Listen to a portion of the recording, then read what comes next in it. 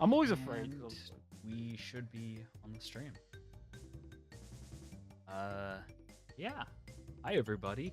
I'm Nuke. You may remember me from last night where I played Sly 2. But today I'm not playing Sly 2. I'm playing Crash 1, 2, and 3. And joining me today is Derek Lander. You want to introduce yourself? Absolutely. Yeah, my name's Derek Lander. I am a Sprash Vector runner, which is like the full completion categories of the Crash and Spyro trilogy. I have slightly better times than Nuke, but he is going to show you guys why that doesn't matter, as he's gonna PB like a monster today. So I'm It's really gonna, excited for him to show that off, and it's gonna be a good time. it's gonna be awesome. Alright. So we're going to start in 3, 2, 1, go.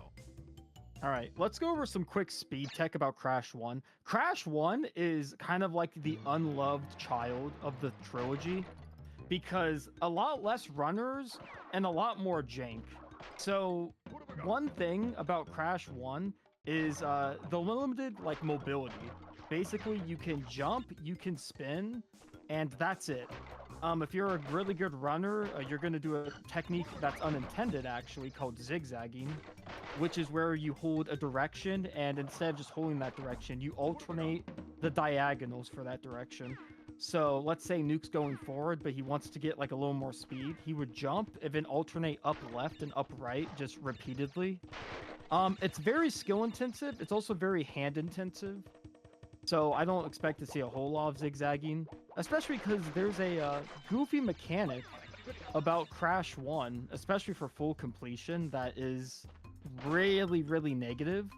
And that's simply put, if you die at any point in the stage, all the boxes you broke beforehand, basically, they respawn. They, for some reason, instantly respawn as soon as you die. And even if you go back to get them, which would make no sense, you skip the like gym cutscene. So every gym Nuke is gonna get in this game, he has to basically do the level deathless. So I expect to see a few deaths because only like the top, I think 20 runners have like, I want to say, like deathless runs, myself included. And this is not Nuke's main game, so I expect to see. I'm gonna be generous. I expect to see only 3 major deaths during this run. Yeah, Crash is very hand intensive because of the zigzagging mechanic for Crash 1 and for Crash 2 and 3, but we'll get to those games at a later date. Here, Nuke is going to do a glitch to get the boxes up here early with triple. He's going for some goofy setup. I don't know what this is, actually. What is this? And he ran out of triples. Oh, he's going for the set that doesn't need triples, I think. Yeah, usually we'd use triples and just get the 3 boxes up here so we don't have to come back for the green gym path. It looks like instead he's going for some, like I said, some goofy setup. I don't even know if he got all the boxes. So... And he messed it up anyway. Okay. I think I got one. I plan to come back. This is the one early game skip that I really am bad at, so wasn't expecting that to work because I didn't really practice it beforehand. That's my bad. Gotcha. 7.5 hours with no breaks. Yes, sir. We're doing Crash 1, 2, and 3 full completion. I think for a lot of like really top levels, I think they have around like 6 hours. So Nuke's 7:30 isn't like too off. So it should be a really good time. Obviously he missed that skip, but it was because he was going for some wackaboo. Like I don't even know what that setup was, Nuke. That was some like pre-2016 strat. Zio's teaching you garbage, so I just ditched that. Up next, we have the Great Gate, which also has another skip. I don't think we're gonna see Nuke go for it though. No, you will. Nuke. Oh, you're gonna go for a Great Gate skip. That's cool. So at the end of the level, there's a side path that you need like the orange gem to get to. But if you do a damage abuse, you can actually walk on like the big wall behind you. It's actually walkable. And Nuke is going to walk over there, get to the other side, get the other gems, and it's going to save a ton of time not having to backtrack to this level. because this game has like 5 or 6 levels you're meant to backtrack to, and each backtrack playthrough is insanely slow for full completion. Because even if like you try to get through level as quick as possible, this game is so linear, it's just going to cost you minutes every backtrack skip you miss. So it's good to see that Nuke is going to be going for this one. Hopefully he has better success on like Jungle Rollers. Wait for that one. Okay, so... And I got hit by something, so... And he got hit by the pillar. Also, it's not even the orange gym. I think that's yellow. I think I'm just a little colorblind. Yeah, But he so- also didn't get that one either. So Yeah, unfortunately, I wanna let jumped a you little guys too know. early. I do want to put this out there on the record. Before this run, I asked Nuke, do you need to practice? And he said no. He said, I'm good to go in every game and I won't miss anything. All Just right, want to put that so out there. That's a lie. Derek is lying to you. Now we have the first chase level. This is kind of a staple for the Crash Bandicoot games, where basically we have an object chasing you and you have to go towards the screen. It's in this game and it's in Crash 2 as well. Surprisingly enough, not in Crash 3 though. Crash 3, you have the dinosaur. Oh, the dinosaur! I lied. You are correct. The Nuke's biggest actually more enemy intelligent on the than me. screen. That is true. So here, we're just going to see Nuke get these boxes, try not to die. Again, if he dies at any point in this level, even if he gets a checkpoint, he has to restart. And that's going to be really apparent for levels like Sunset Vista, where even for speedrunners, it usually takes like 6 minutes. So if you die near the end of Sunset Vista, you lose 6 minutes basically, so very fun time. Yeah, the only time like when you can't you don't have to reset the entire level is if you die and you go back to the very start of the level, because the boxes don't save after you get checkpoints. Yeah, that is true. Yeah, if you die before you hit your first checkpoint, you are still good. All right. Also, don't look at Nuke's splits. They are currently a lie.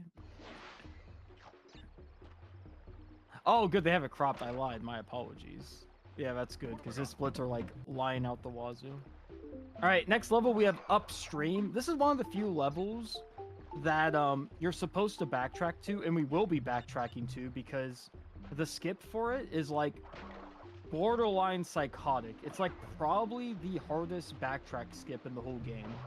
And I think outside of like the top, I want to say like top 7 runners, no one does it. Because we're talking like it's frame perfect at 2 sections, and it's also positioning based, so we're definitely not seeing this. I don't think Nuke's pulling it out. Yeah, he's skipping boxes, so thank goodness he's not psychotic enough to try that. So because of that though, we're just gonna get through this level and not really worry about a whole lot. We'll come back to it later. Yeah, this level's pretty chill. Yeah, this level's pretty chill. Nuke, you're playing on the Japanese version, correct? No.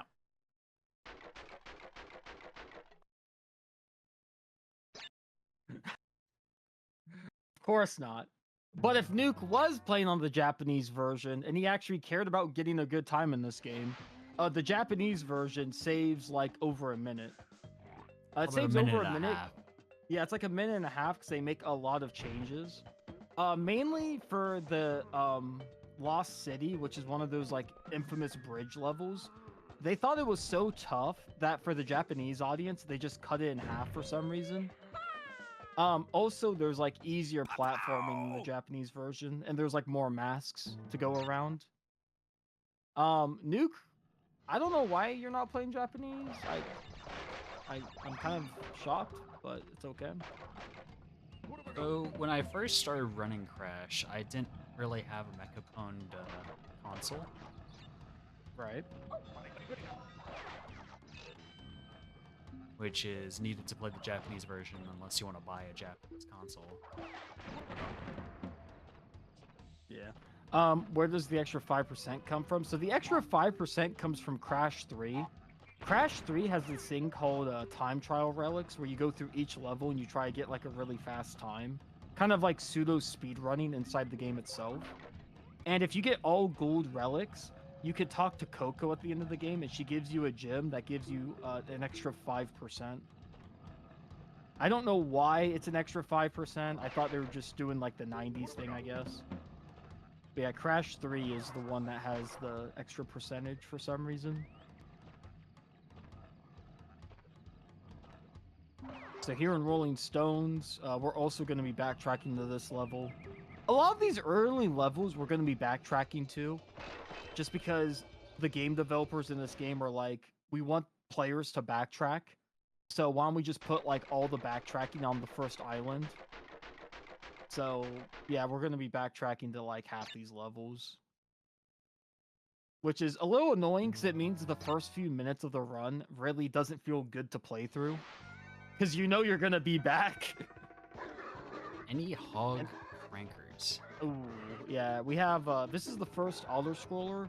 Crash Bandicoot loves putting these in their games where you're on basically an animal, and you cannot stop moving. In this game, it's the hog, in Crash 2, it's the polar bear, and in Crash 3, it's the Pura tiger. Also the dinosaurs, but those aren't really the auto-scroller levels. Yeah, they're not really auto-scrollery. This hog, kind of rough. He doesn't turn very quick, so like you have to really hold your direction. I can't believe you got that box. You have to really hold your directions. And not only that, but it squeals a lot, which I know this is gonna sound like dumb, but as someone who plays these games with headphones, not a pleasant sound. I don't know what the audio mixing on this guy is, but not good. But yeah, basically we're gonna get all these boxes. Since this is an auto-scroller, we can get all the boxes. They don't have any backtracking for these, thank God. And yeah, should be good. And he did get all the boxes. This guy's a little bit of a gamer. And we're gonna see one more hog level near the mid to like end point of the run, which is way worse. And Nuke doesn't know what he's doing. What are we doing, boss? Okay, so apparently I didn't set up the binds for my That's fine. That's fine. We so... literally can't even see it. No one cares. It's fine. Dude, this Derek guy is such a hater, man. We physically can't see it. Okay, anyway, we're going to Native Fortress. This level probably looks really familiar. It's the exact same style as Great Gate. In Crash games, several levels will have like the same theme, so they can like reuse assets. In Crash 1, some of them are pretty rough. Like some of them you see like 3-ish times, and then you're kind of like already sick of them. And this is one of them. Especially because we have to backtrack to both these levels. We're going to be seeing this like theme 4 times, which is insane. So right there, Nuke died. I think he went for a jump, but it just didn't happen. Yeah, sometimes jumps just get eaten. Yeah, it's way more common in Crash 2 for reasons we'll get to later. But in this game, it happens every once in a while.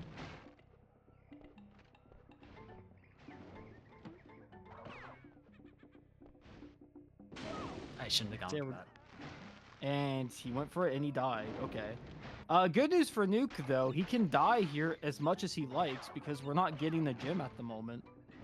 So the only thing he's doing is just wasting our time.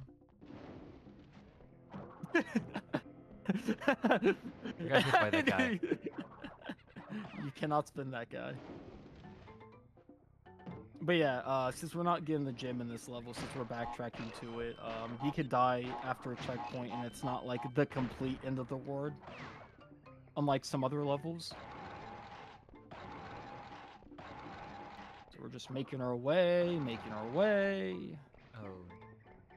And we're falling down, and now the platforms are gonna spin. Oh, he's trying to beat them. Oh, I think he's gonna beat them. What a gamer. Okay.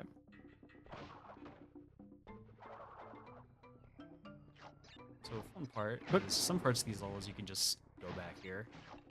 Just yeah, and some of these avoid levels cycles.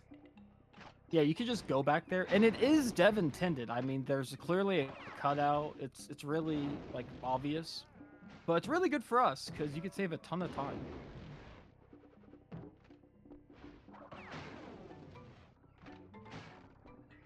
Right, just making our way through this level. Crash 1 is a hard game to commentate, just in terms of this game is bare bones.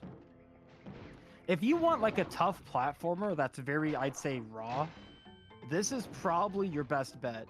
Because there's only 2 buttons, but this game is so cycle dependent, so tight jump dependent, it is insane. And also, another thing I haven't mentioned yet, which I probably should have, Crash in this game is really heavy. He feels like he has like cement shoes on. So every jump in this game does not feel like very satisfying in a way of like, oh, he's getting a ton of height. Like this guy, he's got some pounds on him or something, which just makes the platforming that much harder. Up the creek, Put I'd my say would home. probably be the first like difficult level that you Yeah, have to up the 100%. creek. Yeah, up the creek is gonna be the first level that we like 100%, like the intended way. Like the devs intended like this would be the first one you could do without skips. Up the Other creek than kind of sucks because there's backtracking in the level itself. We're gonna get to like an exclamation point box, and Nuke has to backtrack to hit boxes that spawn in. And where they spawn in at, it's like off by like the terrain. It feels really jank. So hopefully that goes well.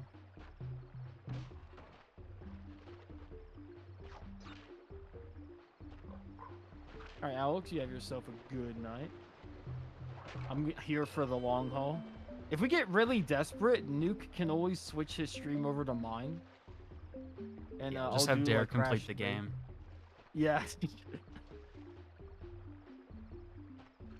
All right. So remember, this is one of those sections, not sections, one of the levels where we are trying to get the box gem. So even though he just hit a checkpoint, if he dies at any point, we're gonna see the map screen again.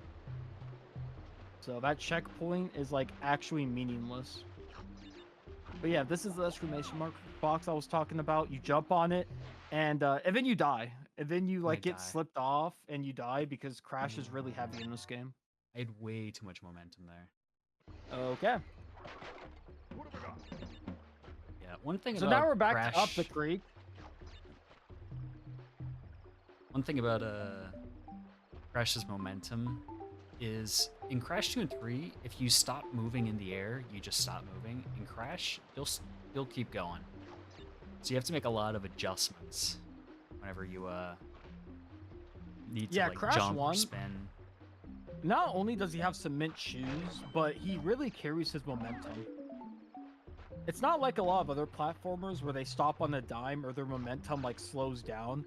Crash, he's like, think of him as like a Corvette. He, like, as soon as you let go, he still zooms and then he comes to a screeching halt. It's like someone slamming on the brakes only after a second that you've already let go of the gas. It's very not intuitive. Luckily, in Crash 2 and 3, they fixed this problem exponentially. In Crash 2 and 3, he controls like a dream. So that's a good sign. That shows that they actually improved throughout the releases, which is cool. I don't know about chat's favorite Crash game, but mine is definitely Crash 3. AKA Crash 3 Warped. That game is my favorite, and hopefully I'll be able to see it before 1 a.m. today. So yeah, this was the scenery I was talking about, where it spawns those boxes down there. It's really goofy, and you have to take that up arrow. So if you're like kind of slow, and you like, you know, have the TNT blow up the up arrow, you're kind of stuck unless you do a really hard jump, which I don't think Nuke has like ever even seen the backup for, because it's like brutal. So good thing he got that. Now we're gonna make our way through this. Nice. He's really intimidated by that Wumpa fruit. I should have gone. Oh, you have to wait again. One more chomp, and then I go. Yep. Okay. That with wasn't too the bad. mini game one as a steady set. The mini game one, really, Crash Bash is your second favorite. I love Crash Bash, but not really a ton of praise for that game. I love it though. If I am Okay, playing now we have the Crash first Bash, boss I would be fight. dead. This is second boss fight. We bought. Oh, second boss fight. Sorry, the first boss fight went by so quick, I forgot he was a real boss. We did fight Papu Papu earlier, where he just needed some smacks to the head. Now we're gonna fight Ripperoo. Ripperoo has this like weird boss fight where it's about like lighting up these TNTs, specifically the big TNTs for some reason, and basically having him be close by when they explode.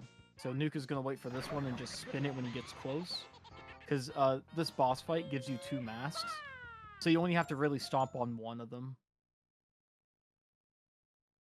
And now we have the first, I'd say, pretty damn hard level.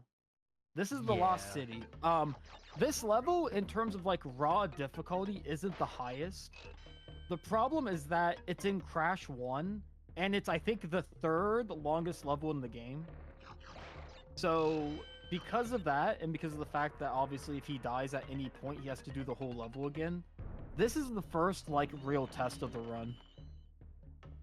Because he could literally get through this for 5 minutes, be good, miss like the second to last jump, and we're playing 5 minutes all over again,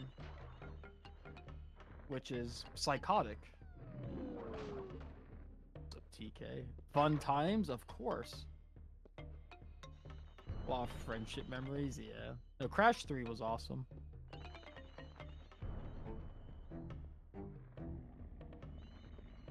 Like I said, if Nuke gets really behind schedule, then we'll like figure something out. We'll enter like Game Genie. Game Genie for PS1. I just realized what I said. That doesn't make a lot of sense. Just start straight up cheating. Yeah. God, what were the cheat devices for PS1? Game Shark? I feel like Game Shark was the only option, right? I don't think Action Replay was on PS1. No, Action Replay was like DS only, I think. Yeah. That was silly. Well, no, Action Replay was on GameCube, I think. Why was it on GameCube, actually? The hell? Alright. Anyway, we're currently like 1/3 of the way through this level. And as you can tell, it hasn't been like too challenging, but the last section slightly ramps up. And it's also where it gets really nerve-wracking. Fell down a little bit, but landed on a previous platform, so it's fine. Yeah, Action Replay, like the cheat device. So I think the PS1 only had Game Shark.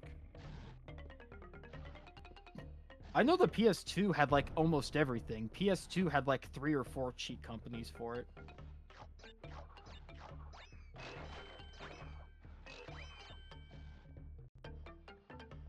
Right.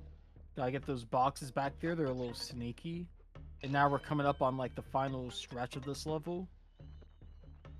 There was a PS1 version of Action Replay. Crazy. That's actually so crazy. I need to find it now. Yo, what's up, Noi? Okay, come up on the final section. Need to wait. So these blocks you have to pretty much wait until all of them are out at once. Yeah, that's And then the you just- key indicator. Is wait till they all push. Except for these ones. These ones are always on that cycle for some reason. I guess it's supposed to be like a puzzle mechanic, but it's kind of jank. And now we're up to like the last, I want to say like 25 seconds of the level. Assuming everything else goes good. And we'll be out of here, which would be awesome. These platforms can be a bit tricky and eat jumps. We get through it though. We absolutely get through it. Here, this section's kind of weird. Not weird, it's Oh, kind that of was scary. Oh my gosh. Okay, he almost wanted to die in the pit. But yeah, Oh that my- section's kind of annoying because you have to like bounce on the enemy to hit the exclamation mark box. If you miss it, there is a backup, but the backup is like deranged. We're talking like jump off the side of one of the stumps and like zigzag spin, and usually you just fall in the pit. So very good that you got that. And that was a first try Lost City. So making up for the embarrassment of the first 2 levels. That was good. Here we have Temple Ruins. Just So like all the other level themes, we will see another variation of this level. This one isn't too bad. Its variation, though, is so tricky. It's insane. But during luckily, this is okay, just like the little brother to it, so during my last won't be Fresh Effect, I spent like 10 minutes on the other level with this theme. other variant of this. Yeah, it's insane. When we get to that, I'll definitely point it out because yeah, that one's brutal. This one's not too bad. The only problem with like this level theme is the depth perception in these levels can be pretty rough.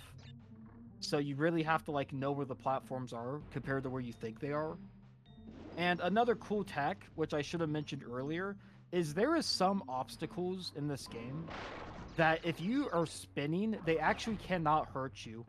So like these arrows poking out for some reason, you could spin right through them, and as long as your spin like lasts long enough for you to get through them, you won't take any damage. But it doesn't work on all things though. It only works on like oddly specific like enemies and like traps. You have to like figure out which ones you can spin through and which ones you can't. Here, there's a secret here where like the Wampa fruit is supposed to guide you. I think this secret's kind of trash because there's no way as a kid you're figuring that out just based on the Wampa fruit, but maybe I'm mistaken. Maybe you guys figured that out as a kid. I definitely didn't. I didn't. Fun fact about me, I played this game when I was really young, and I got scared of getting smushed by the boulder and boulders, which was like the third or fourth level, and then I stopped playing. And I played Spyro games instead. Awesome. And now you're back to get your redemption.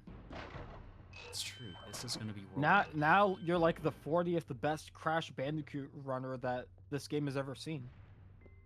I'm like 80th place. What do you mean? Ooh. I apologize. This game doesn't have that many runners, so I did think you were just ahead. It's like climbing a mountain. Derek would know a lot about that. That is true. I feel like now's a good time to mention. This game has a really cool video by Humbledon about the mini peaks of Crash Bandicoot speedrunning. It's an amazing video. I know we're used to speedrun videos. I know like everyone talks about them, but this one, no joke, is like one of the best ones I've ever seen. It only has like 200,000 views, and it's cinema. Just the amount of comparison this game has to mountain climbing. So if you've somehow not seen that level, or that video, not level, my apologies, you have to look it up.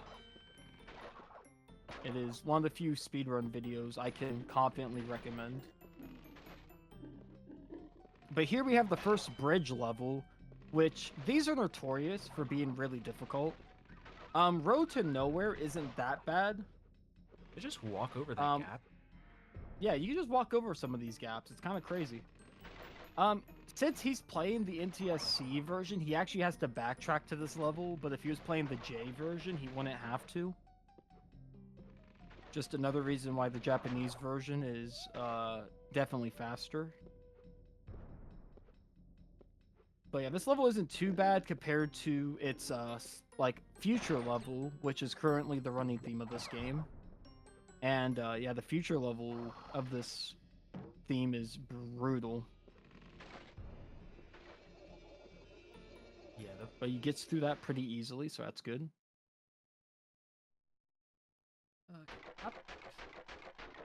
Not bad, not bad. Favorite 4 levels in the game? Really? These ones? That's cool. I have a cool opinion to have. So now we have Boulder Dash. Yeah. This is gonna be another level he has to backtrack to. But this is also the same like idea as Boulders, where like he gets chased by a boulder. I'm realizing since you missed the backtrack skips, I think we're backtracking to like no joke 8 levels. Yeah, every level that needs a backtrack, I am backtracking. Oh my lord. We're backtracking to like Don't 8 worry, or guys. 9 Derek, levels. Derek only regrets commentating this a little bit. I'm gonna regret it when it's 2 a.m. and I have to watch you play Hot Cocoa at a very moderate pace, and then re-enter Hot Cocoa.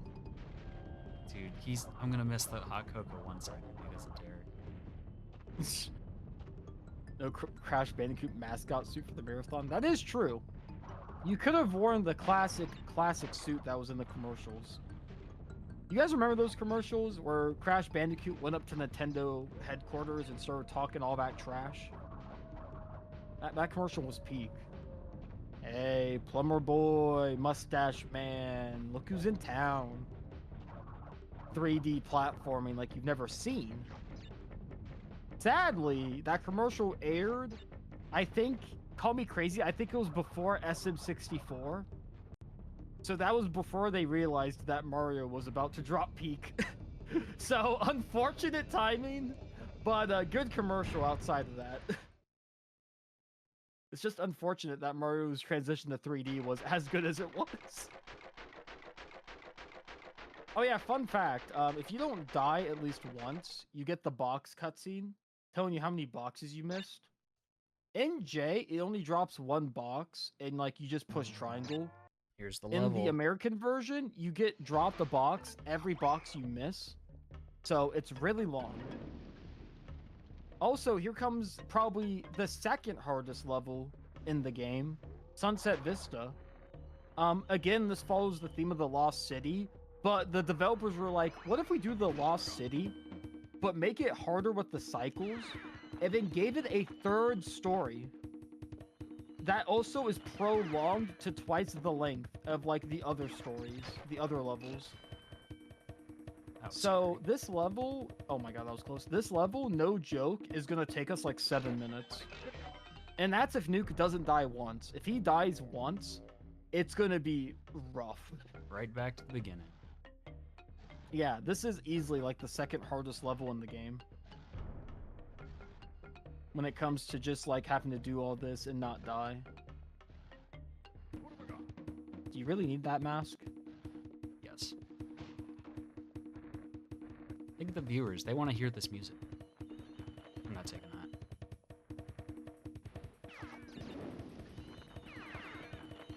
Also makes this part slightly less annoying. Okay, it does make that part easier. Okay. Since I'm not good at this game, I'll take what I can get. That is true. Like, Nuke runs so many games. He's like the definition of like a jack of all trades. But out of like all the Splash games, this is probably his weakest. No, that would be Crash 2. Really? You think you're weaker in Crash 2 than this game? Yeah.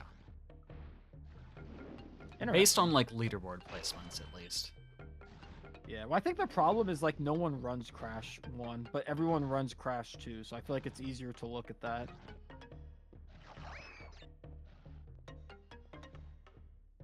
Feel free to die ahead of this level a few times. Oh my god. Yeah, this level is peak for just wasting. It goes without saying, in like real PB attempts, there is some levels where if you die in them, it's just a reset. And this is coming from someone of like Nuke skill level. If we're talking like world record or something stupid, then you die once, then you reset. It's pretty rough. So Nuke waited there to get a good cycle. Some of these platforms, if you want like the most optimal cycle, you have to like wait there a few times. He actually spun the mask away because he didn't want to get triples for this section. It makes it slightly harder because you have more momentum. Yeah. Oh my gosh, speaking of momentum, that was clean! Nuke 47 with the schmoves. That was a very clean ascent. So right now, Nuke is making his way downtown. Okay. He's gonna bait this enemy over here so we can hit this exclamation mark box that has other boxes that spawns in. And one of these boxes is get it. important. Yes. Very important for a Cortex token. So not only is this level like the second hardest, just in terms of like how long it lasts and how difficult it is, foreground. You gotta go back more. There you go. Just because of like how difficult and long it's and prolonged it is. There's also a there's a Cortex bonus token. And you need to get all 3 of the Cortex bonus tokens, because by getting all 3, it gives you access to a bonus stage. And in that bonus stage, there is the ability to pick up a key, which you need to unlock 2 secret levels. So we need all 3 of these Cortex bonuses. We need to do the What? bonus without dying. Oh. Oh. Should I still go for the bonus? It's up to you. I would. I'll do it. So even though Nuke died, he's gonna do the bonus. No, I don't think you have to re-get the box. Call me crazy. I don't know, push triangle. Yeah, you don't. You already have It's it. crazy that I didn't make that cycle. So, remember I said this level could be 7 minutes? We're gonna see it. But before we do that, Nuke is gonna do the Cortex bonus because the tokens actually save even if you die. So Nuke's gonna test this bonus. Hopefully get a key. And then he is going to basically dip out of this level and pretty much just re-enter it.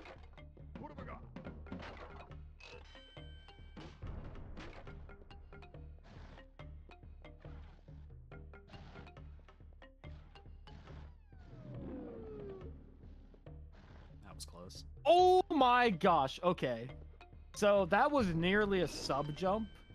Basically in Crash 1, you still have a few frames of like activity to jump even after you like fall off a platform.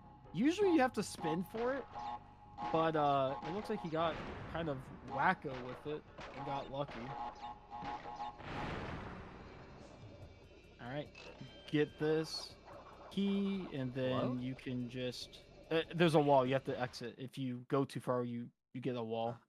I didn't even know about that. All right, continue, and then you can leave. So now we don't have to do the bonus again, at least. It's cool. Don't have to worry about it. We do have to worry about leaving the level intact. Yep. And then we also have to come back to this level. I forgot that was the easier of the Cortex bonuses. I probably should have not told you to do the bonus by itself, because it wasn't like the hard one I thought it was. But that's okay. Well, that's lovely. And Nuke's falling down a little bit. Sometimes the cycles on these just really suck. Whoa! Someone's swearing on stream. What's this?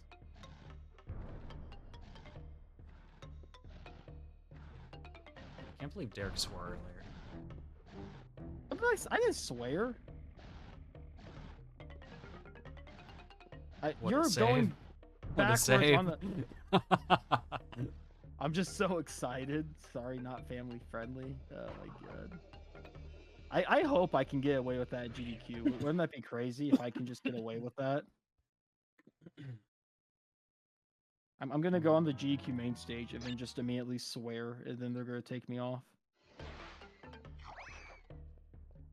Alright, now we're coming back to Sunset Vista. Remember, we gotta beat this level deathless while getting all the boxes. So, since Crash we've one's already fun seen except this level, for this level. I disagree. There's a few, but this is definitely up there. Oh, man. I'm still in disbelief that block pushed me off.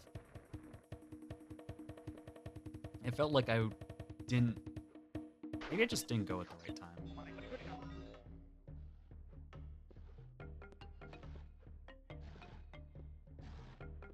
Holy, that emote is psychotic.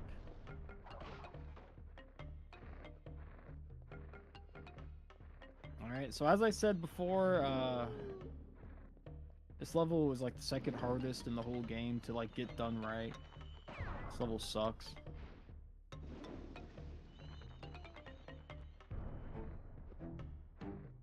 Nuke, what's your favorite color? I like blue. Actually, you like blue, nice. I just realized I should not be asking you questions. You need to focus up.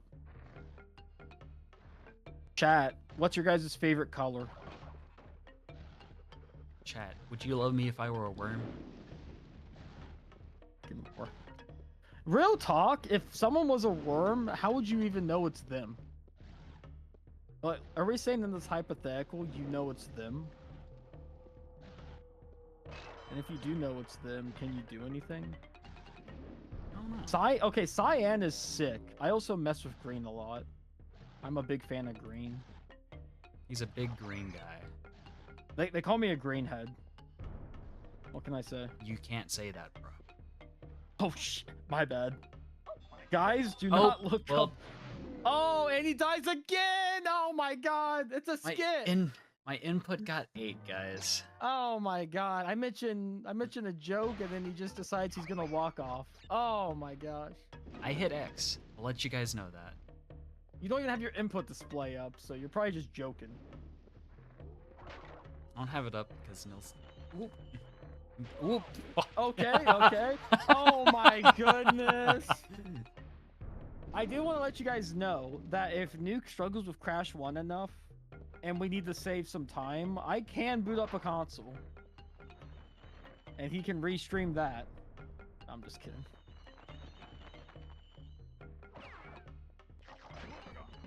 The Derek Lander guy was telling me before he came in here to commentate my run that he's just like, dang, I don't think I've ever commentated a run when I was just like the better player.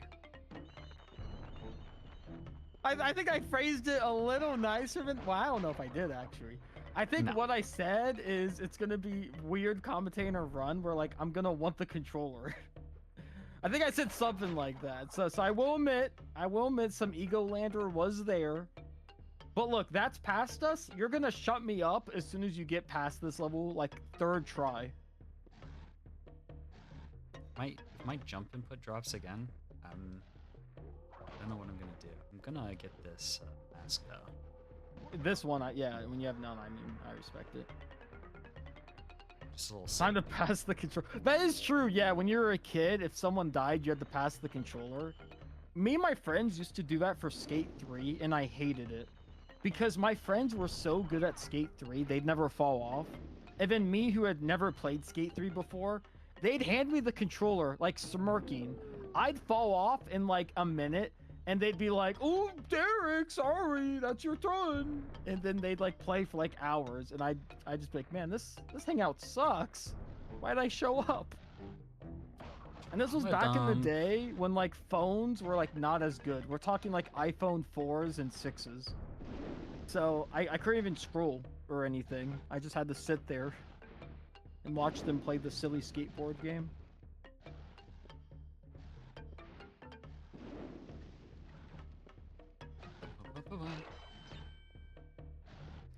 All right, we're coming up on the 2nd story. Remember, there's 3 floors to this building. And the 3rd one is like twice the like length of the other 2 for some reason. So we're probably getting halfway there at least. And we are living on a prayer. Oh, Nuke. Oh, he tries to go quick. Oh my gosh. That was intentional. That shows you how good Nuke 47 is. Intentional damage abuse to go a little quicker. This guy's the GOAT. Yeah, that was very intentional, guys. No one bring it up. I am so happy you... I'm so happy I didn't die there. I am so happy. That would have been so embarrassing. Yeah. Okay, we're on the 3rd floor. We're probably 3/4 of the way through the level now. And remember, we don't really have to do the Cortex bonus again. I don't even know if the token respawns. I don't think it does. It does Yeah, not. so we don't even have to get it again. We just have to get the boxes associated with it. Okay, this is where Nuke died the last time. He saw these boulders and he liked the idea of getting pushed off. He holds true this time. He waits, he knows the cycle. He waits again.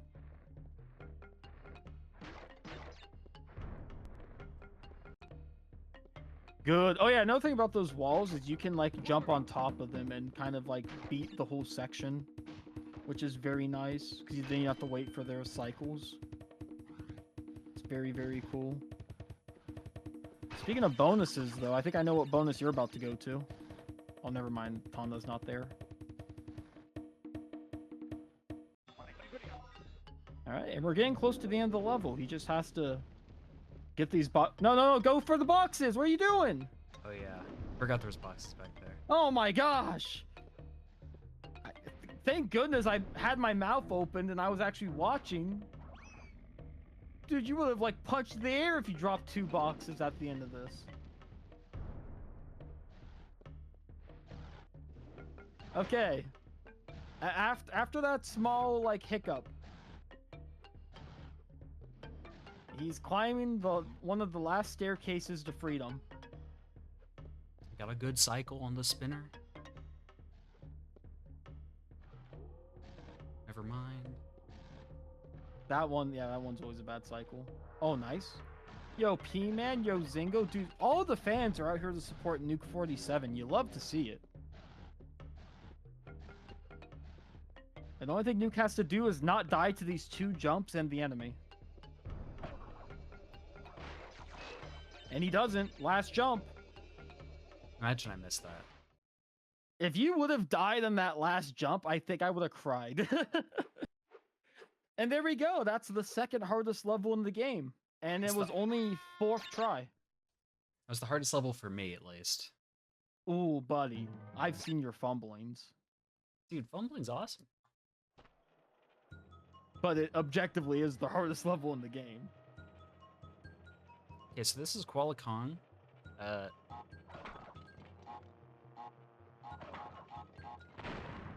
So yeah, Kuala Kong, Kong, there we go. I don't know why I cannot pronounce his name. Basically, he's gonna throw these like rocks, and then he's gonna have an attack phase where like he's gonna throw a really big one, even though it looks like the exact same size, but you can't spin it. It's gonna roll to you, it's gonna roll back, and then you can swing it at him.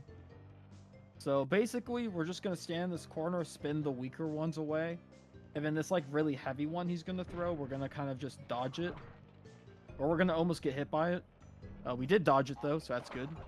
And he only takes 4 hits. So the thing about Crash 1 is, despite how hard of a video game it is, its bosses are like nonsense in terms of how like easy they are.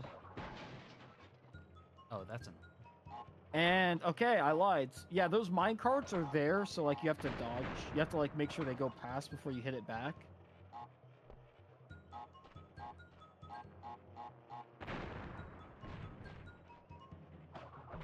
So you have to wait, you have to wait, you have to wait, go, boom. Yep. And yeah, this is Kuala Kong. A pretty relatively like easy boss fight. Like all the bosses in Crash 1 are easy for some reason. Which is interesting because in the later games, they actually get a slightly bit more difficult. But in the other Crash games, the actual like gameplay is easier, so. Or the levels are, at least. Now we have a really fun level. I actually love this level a lot. And I don't love Crash 1 a lot, but I love this level a lot. And that is going to be Heavy Machinery. This level is really cool. It's really well made. There's only 1 checkpoint, which is unfortunate, but like I said, since we're doing 100%, the checkpoints don't really matter. So what we're going to do is we're going to come over here, and we're going to fall between these guys to find a little secret section. Ayo, what's this? Get a few more boxes, make sure we can get that gem, go back up. Yeah, another thing as well is this level also has an awesome like track. And it also just has good platforming. This is one of the few levels where the cycles are not that intrusive. Like you're not waiting for ages, except for the very end of like the second variation of this. But yeah, it's pretty good.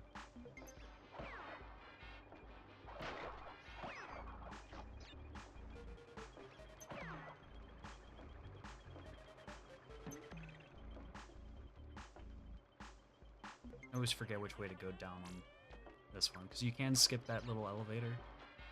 But That would be left. I always forget which direction I need to go, and I remember specifically, it's like, oh, I remember. And then I just went the wrong way and died. It's just like, oh. Yeah. Got some steam pipes here. I gotta dodge them. When the blowing steam. Steam is very harmful. I guess it's like really hot temperatures. Yeah. I don't know about you, Nuke. I've never been injured by steam. But who knows? Maybe they're blowing like insane temperatures.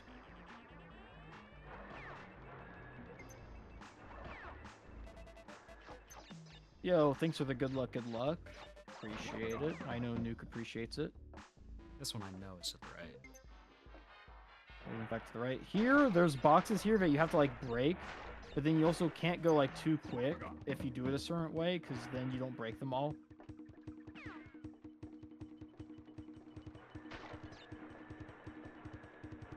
It hurts a lot, does it? Okay, I'm gonna take chat's advice. That Steam must hurt a lot. Wait, are you serious? I didn't know that fact. Wait, that fact is insane. Because of someone's... Oh my lord. Okay, so maybe it makes sense that Crash gets hit by it. I like how everyone's jamming to this music. This music is awesome. Here, we're gonna go to the left, get the box. Oh. We're gonna fall all the way back down. I've never learned how to... There's a way to... spin the sides of the bouncy platforms to activate them. Yeah. I've never figured that one out. It's really cool when you see it in motion, because you can spin the sides of like 4 of the platforms, and then it's just like super clean. Yeah, you go up really fast. Yeah. But that's a really fun level. That's also a really easy level, so love to see it. Now we have Cortex Power. This has an insanely hard backtrack skip, and considering how the...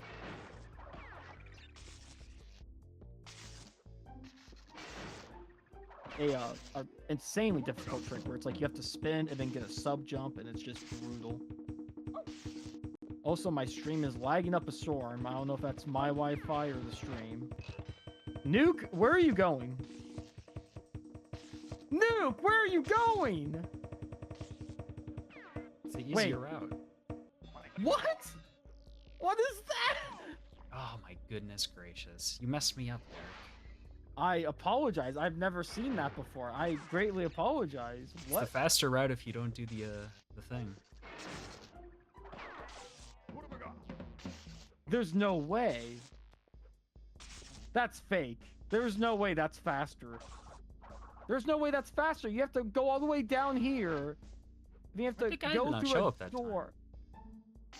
There's no way this is faster. This is fucking... Dude, Derek, this is believe This me, is bro. bullshit, dude. This is fucking Believe me, Derek. It's faster. Oh! That was insane. Oh my god! That was insane! Nuke 47 showing off the craziest swag tech. That was insane. Okay. So yeah, since we're not doing the backtrack skip because it's really difficult, we have to come back here. That was insane. Okay. But I missed. Hey, I died in the level. Why did this show up? Derek lied to me. Well, it's because you died before the first checkpoint. You have to get a checkpoint, then immediately die, and then you won't see this. All right, next up we have Generator Room. This one isn't too bad, but its depth perception sucks sometimes. Yeah, the depth perception for this level is like, this is the one, like, one of the few levels in this game where the depth perception is just abhorrent. Like, you really need to go further on these jumps than you expect.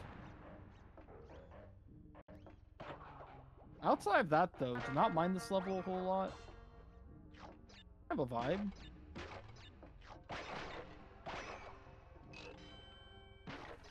I do forgot to turn the alerts off. It's so over as soon as someone follows with a really whack username. That's your guys' chance to get in and follow with a crazy username.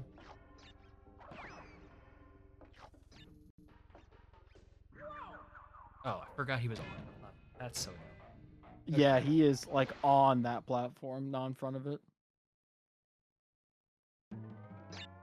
That's fine though, we'll run it back.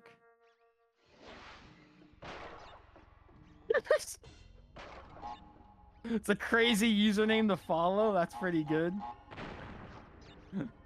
Nice.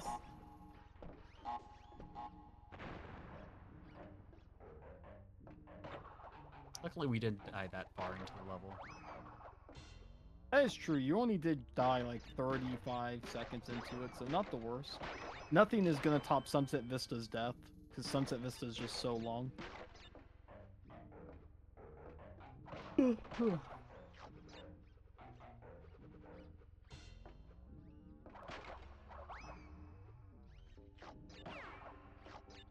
I thought for sure I was gonna die there. I'm surprised you didn't spin.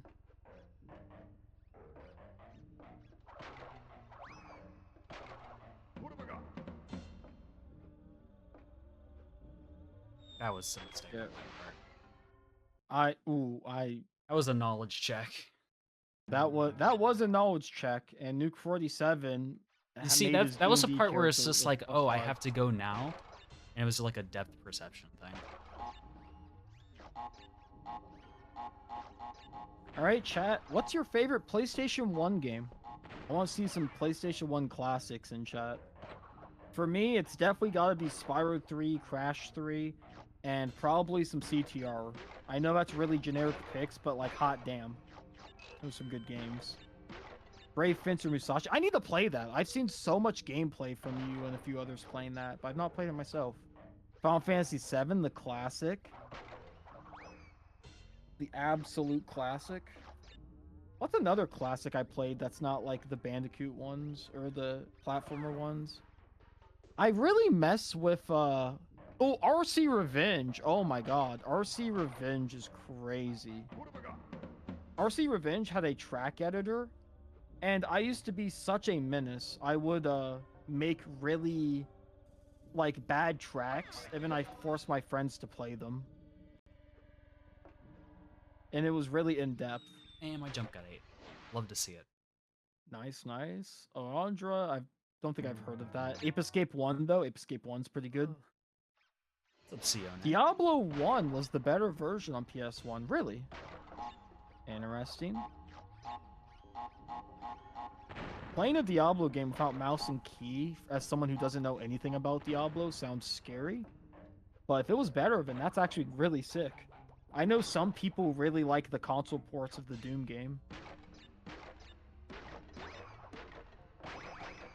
What are some other really good PS1 classics? And I know a lot of people talk up Metal Gear Solid. I think the first one's just okay. Tomb Raider, I'm kind of the same way with. What'd you say? Castlevania Symphony of the Night. Ooh, that's a good one. I've not played that, but that one I've seen so much gameplay on. I've not played it either, but I know it's good.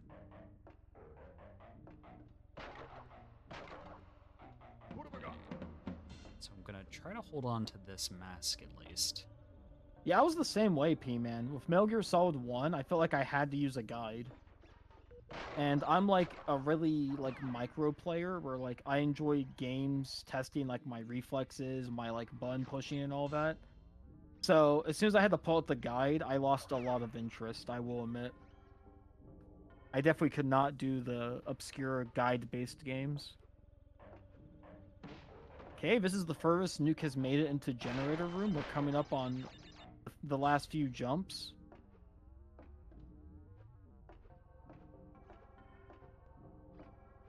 Good, good, good. And now we just have to get to the moving platform near the end of the level and we're good.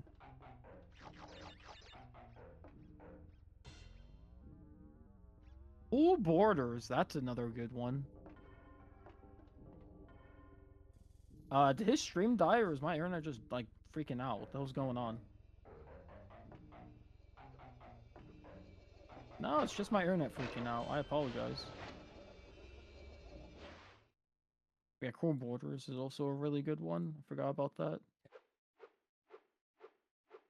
You know, in my 305 PB, I got during this fresh check though. I was actually a 10-minute split, so I saved a lot of time. Toxic Waste. This is a level. Toxic Waste has another problem with depth perception, but this one is really interesting because it's basically just a straight hallway, but with these rat guys throwing barrels. This is also a really interesting level because this is a level theme that actually does not have a duplicate. This is literally the only like theme for this type of level, and it's for Toxic Waste, and I think that's really cool. What's up with the person talking? We're currently doing a marathon run, and I am from Ohio. That is true.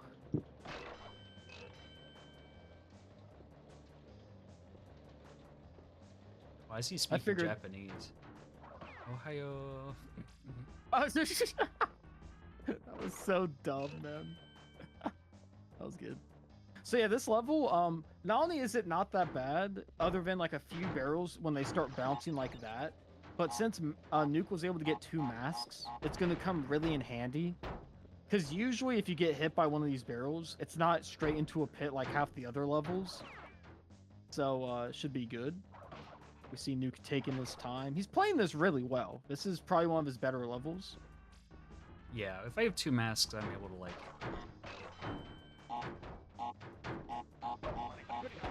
just take a hit there. Try to spin that away. Only PS1 game I played was Gran Turismo, where you watched your dad play. Interesting. Pretending we were in the car, that's so wholesome. Oh, holy wholesome. That's insane. Pretend you're in the car. Dude, in Gran Turismo, you can crash those cars pretty violently. Hopefully your dad was a good driver. Dave's actually pretty good at mimicking car sounds. Oh, yeah. Nah, sorry. So this is Pinstripe. You can just sort of hit him Yeah. for free like 3 times at the start. Yeah, so right here, you hit him 3 times for free, and then you just have to hide behind cover and get him at specific timings. This guy is all knowledge, no skill. If you've played this boss fight 1 time, you will never lose to him again. And that's not even a joke. Your dad was an awesome driver. Well, that's good. One of the first games you played was Jack 1. Jams. So yeah, he stopped right there, so you hit him. He's gonna come over here, he's gonna jump over here, you hit him again, and then he's gonna jump to the table, then you hit him again, and yeah, that's Pinstripe. Like I said, this guy's like all knowledge, absolutely no skill. I think my grandma could beat this guy on her 2nd attempt, once she figures out what he's doing.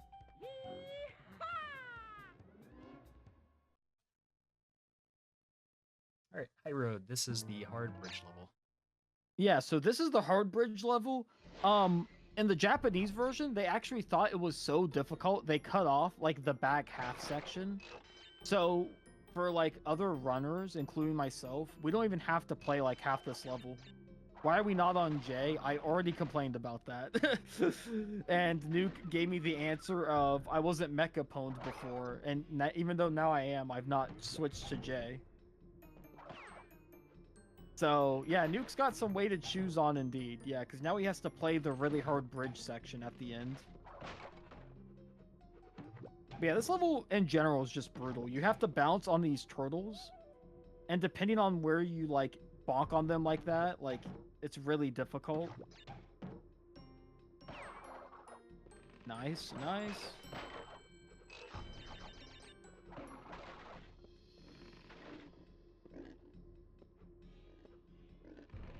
Also, if you guys know the Insane Trilogy... Ooh, and he gets hit! I get hogged. 1! He got hogged. Also, if you guys know the Insane Trilogy, for some reason, in the Insane Trilogy, the bridge level, due to the jumping mechanic, is way harder. Like, way, way harder. Due to the simple fact that Crash's, like, jump apex is shortened in the Insane Trilogy. So it's even harder in that version. Luckily here we don't have that, so it's a little bit easier than that, and that's about it. Otherwise, this level is still brutal. But the good news, though, is it's very short. Like, it's not astronomically short, but it's short enough to where, like, you get tested for, like, 2 minutes, and then you should be done. Got unlucky with that jump. That is unfortunate.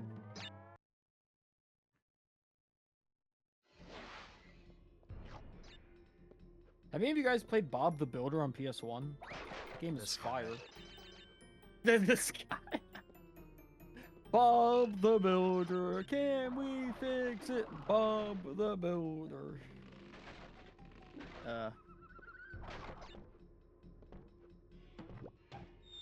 Dude, why did he go forward? Well, good thing I didn't get a checkpoint. Fact did not. Both hog levels are on my list. That's interesting. A lot of people don't like the hog levels. Now that I think about it, in this game, a lot of people don't like a lot of levels. Like, it seems like once you get off of Island 1, people's mood starts to really shift. And when I say Island 1, basically in this game, there's 3 separate islands, and each one gets more difficult. So Island 1 is where you start, and then you go to Island 2, and then you go to Island 3, and then that's where, like, Cortex is, like, located at. And the whole gimmick of the game is, like, as you progress to each island, like, the difficulty ramps up. So we're on Island 3, which is where, like, all these hard levels came out of nowhere.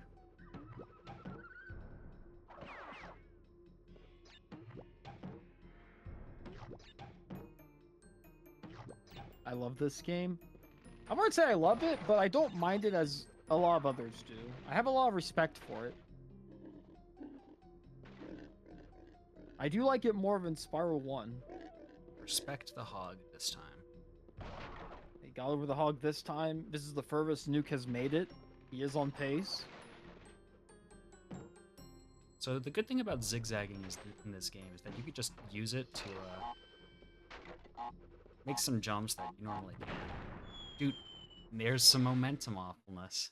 I love this. That was actually a perfect example of the momentum I was talking about earlier, where he feels like a car where, like, he goes for an extra second, but then it's like someone slams on the brakes. So right there, he went for like an extra second, and before he slammed on the brakes, Crash, like, kept, like, going forward. So that's the reason why a lot of runners in this game, they'll actually, like, push down on, like, a ton of their jumps for, like, a frame or two. Just so it's like, hey, I pushed down, I hit the brakes. You better stop moving, you bandicoot. Good thing I have so many left. I might need all at this rate. Yeah, no, you can jump on the rope. It's just, compared to Insane Trilogy, it's not as free. Insane Trilogy makes the ropes, like, hitbox, like, nearly double for some reason. In OG, the rope is really finicky. So most runners prefer not to do it, especially because there's these stone pillars in the way of, like, every bridge section, so you'd have to, like, get back on the rope after every section. Oh my lord, I can't believe you made that. Speaking of rope, oh my gosh, what do we do? Oh my lord, he's a gamer. Freestyle. Freestyling is an understatement, my guy. Holy. Wait for the hog, respect the hog. We're gonna Wait respect for the hog, respect the hog. That's my mantra, respect the hog. Respect the hog. Interesting. This is about as far as Nuke made it the last time before a disaster.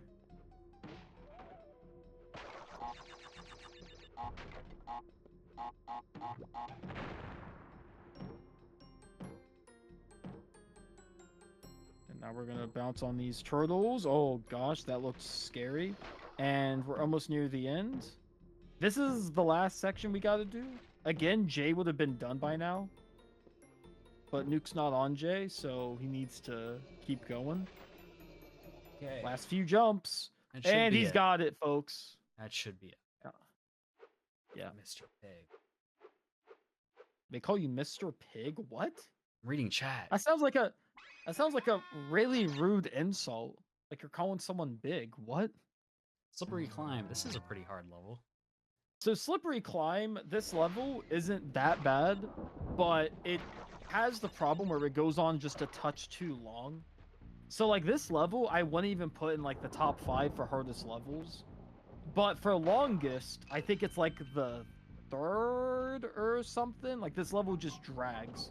But it's actually like not that difficult. It just drags. Which If is you just know what to unfortunate. do during this level, it's not that hard. Yeah.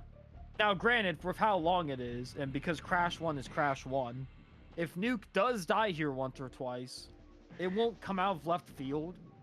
I'll just be slightly disappointed, but, I mean, it's Crash 1. Nuke got lucky on some platforming nonsense. I don't think he meant to do that at all. That cycle was so weird. Yeah, exactly, P-Man. This level has, like, 2 hard jumps, but the rest is just long.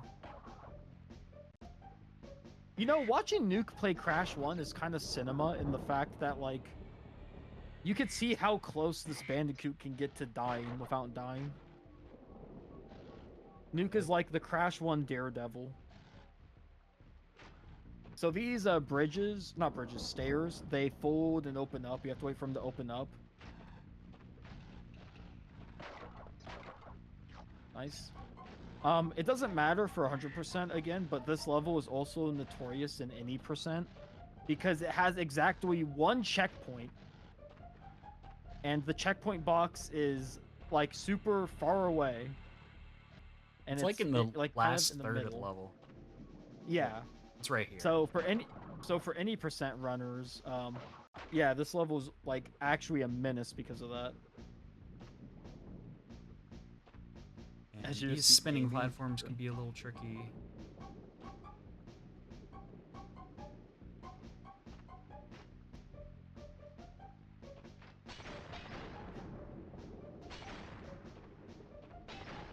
All right, now we're coming up on the final straightaway. This is where the level really starts to ramp up. Like, this level, again, is not brutally difficult unless Nuke doesn't hold the jump button there. I did. But I just you went a little definitely late. did not. I saw that jump height from the top stair. P-Man, tell him I held jump. That was not a hold X jump. That was like you tapped it and then you were like, uh-oh.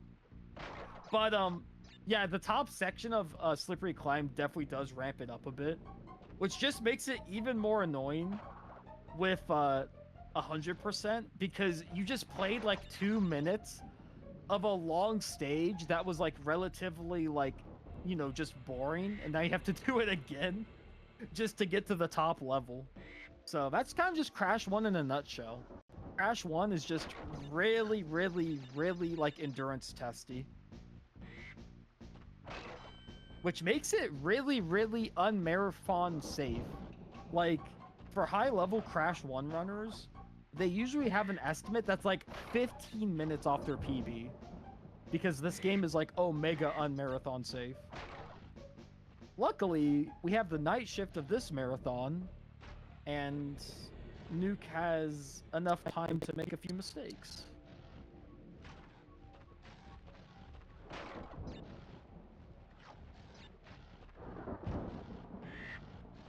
Or ignoring input? Maybe. That's another thing about Crash games, is that they do drop inputs more than like a lot of other games around this time. I will say though, Crash 2 is definitely the worst. It's Andy Gavin. Yeah, shout out to Andy Gavin who made these games. All by himself. Exactly, that's why they're programmed so weird. Maybe he was the naughty dog all along. He was the naughty dog all along is actually so funny. Alright, well, we're returning back to the top section. Last time we were here, we didn't see it too long, but Nuke's got it in the bag this time.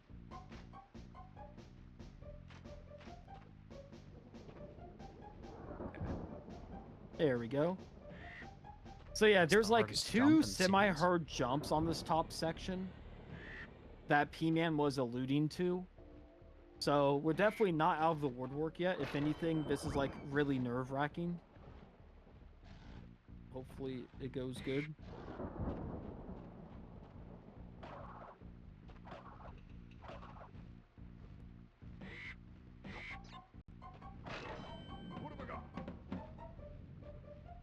And this is one of the hard jumps right here.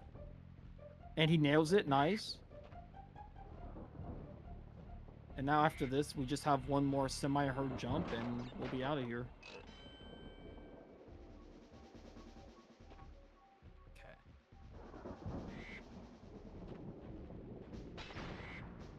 Good.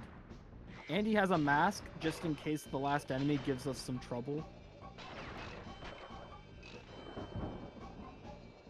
Nice. Nice. Died on one of the easier jumps, but got the 2 harder jumps out of the way. Did not have to redo the level that far in. That's pretty fine.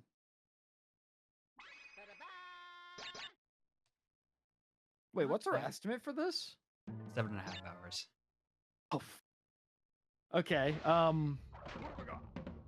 if you need to know, my PB is a 722, and I'm actually ahead of my PB right now. Well, that's good. Yes. I was just thinking in terms of like me being awake hours. I was viewing it more in that sense. Yeah, if you guys don't know, Derek's is an old man. Uh, he's I'm a getting up there in job. years. Oh my god. He's getting up I there I in years. I do in fact have a full-time income position in the tech field. It's psychotic, I know. Anyway, we have lights out. This level theme gets used one other time for fumbling in the dark, which is not only a oh, that was I didn't think that platform should be that spaced out. What the hell? Which is used for the hardest level in the game, which is fumbling. So we're gonna see this mechanic again in the future. But the mechanic is basically like the Aku Aku mask is your light source. So you need to go semi-quick or else it gets dim like that. And you won't be able to see anything in certain sections. Like, you can still play through the map. It's just dark. Yeah, it's just dark. That's a thing Crash Bandicoot likes to do in the future games as well. They really enjoy their lighting mechanics, where you have like a firefly guiding the light or something as well. Where if you don't go quick enough, you just won't be able to see anything. So they were really a big fan of lighting effects for the PS1 era. Here we have some saws. You can actually spin through these and they won't damage you, but it's kind of tricky. Like that. Like that, yeah. Those ones are the easier ones to spin through because they're on the ground. So that's very cool. Nuke was able to show that off. These ones in the air, though, these guys are like menaces to try to spin through. And we can't complete this level, so... Yeah, this one we 100% can't complete. Like, it's not like there's even a hard backtrack skip or anything. Like, the yellow gem platforms take you upwards in like a spiral. So, like, there's just no hope of us ever finding anything for that. It would have to be like the craziest glitch in Crash speedrunning history. And here we have Jaws of Darkness. I hate this level so much. This level's probably one of my least favorite in this game. And the worst part is it's not even like a tough level in general. It's just really slept on. And this level also has a Cortex token that is placed in such a jerk position because if you spin a certain enemy, it blows up TNT and you can't get the Cortex token. So there's going to be a section here where Nuke gets to like a snake enemy, and you're going to be like, oh yeah, just spin him. But instead he has to like do some like weird hop on him. Yeah, no, this level is not very good. I am not a fan.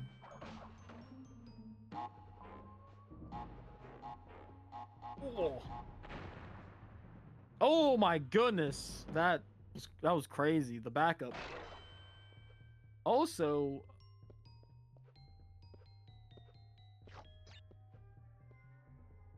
nice. Oh yeah, this mechanic, when they start shaking, they fall down. Now we're gonna take the blue gem path that we got earlier, and we're gonna be able to get some more boxes here, and then we're even gonna get a little triple mask section, which is kind of cool. Or not. No, I get the next one. Oh, you get the next one. Fair enough.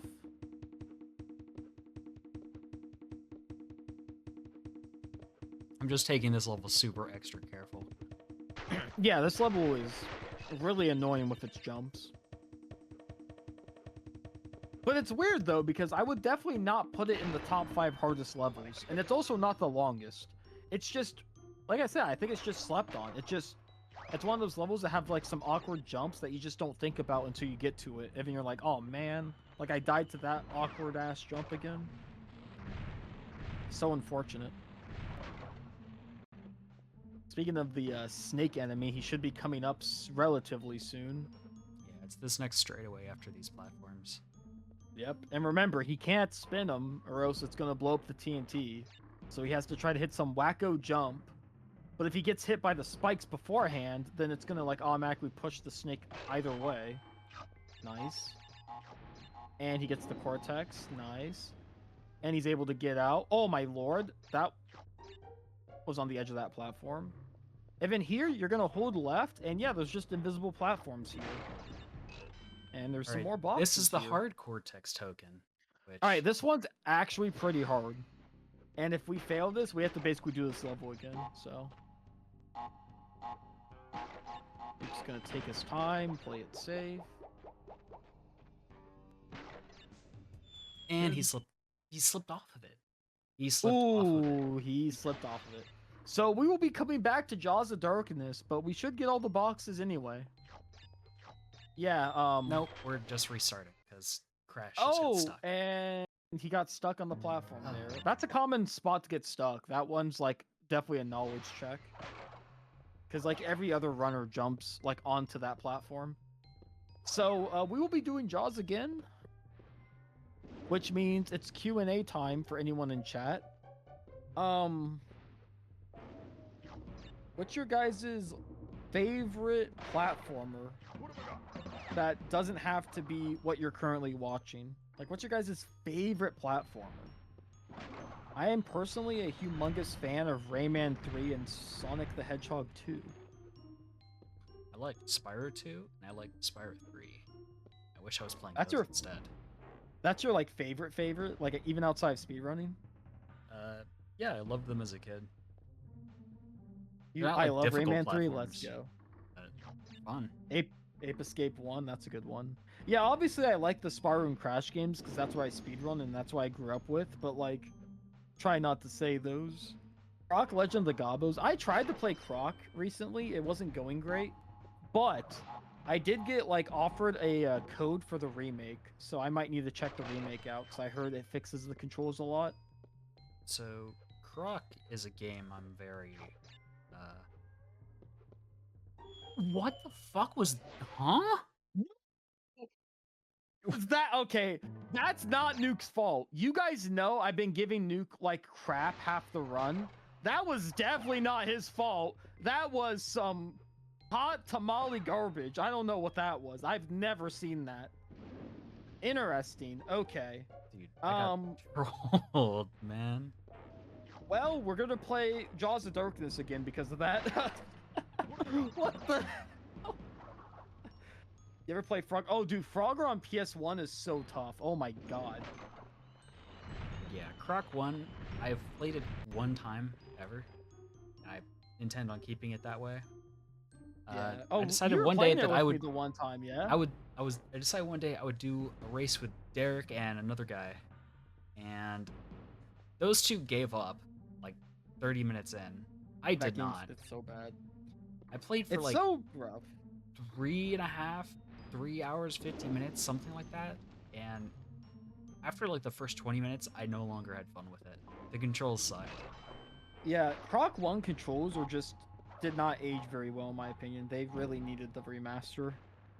Probably SM64 or SM Odyssey. So the craziest thing about Odyssey is I played Odyssey on a device. And I wasn't really enjoying it back in the day. If this was like 2018, I was like, I'm like, I just think Odyssey's overrated. I don't get it.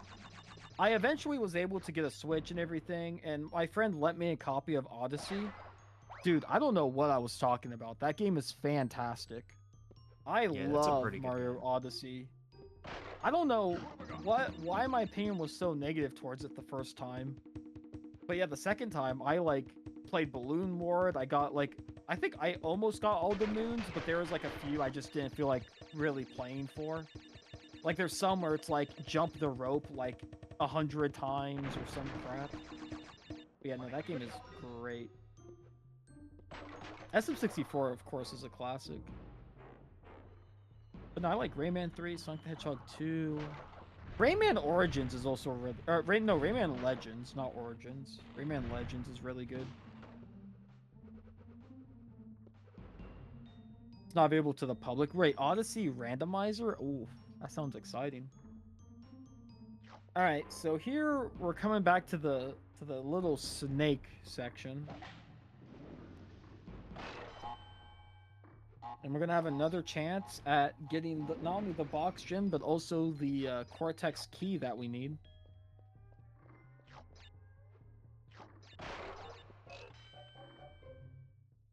Okay. All right. Focus up.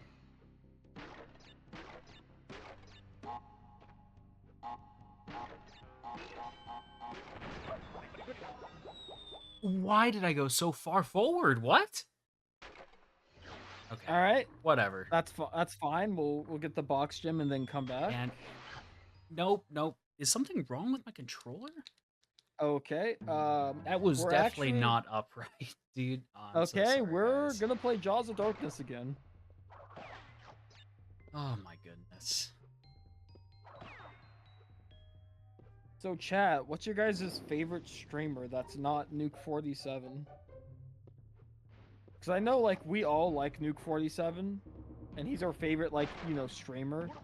But outside of him, who's your favorite streamer? Duke is cool and all, but he sucks at Crash games, bro. I cannot watch this. No, he's cool, and I love watching him play Crash. But I want some like differing opinions. I don't want everyone in chat to be like, no, it's Nuke, you know. Derek is so excited. Oh yeah. Dude, he never gets asked to commentate things ever since the incident in 1999. Why would you tell them? Why would you mention that? What is your problem? What is your actual problem? I'm here trying to help you have a good run, and you're mentioning stuff from 1990. Why? Actual psychotic man. And nope, 112. Jolie Beans is alright. Pretty good streamer, I guess. Nonchalant, fair enough. Okay, that's just a That is on you for trying to go a little too fast, that's fine. So we're gonna play Jaws of Darkness again. This is by far, I think, one of my least favorite levels in the entire Crash trilogy. This level does suck. I will admit, this level is not fun, but it's also not this challenging. Again, it just comes back to like, this level just is just, I don't know, man. It's just designed weird. It's 'Cause I also struggle with it.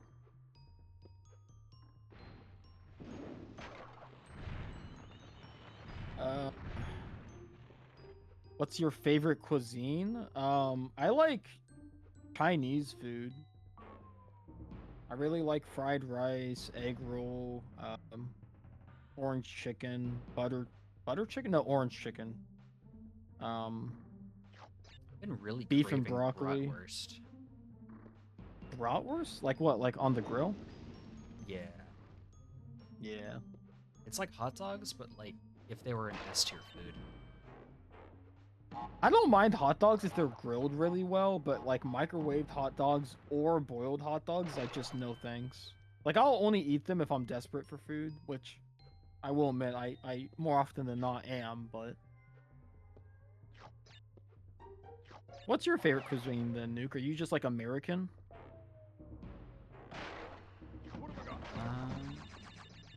Burgers and pizza are nice. So you're just American. Sushi is cool. You know, I don't think I've ever had sushi like once in my life, and that's not a joke. I've never been to a sushi place. I just assume I won't like it because I have a thing where like food textures bother me. And I think sushi's gonna be too slimy for me. Why did I held, oh my goodness. Is something wrong with my controller? That's some... Yeah, I can't help you with that. So this is Jaws of Darkness. This level's not that difficult at all. And I'm definitely not lying to you guys. I think the game's just trying to eat inputs right now, because I definitely held right there to like stop going forward. Boink! Absent friend with the rage, shout out. Yo, Absent. I'm gonna break the immersion of a marathon run. If you can send me the Rhinoc proxy and Fireworks Factory with input display, I would love you. Also, I hope your stream went well. Yeah, I hope everything went good. Okay, I'm gonna really lock in for this. Will do. All right, thank you so much. Yeah, I really just want to be able to like show it off at GDQ. If I get it more consistent than Firefly, because my Firefly's like maybe 10%. It's really rough.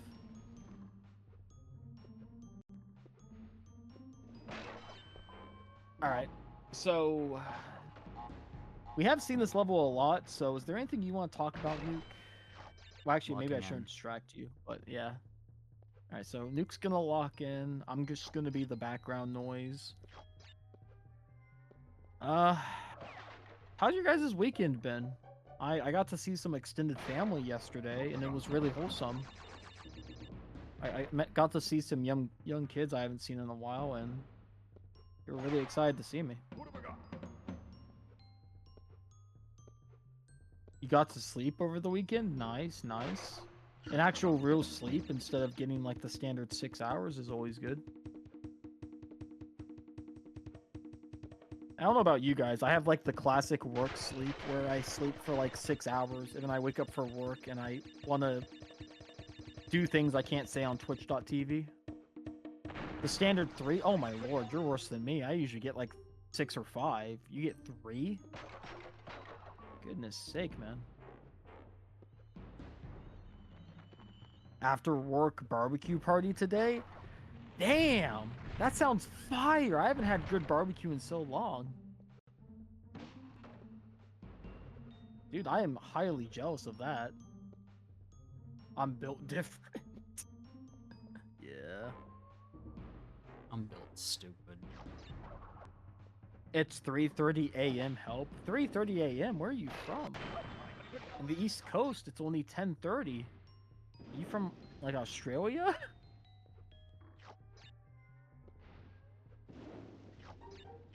No, Australia wouldn't be that gone. UK. I should have known that. UK is always 5 hours different. It's always the UK. Yeah. Australia is worse. I think Australia is like fucking 10 hours off. Oh, my apologies for the language. Oopsie.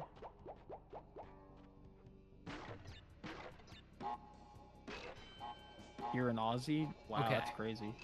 Also, good job on the bonus. That last TNT you were a little right of, but we got it. Yeah, Good job. I tried to slow down. All right. Hey, slow down. Slow down. Focus up. Just a few more jumps.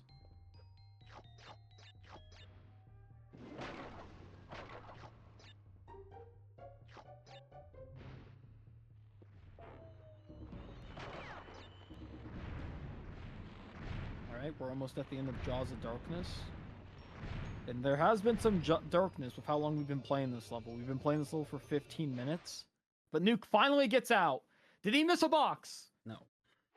He did not. Let's go. Okay. Finally, we get to play 4:30 something a.m., else. 2:31 in New Zealand. Dude, shout out to New Zealand. I feel like I never hear people from New Zealand until I got into speedrunning. Even I know like 4 or 5. It's ridiculous. We get to play Shout a out to the fun New level. Zealand. Oh yeah, speaking of which, yeah, shout out to Castle Machinery. This level has a cool gimmick where that green gem platform can actually just take you to the end of the level as like a shortcut. For 100%, that doesn't help because we need all the boxes, but for any percent, it's really funny because you just skip like this whole level. Yeah. Which is any a percent shame though runs, because they, this level is fire though. Yeah, any percent runs, they intentionally get the green gem, which they get in Lost City. Lost City. Yep.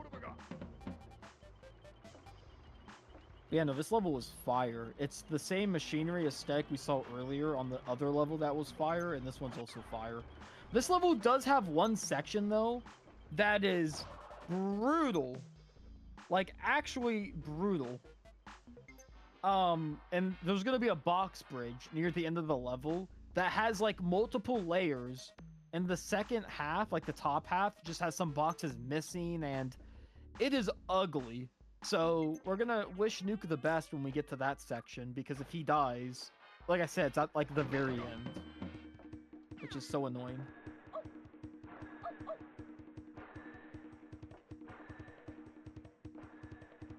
Also, thank you for the shout outs. Yeah, shout out to this marathon, by the way.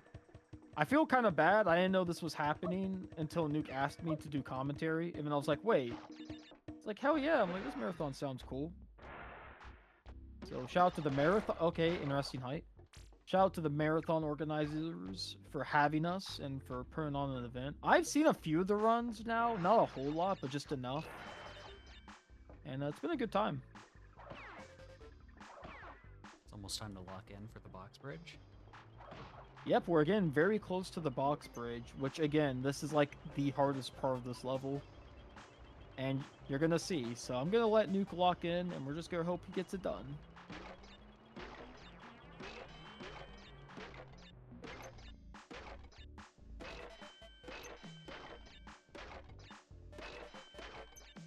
Okay, good. Good. But yeah, you can see how the top path is kind of weird because it has those gaps where like it curves up and then it curves back down. So it has those like humps. So because of that, you can't just bounce on the bottom boxes and then do the top because you won't make it. You have to like clear some of the top first, and it's really jank. But Nuke did a good job on it. Shouts to Nuke for getting that first try. That was probably the best part of the run so far. Assuming he doesn't die in this end section. Which this end section's not too bad. You just have to wait these steamers out, and then just get past a few of these pipes, and we'll be good.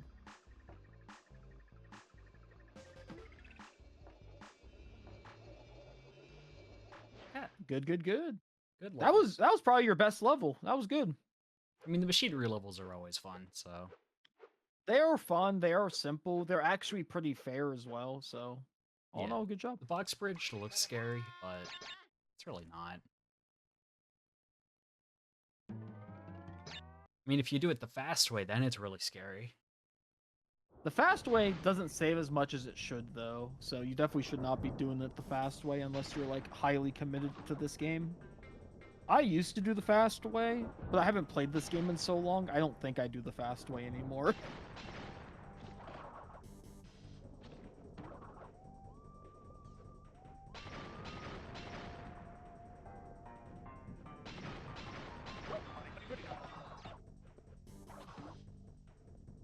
Try going for a cheeky triple there. Alright, and now he's gonna drink.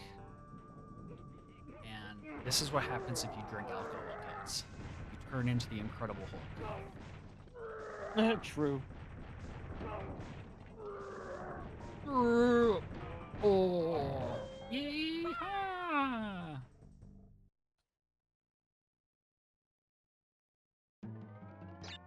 Right, the lab. This is a level.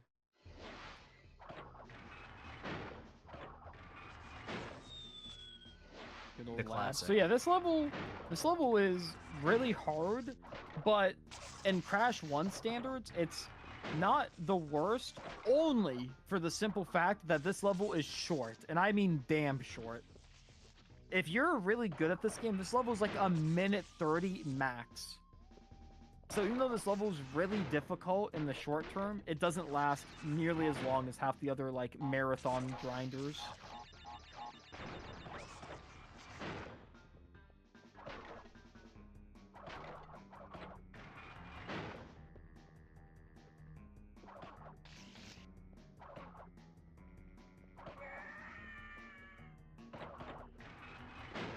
There is going to be another lab assistant that we're going to kill in a specific way coming up soon.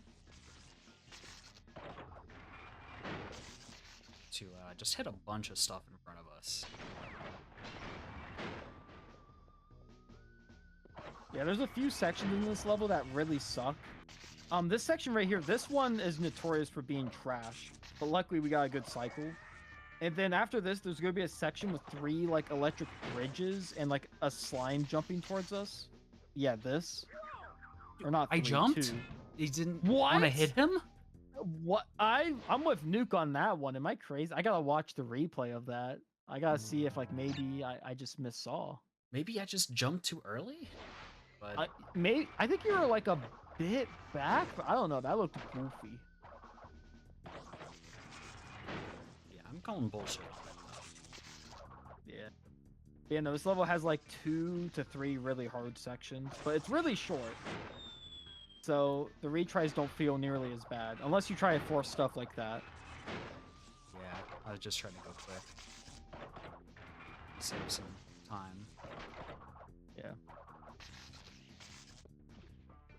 What's our estimate again?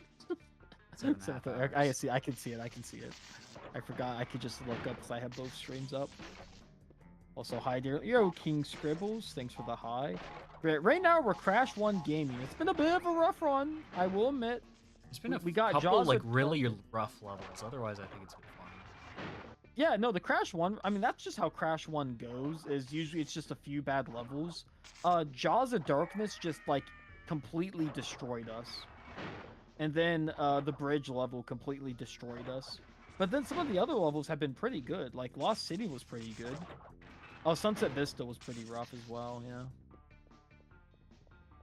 So a few bad levels, but luckily we're getting to the point to where after the lab, there's like one more notoriously hard level, and then the rest is like kind of just backtracking, which is really nice.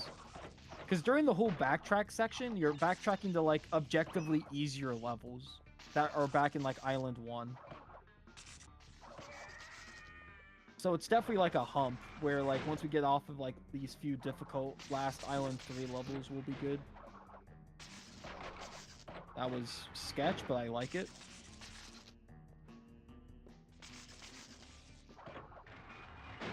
Oh my gosh, and it drops Ray as he's about to go. And this section's easy. Just jump on the TNT and you have to wait. And then we're good. So that's the lab done. Second try's not bad. So now it's the backtrack section. Yeah. If it is for any percent, it would just be one nothing burger level and then the final boss. But we have other stuff to attend to.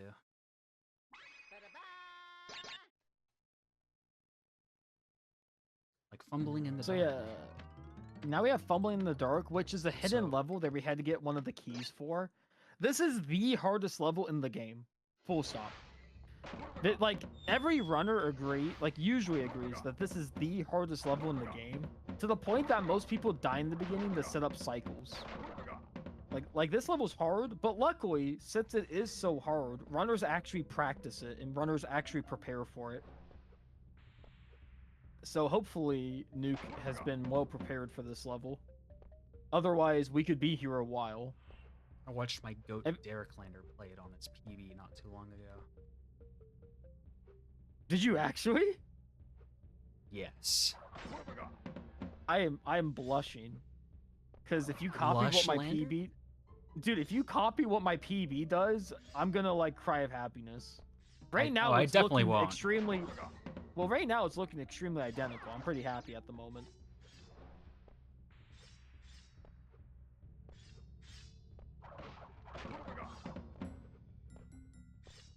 So yeah, again, this level has the gimmick where once you hit an Aku mask, that's like your light source. So you need to really like speed it up. Especially with some of these enemies, if you spin them... Nice. If you spin them, they can actually go flying and hit the future Aku masks, which is enough to cause disaster. So you really have to like pick up the pace if you're spinning enemies towards them, but Nuke has got it good so far. It's been going excellent.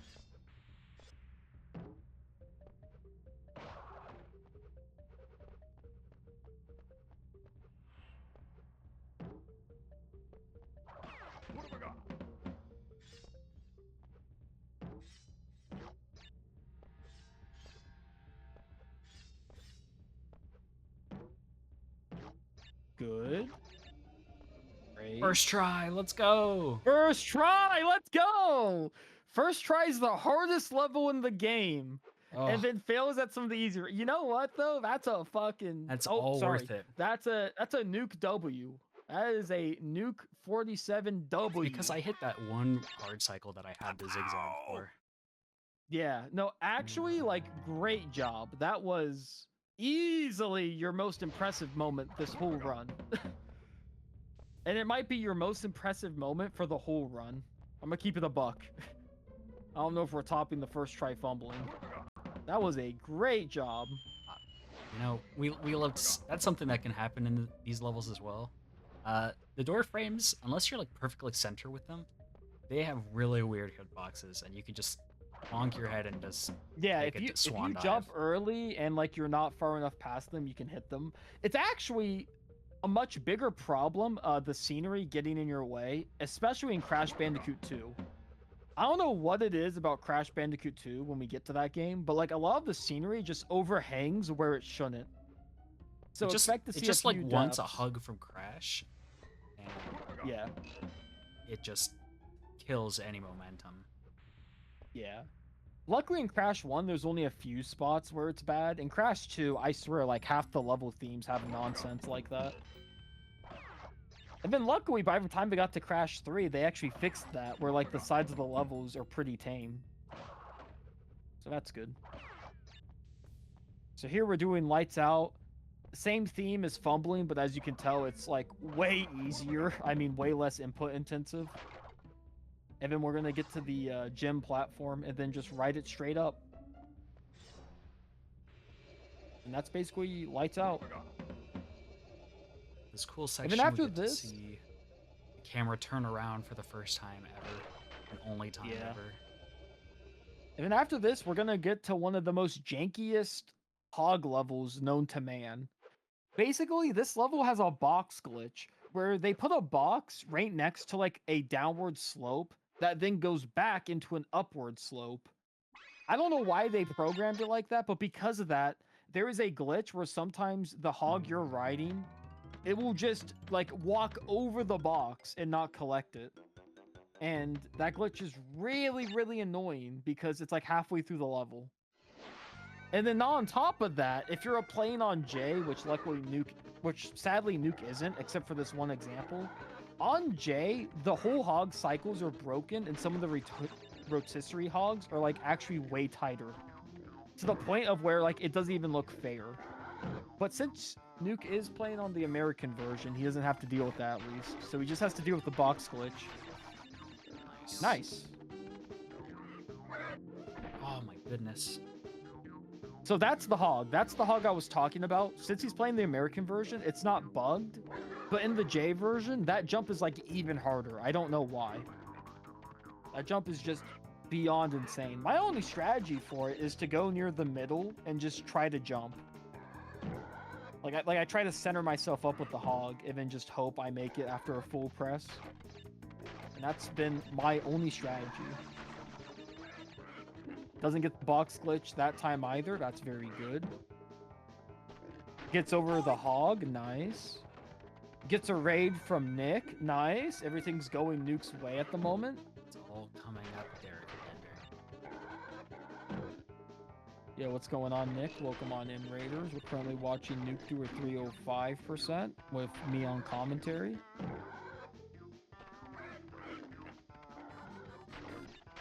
Going on, Raiders. This is a much shorter hog level than Nice. Hog Wild, but yeah, it can be a lot more difficult. Oh, it's easily more difficult. The other hog level, like no one ever fails. Now we're getting into like the real Island 1 backtracks where like we're going to see a lot of baby levels. Well, actually, we're going to see even more because your splits don't account for the fact that you're going, oh, no, they do. So yeah, now we're going to go back to Upstream, Jungle Rollers, Fortress. Fortress, the Great Wall. We're going to go back to like every easy level and just redo them. But now we can get the boxes. Derek, I'm gonna... Let's go. Good luck, good luck. Yo, thank you. Yeah, hope your stream went well. Hope your partner push is still doing great. I hope he gets pardoned. I hope so as well. Hopefully you have better luck than me. Don't get rejected 3 times, because on the 3rd time, they will just tell you to just leave and stop trying. Oh, this Derek guy was off already. Did I ever tell you I printed out their 3rd and final rejection letter, and I have it above my setup, so every time I sit down I can see it. Okay, so that's why we need the backtrack, is so we can get the boxes here, but then there's also a forward section. Oh, okay. Yeah, just random increased momentum. I barely tapped down. Oh well, that's not too far in the level, so it doesn't matter. Upstream isn't too long of a level, so if I die, like, it won't take too long to get back to the sections. That is true.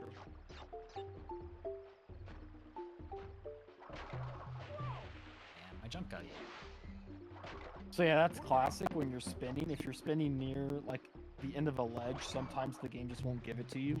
Because it's really weird with this game, like, you can slide off a ledge and get a sub jump, but if you slide on the edge of a ledge and then the spin ends, like, near the end of a ledge, then you get screwed. It's a very fun mechanic. Yeah, what's going on, all the Raiders? Dude, there's so many people cheering you on, Nuke. What do you have to say to the fans? Let's meet up and make out. Uh, oh my gosh. I'm just saying what Derek was thinking. That's not what I was thinking. I did not say meet up with the online people and start making out with them. If anything, I left the communities that do that. If you guys want a server for that, though, I can hook you guys up with a link. Cheeky link. Yeah, I think it's called, like, what's it called? Like Vortex Kissing Sesh or something? Really? I think that's what the server's called nowadays, yeah. Anyway, we needed the gym platforms so we could ride these 2 platforms to get behind the portal. These have 3 other boxes that we need to get. I don't know why they put just a few more boxes back here, but they really wanted you to backtrack. That was quick. Oh, and now we get to wait. Yeah, One we more get to bite. wait.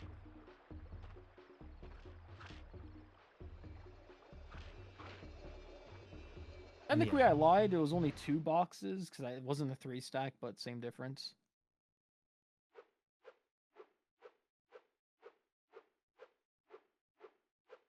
And now we're heading to Jungle Rollers, which is literally the 2nd stage of the game. So this one should be like baby easy. We shouldn't be dying here. No. I went to Papu. What the fuck?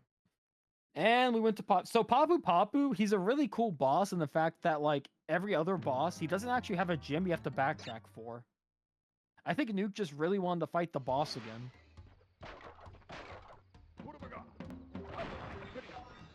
Alright, so why are we spinning TNT? I tried doing the Crash 2 thing where you spin and immediately. Oh jump my off. gosh. Nuke's mind is already melted. Dude, I wanna move on from this game. I do as well. This game is like there's nothing to talk about. I've Fun already fact, explained guys, the mechanics. The world record passed like 50 minutes ago. My PB passed 30 minutes ago. No, make it 40. This Derek guy is so toxic. Can't even bring up new runners. That is true. That is. Wait, you're a new runner? The amount of time I spent grinding Crash 1 was about 2 weeks. Not even grinded, I did 7 runs. That is impressive, I will admit. So But I'm yeah, we had to- basically a noob. But yeah, we had to back. Basically, since we didn't do the skip there, we had to go back once we got the green gem. You saw how I had those 3 boxes up there. Usually you can get them. Nuke was going for some weird backup I have not seen, but other runners will get like triple mask and do these like weird like circles in the air that sometimes gets them and sometimes doesn't. Oh, nice skunk snipe. Snipes the Thanks. 2 guys coming out. That was not necessary at all. That was just kind of swag.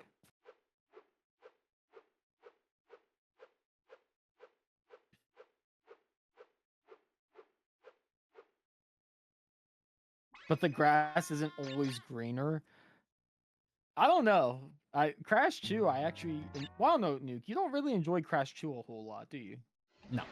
It's my least favorite of the 3. That's crazy. Crash 2 is so good. So here we're backtracking to the Great Gate because we didn't do the skip. The skip for this one, it was the one where, if you remember, you had to like go into the wall. But we got like hit at the beginning. Like we just barely clipped the spike wall because it has like an awful hitbox. So now we have to come back. But this one isn't too bad at least. The top section, it does last for a while, so hopefully we don't die. Outside of that though, not too bad. Yo, good luck. Reality? Wait, that's a pun on the word reality, I think. Yeah, you have a good night. Nuke, can you say good night to the loyal chatter? Good night, loyal chatter. Night reality. Good night, reality. Crash 3 is also his least favorite. Yeah, Nuke, is Crash... Nuke enjoys the Crash games. Wait, why did you do, like, a Spyro game for this marathon? I submitted it. It didn't get it. Well, now I feel bad. I apologize. I should have not mentioned that then. I didn't realize. My apologies.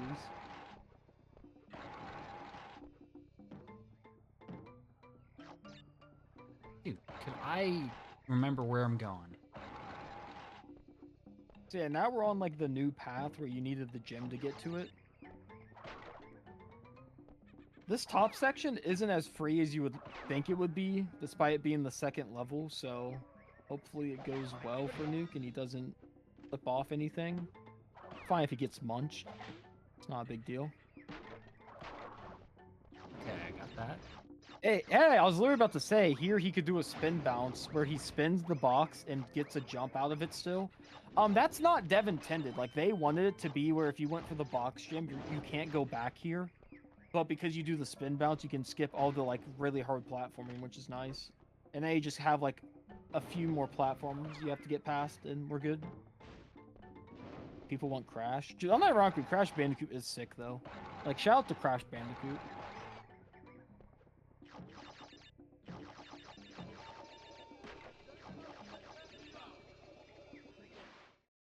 Nice. All things considered, seeing as how I haven't really done a warm-up run of Crash 1, this isn't too bad of a run. I'm gonna hold my tongue. I hate this Derek guy. I hate him. Just everyone in chat, type in hashtag I hate Derek Lander, all caps. No. Don't convince them to do that, man. I've already been through enough hate.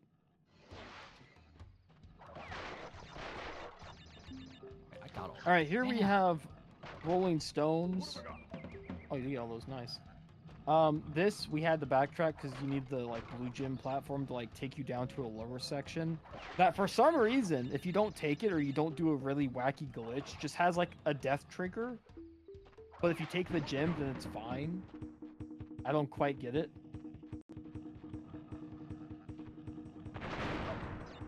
Actually, nice to have triples here. He's gonna be able to just walk to this TNT stack, and yeah, that's good. Normally you can...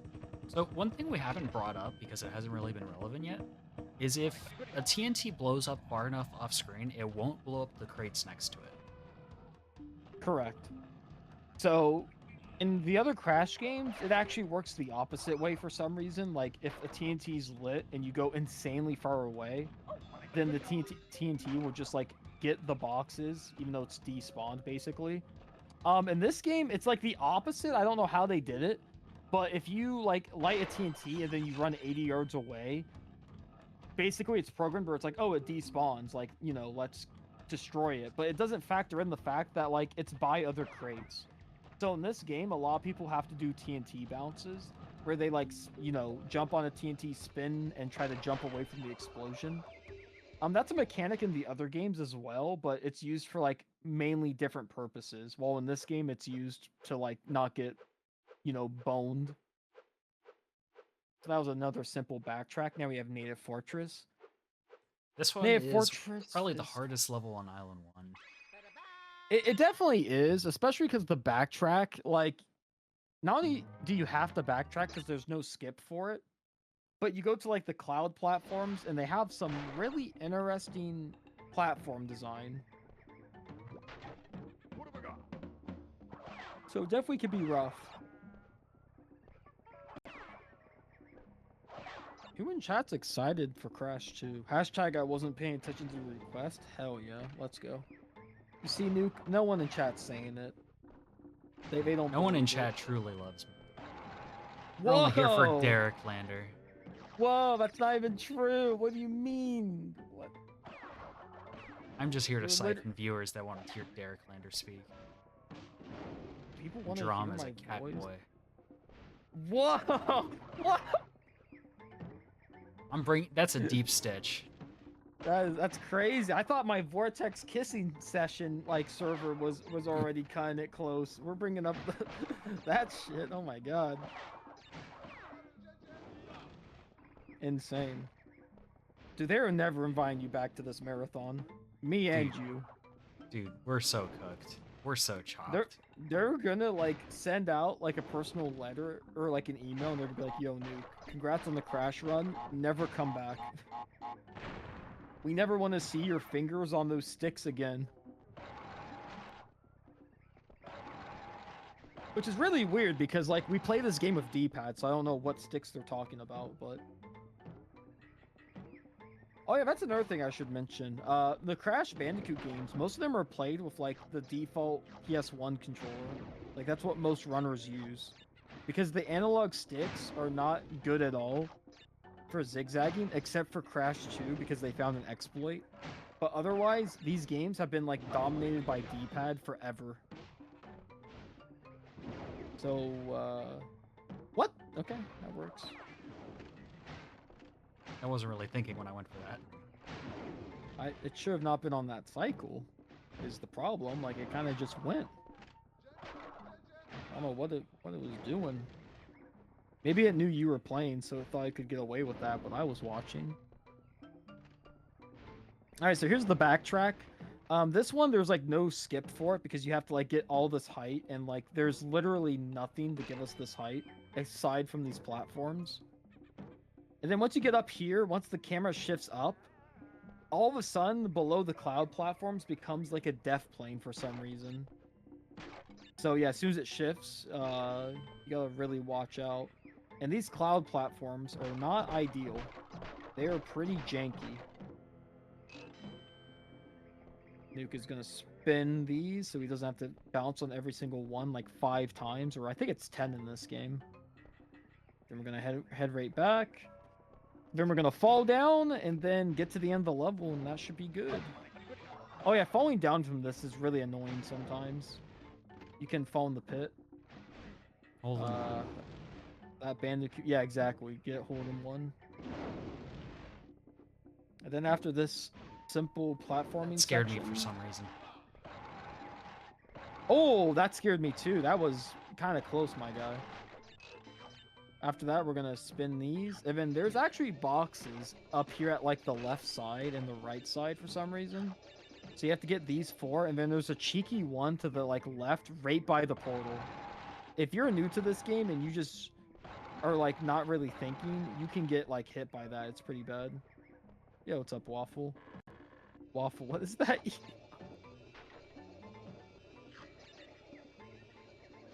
Waffle is sending crazy emotes. It's absurd. That is absurd. I do agree. That emote is absurd. So now, since we're playing the American version, we have to backtrack the Road to Ruin, or Road to Nowhere. Sorry. Don't take me to Road to wrong Ruin game. yet. I'm not ready. Yeah, you're gonna embed. Oh. But we're gonna go to Road to Nowhere, and then we're gonna do Boulder Dash, and then we're gonna do Cortex Power, and then we should almost be done after that. And then we're gonna go back to Island 1 instead for some reason. Okay.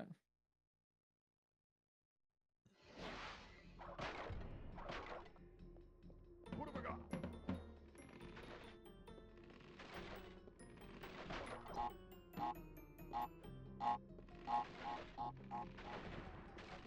So yeah, this, since we have a gym platform, it's going to take us to a side section. The side section is like kind of a puzzle, where there's going to be a certain amount of like boxes you have to like break, and you have to break them in a weird order, and there's TNTs. It's really weird. There's a skip for it, which I think Nuke probably knows. He probably just knows the basic sequence break. I know it. I don't go for it because it scares me. Okay.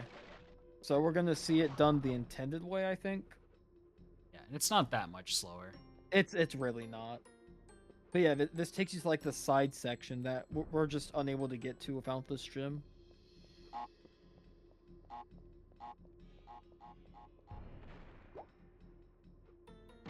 So we're wait for that TNT to blow up. Then we're gonna get to that question mark box. Boom. Slide on top of this. Make sure it bounces so you can know you got it. Get the Ocumask. And then here it's gonna spawn a TNT so you can bonk your head on it. Then we're gonna wait it out because crash 1 moment, and then we're good. So the secrets break would have been like you spin the TNT immediately right there. And by doing that, you can hit the exclamation mark early, and then you can route it differently, but it's not a big deal, as long as Nuke doesn't die at the end of this level.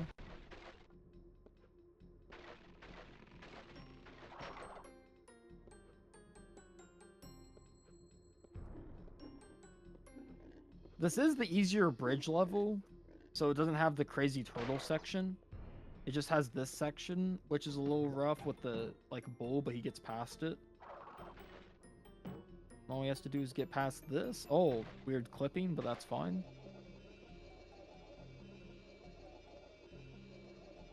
And then we actually have to go behind the portal and jump on some invisible platforms. The rule here is that there's 2 planks on each one. The rest are invisible. Honestly, they should have just made it solid. There's actually no indication for why half the bridge is broken and the other half isn't. It's just like, It's just. I guess it's just made to sell magazines.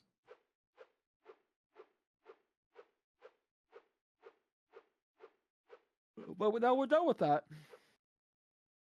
So now we got Boulder Dash and we got Cortex Power coming up. And then those are going to be the last 2 levels of the run. And then we're going to What do you mean? There's one more level after that. It's a very fun level. Boulder Dash, Cortex. Oh yeah, we do have one more level, so we can It's the see hardest level Crash's in the game. girlfriend. It is, yeah. It's a lot of really easy platforms that make it difficult, for sure. This level actually is my favorite section of the game. The underground section. Yeah. Everyone likes the underground section. It looks so nice. But yeah, here, another basic boulder chase, except at the end of the level, we're going to get on a gym platform, and it's going to take us underground, and it looks really cool. Like, it looks so cool that if you only do any percent as a kid, you're missing out. Like, this section is fire.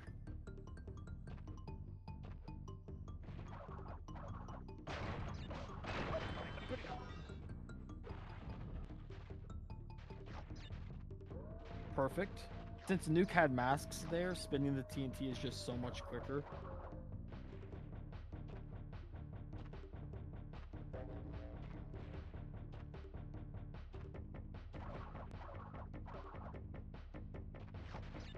I guess we should also bring up like why I've been spinning, like when I'm on longer straight sections. You move slightly faster when you spin in this game. Yeah, so we talked about zigzagging, which is like the fastest movement option, but when you are on the ground and you spin, it does like, I think it like lowers your traction, which is why it's faster. Because it doesn't increase your base speed, it's just like the traction of the floor gets like halfened. So you're able to go a little bit faster while spinning on the ground. You can also spin in the air to like try to like go forward a little bit, but it's way less useful than just spinning on the ground. So here we have to hit some off-screen boxes. We have to worry about this piranha plant, this other piranha plant, get these boxes, and now we're good. And now we're heading to Cortex Power 2, and then the really tough level at the end of the run. Cortex Power 2 can be a little difficult. Not the most difficult, but it can be challenging.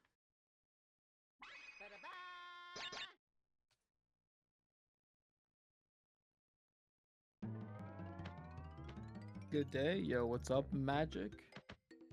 What's up, what's up? Scenario Cortex Power 2. This level is not that bad. It just has a box bridge at the end that can sometimes throw people off. Other than that, though, should be pretty okay. So we're gonna go down the hidden right path. Yep. Just so you know, I'm timing this in my head.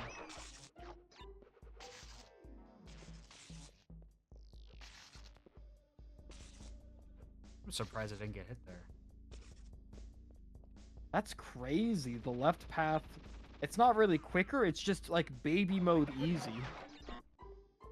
I've never seen someone take that.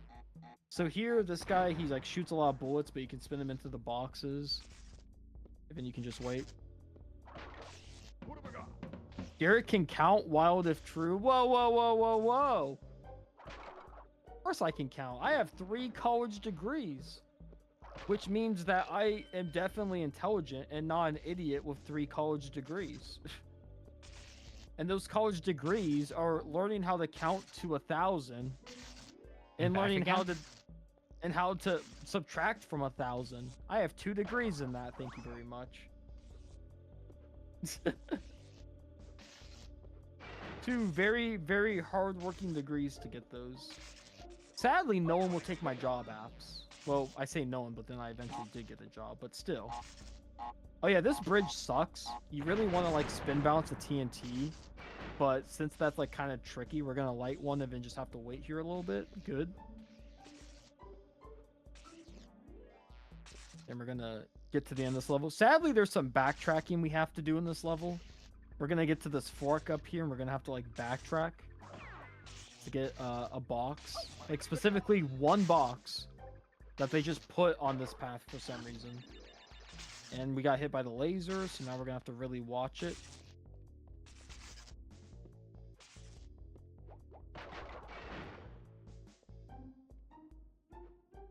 I mean, 2 is a great Crash game. I like 3 a bit more, but yeah, 2 is fire. And then here's the like last box bridge that can be a little tricky.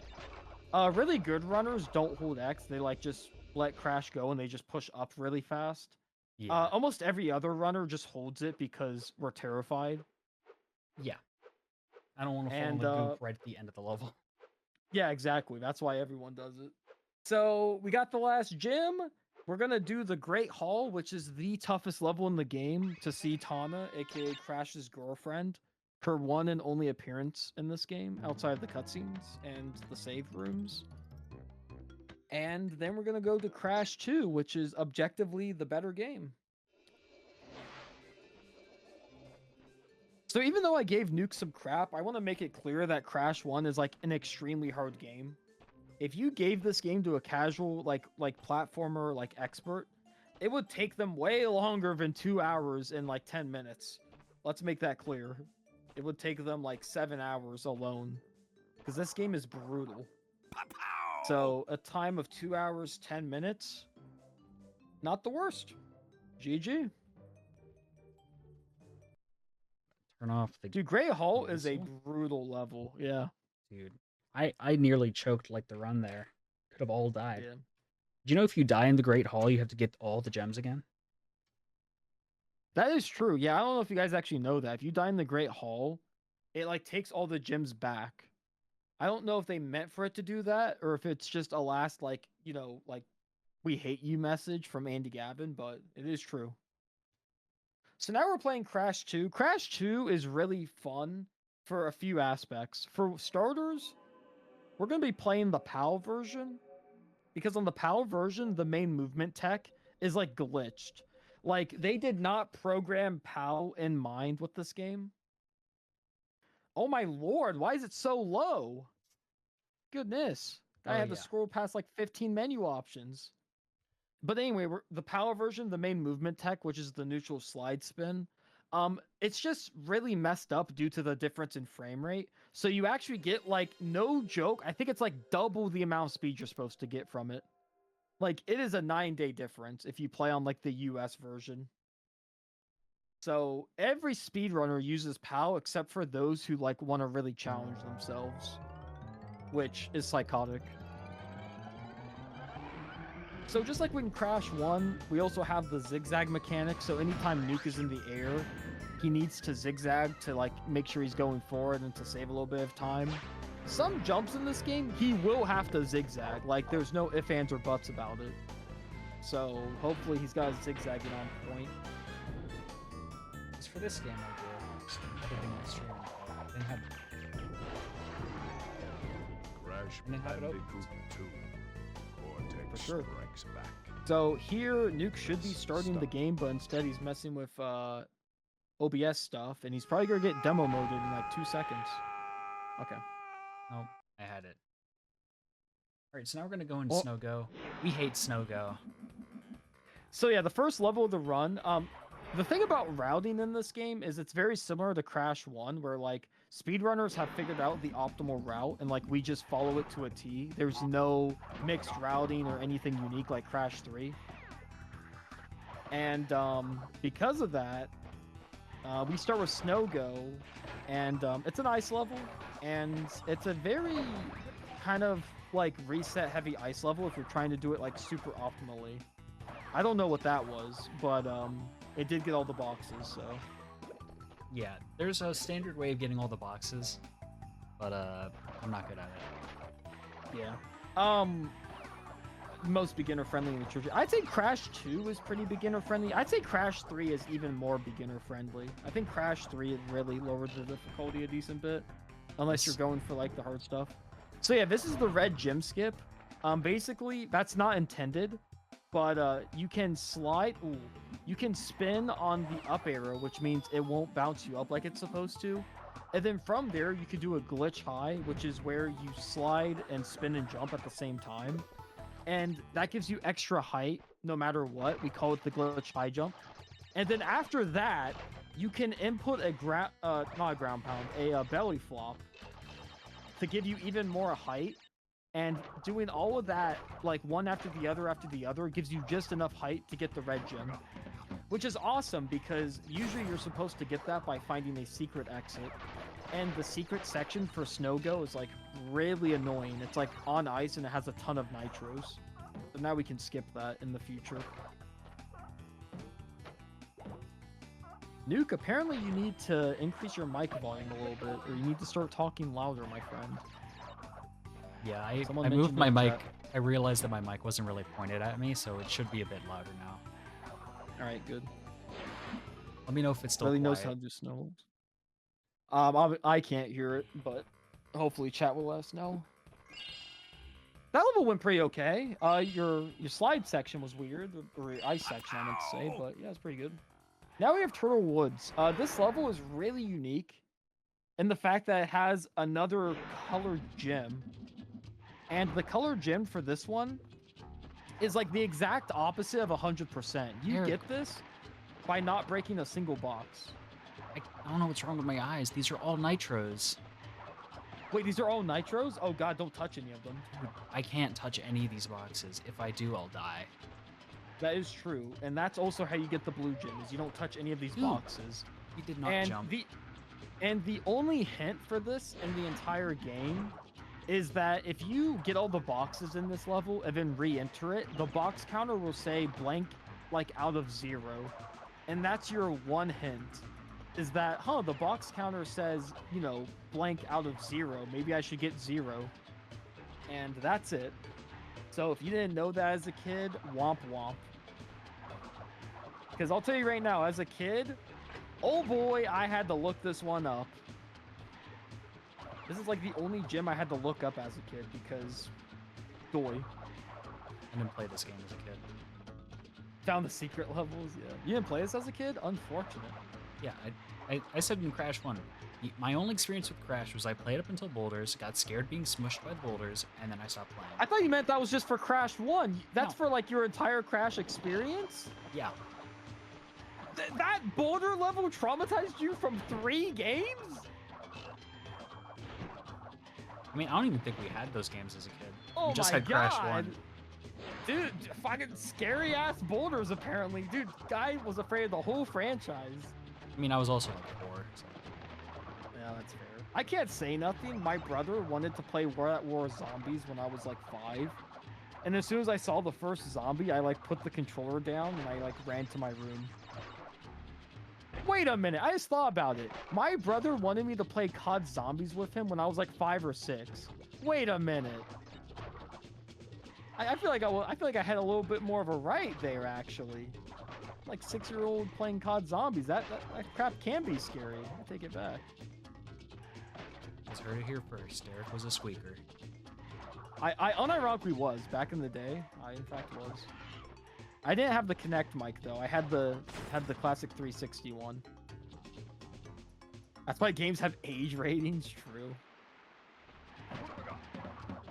Oh man. So anyway, going through Turtle Woods, we got the blue gem, and then we immediately died, so we can go back to getting all the boxes to get the regular like box gem.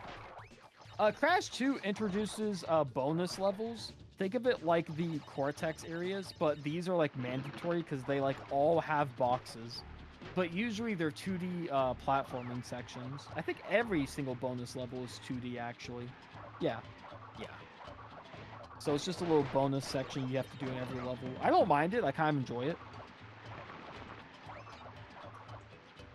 Some levels, though, have really difficult bonus levels that do not feel like bonuses and feel like challenges. Which we'll get to those later. Yeah, 2D with like a mild Z-axis. I agree. So here, Nuke was able to get all the boxes. We're gonna head out of Turtle Woods. This level is just naturally long because you basically have to play it twice. One to get the blue gem, and then another time to get all the boxes. But otherwise, pretty good level. From here, we're gonna go to Crash Dash, which is our first boulder level. Also Boulder features levels the in Crash worst, one of the 2 worst bonuses, in my opinion. Yeah, this one also has a really bad bonus because it's a box bridge. That's like over top of bounty crates, and it's a mess. It's on me. Oh well. I forgot which part of the fucking. Yeah. The thing about Crash 2's boulder levels is the boulders don't move as fast as Crash 1's, so like you can actually outpace them just because of that issue and the fact that we have a faster movement option. But also, these levels don't pan the camera back enough due to the fact that we do have this movement option. So if you don't have like the gaps memorized, you can just fall in before you even like realize you're gonna head straight for one. There's also a trigger that makes Crash fall over on his face. Yeah, so end of each you can boulder actually section. skip that trigger. You can skip that trigger by doing a neutral slide spin at like the perfect time. But as you saw by Nuke, he didn't get it either time. So yeah, Crash like plummeted to his face for some reason. He does the whole like, oh, I barely made it animation, even though the boulder is like not even close. If you're really unfortunate and you get a really bad slide into that section, you can actually hit that animation twice.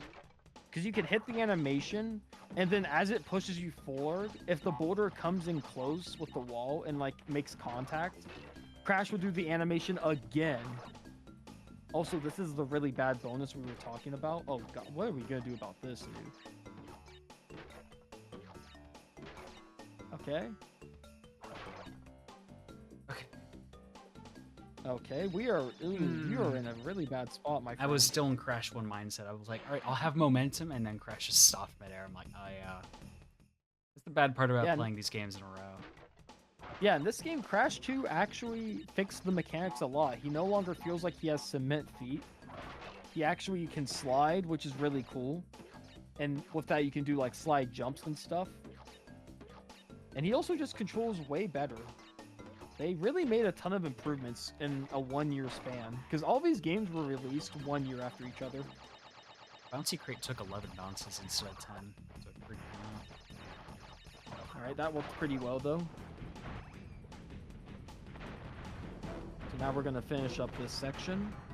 This has a really fun thing at the end where like there's boxes behind the electric fence. And if you touch the electric fence, you die, but you have to get the boxes. So you actually have to like not lose a whole lot of speed getting to the electric fence so you can do it all before the boulder catches up. So as you saw Nuke there, he tried to get some speed right at the end so he has time to do this. I did skip the one animation there, so that's good. And you did skip the one animation there, and more importantly, you didn't get hit, so that was good. Oh. So you get hit there, you have to redo the whole level. You was playing San Andreas as a kid? Yeah. I remember I wanted GTA 5, and I was relatively young when that game came out. And my mom got it for me when I was, like, God, maybe like 13 or something. And she was like, yeah, don't tell your dad or, like, anyone in your family.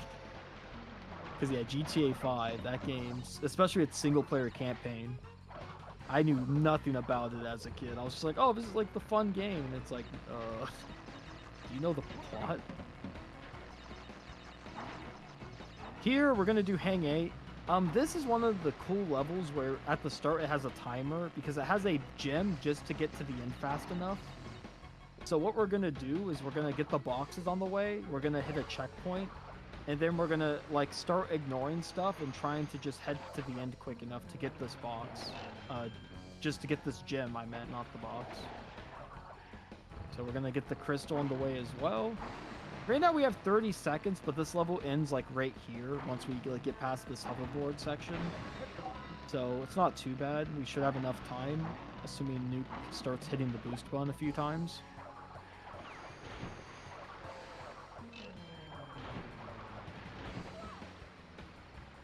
Will gradually slow down. I somehow did not know that, and I speedrun these games at a pretty high level. That's interesting. You probably don't die to the boulder a few times. I do not know. That's still interesting. I thought for sure I'd realize that as a kid. We have another bonus section. This one isn't bad at all. This one's really easy. This one's like this is crazy how easy this is. Despite the fact that there is like literally the other bonus we did last level that's like 5, if not 10 times harder than that. So There are some bonuses that are real demons. that is true. Here we have this blue gym section. This only has boxes, but obviously we need the box gym, so we have to like get it. This section's kind of difficult, and it's kind of stingy with the checkpoints once you get the first one up here. So, not great. Like, once you get this checkpoint, you have to do this backtrack hoverboard section. And if you die, it can be a little bit. So, you gotta hit that exclamation point box, and then you need to go back, not hit the mines. Good. I'll tell you what, for Nuke standards, this Hang 8 seems to be going highly good. So Crash 2 is the one game out of the 3 that I have really grinded the past week. This game sucks. True. You have been grinding it, which is good because you need it. So if I'm not saving at least like a little bit of time, there's a problem.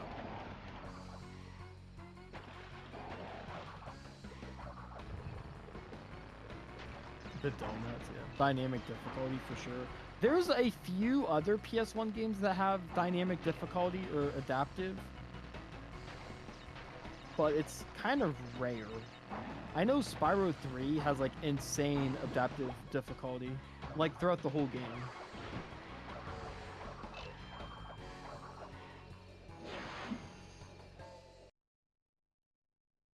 Actually saving nearly 3 minutes on this level. Yeah, that was a good level. Good hang it. And now we're heading over to the pits. The pits has a fork in the road that we need to go left on, and then we have to backtrack. The backtrack's kind of annoying, but it's not the worst. Other than that, it's a standard like jungle level.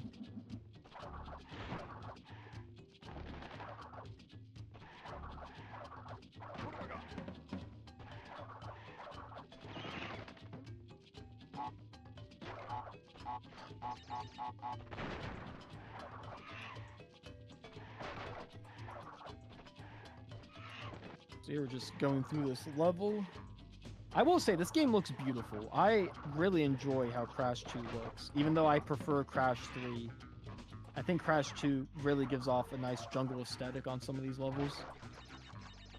Like look at those enemies. It's adorable.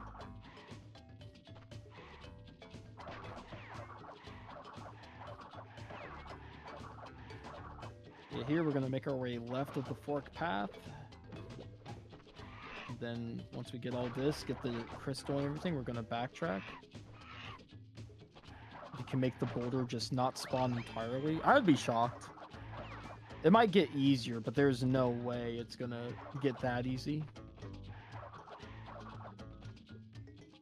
Because surely I would have known about that one. So here we're currently backtracking to get these boxes we skipped.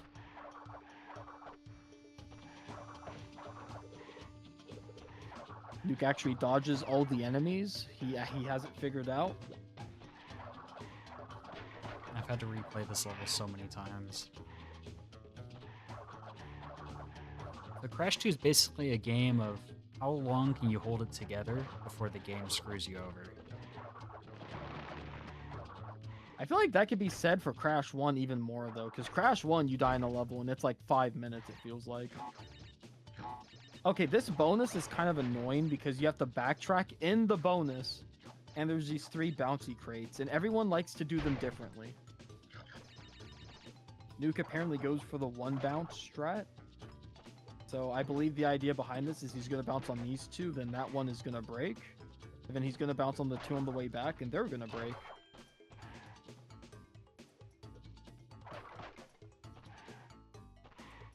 Oh, he does a little spin bouncy thingy. What the ward was that? It was a little spin bouncy thingy. That was... You said. Interesting. Those people just bounce on them again. That was a really good pitch for you. Unironically, Crash 2 for Nuke has been going really good so far. Not to jinx it or anything. But yeah, compared to Crash 1, great Hub 1. And now we're going to fight Ripper Roo. He does make his return from Crash 1. Ripper Roo in this game, he's literally an auto-scroller. Like, you have to hit him 3 times at the end of, like, his phase. But before that, we can't influence anything. We can only die, or not die. So... Some people like mimic the sounds with Crash moving. Like me. Some people do that. Some people also bounce on Ripper Roo. I like bouncing on him on the second phase because I know where his pathing is. Some people like to get their zigzag practice here. Some people literally play games on their phone. I've seen that before. Like they do like their gotcha pools or whatever you call it. So this section is literally just a minute like 50 or a minute 40 of just waiting around. I think it's a minute 40, yeah. So yeah, it's just a minute 40 of just waiting around basically.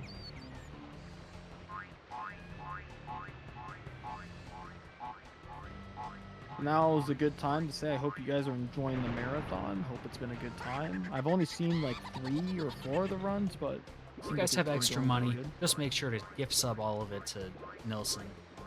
He's awesome. Geez, I thought you were gonna ask for the gift sub money. I thought you were gonna be desperate. My man. You belly flop on him to end it. Yeah, literally, this game's version of an escort quest. Actually, so true. Yeah, this game's just this boss is like an actual snooze fest. Well, it's the first boss of the game, so it's whatever.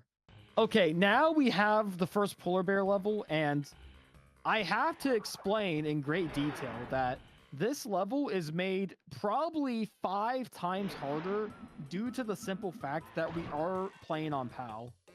You just move faster, so it's harder to get the boxes. Yes. On PAL, the frame rate quirk also applies to like basically every movement option in this game, including the polar bear. So, riding the polar bear, you actually move like 10 to 15% faster, which means that getting all the boxes is brutal in some sections. Like near the end of the level, there's going to be a 3 set of boxes that you need to go left, right, left for, and it is so unbelievably tight on PAL. It is absurd. So that is the main problem with these bear levels, is PAL, as much as it like helps us go faster, it is so much more annoying for these levels.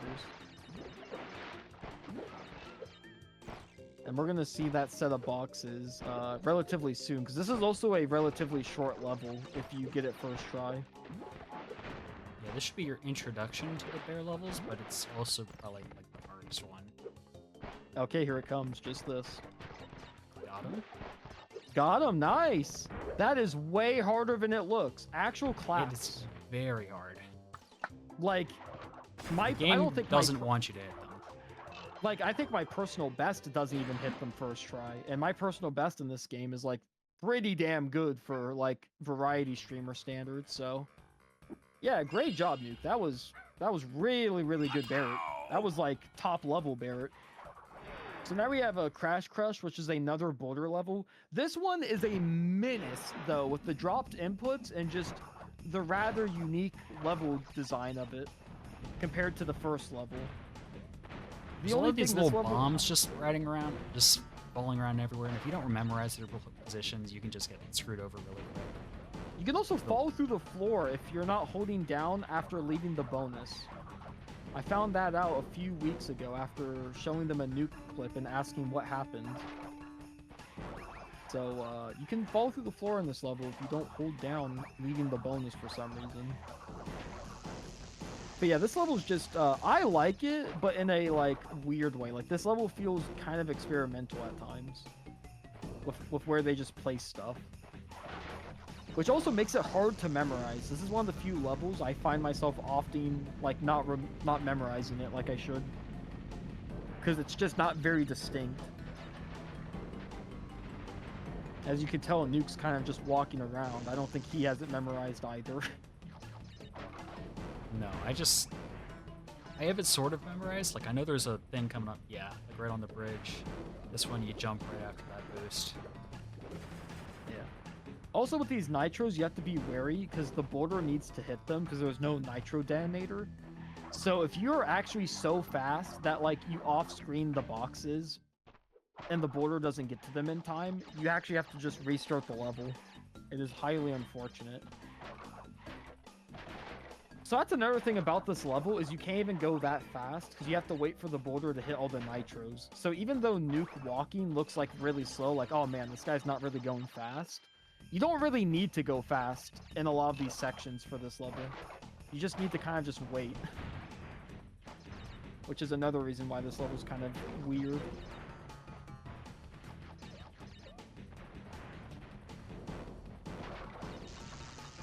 So booster, that'll boost you right into a hit. We'll do that. Bunch of boosts right here. Here, those metal crate looking things, you actually have to body slam those. I don't think I've mentioned it yet. So you have to body slam those, and there's no other way to get it. So they put that there kind of as like a, oh, could you get it before the border runs you over? But since we're on PAL, even You though just we move go so faster, fast yeah. that like the boulder can't really catch up. Yeah, because the boulder speed isn't increased. Like, our speed's increased, but the boulder is not. So yeah, we just outpace it really easily. On the NTSC version, that looks way closer, like it's supposed to be. Yeah, it keeps track of the boxes you've collected. You can die at checkpoints in this game and it not be a big deal. Compared to Crash 1, where it is a big deal. Which is another reason why this game is, like, way better. This game also has death routes. Does in fact have death routes. This game also has a lot of split paths. It really loves this mechanic in a few levels. So here you're going to come to this room and you're going to be like, oh, there's a ton of nitros. What's the point of this? Oh, you go through the back wall. Of course. This game loves its secrets and its secret exits. If Crash 1 had a few things you needed a guide for, Crash 2 you most definitely need a guide for. Just to know like some of these few like skips and like skips and secrets. And then for Crash 3, there is literally 2 secrets that I don't think anyone could find by themselves. It's that bad. So right there, Nuke was probably trying to glitch high to like, you know, beat the cycle a little bit, and instead he just slid to his death. Yeah, like that. Yeah, sometimes your slide just gets extended. You can't really jump out of it if you're like midair. So it was just a mistiming on my part. Yeah. Gonna head over to the bonus. This bonus isn't too bad. You just hit like an exclamation point box and it just builds like a staircase, and that's about it. There's another level that uses this theme called Hanging Out, and it has a bonus that is notorious for how difficult it is. So I can already tell Nuke is probably really excited for that one when it comes up. In my mind, every time I play this game. It's actually like notorious. It's the hardest bonus in Crash history, and that's not even a joke. Oh yeah, those fan blades don't work half the time, so like if it looked like Nuke just went through it, he did. Unfortunate body slam mechanic. You have to body slam like 3 times. That one, yeah, if you know, you know. That one is notorious. Otherwise, this has been a pretty good eel deal. We're just gonna body slam some more boxes, fall in the hole, and start to make our way towards the end of the level. Oh yeah, here we have the introduction of the hangrails. The hangrails, you can't really do a lot. You can just move around and you can pull your feet up with the circle button, which is used for one secret exit, like entrance, and that's about it. Otherwise, they just have you go really slow. Here, we're going to try to beat the timing off the guys. Ooh, they barely clipped us. That's fine. I had the Otherwise, I had a good mask, deal. so it works out. Yeah. Now we have Snowbiz. Snowbiz has a red gym pack that we're going to be taking, and it's hard as hell. The red gym path in Snowbiz is like 3 times harder than the actual level. It's like the level's fine, and then you take the red gym path, and then the game's just like, okay, you got the red gym, you're a bit of a gamer, we need to turn this shit up. Because, like, it goes from 0 to 100 real quick. But for starters, oh, nice TNT spin bounce. So for starters, it looks a lot like Snow Go, just a really standard ice level. But then right after this checkpoint, and after a few more jumps, is where it just begins. You go on the red gym platform, and it's like, okay. It's like, we're done messing around. Also, the music ramps up, which is really cool. So start the red gym platform section. You have a few boxes you have to get. And then you have to get past these little porcupine guys that have really egregious hitboxes like that. Then here you need to activate some TNTs to activate a question mark box. Like so. And then here's where it starts to get really jank. You have all these boxes you gotta get. Just like that, nice. You have these TNTs that you want to light up, and then you either want to wait or you want to spin bounce them. Gotta get those boxes. Got some more boxes. Just really odd placed boxes just to slow you down. Here, this section's crazy. Yeah, here the boxes are just placed everywhere. They really just want to slow you down here. And then this is where it gets even funner. You have to get these 2 boxes. Got this bouncy crate to get these 2 boxes. And then you got a ton of things coming down. The gray ones, like the gray stone looking ones, they only go down when you pass them or when you're close. The wooden looking ones, they just drop on a random like cycle, like consistently.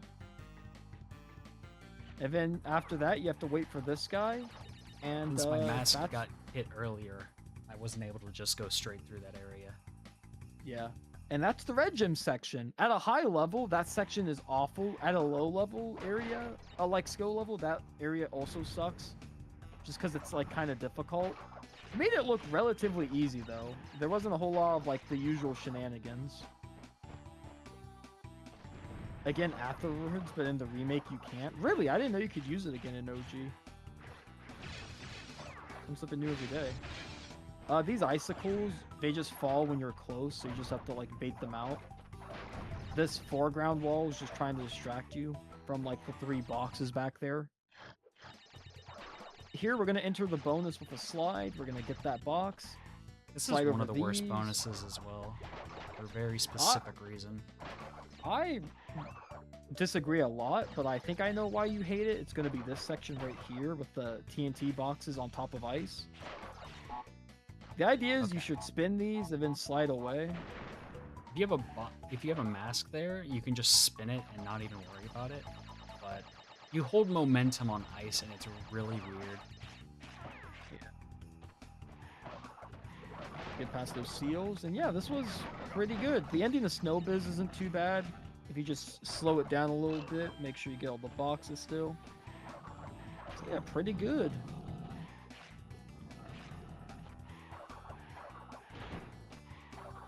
I feel like I've been saying that a lot recently. This is having the exact opposite experience as Crash 1. Yeah. Crash 1, no offense, obviously, because I am just the commentator, but Crash 1 was not your finest gameplay by any stretch of the imagination. But Crash 2, very good. So far. Very, very good so far. We haven't gotten to the very hard levels yet. True. So now we have Air Crash. Here, what in the world? Okay. I just messed with my movement. It says there's a death route. We have to leave and come back. Even if you spawn at the very start of the level, you have to leave and then come back. It's very stupid. Yeah, this level has a death route, and death routes, the basic gimmick behind them is just if you can get to this platform without dying, it will stay active. If you die at any point, even if you respawn at the beginning, like Nuke said, the game's just like, nah, you're not skilled enough. You don't get this platform. And we need this platform because this platform is going to give us a secret exit, and every secret exit in this game is required for full completion because each one you unlock adds like an extra 1% to your total. So even the like Snow Ghost secret exit, which is this one, we actually still need to get it, even though we already have the red gem. Didn't that change with Warped? It did not. I thought it did as well. It actually does not. It does if you grab the time trial relic, because that's what like the speedrunners do, is we take a lot of death routes while doing the time trial relic.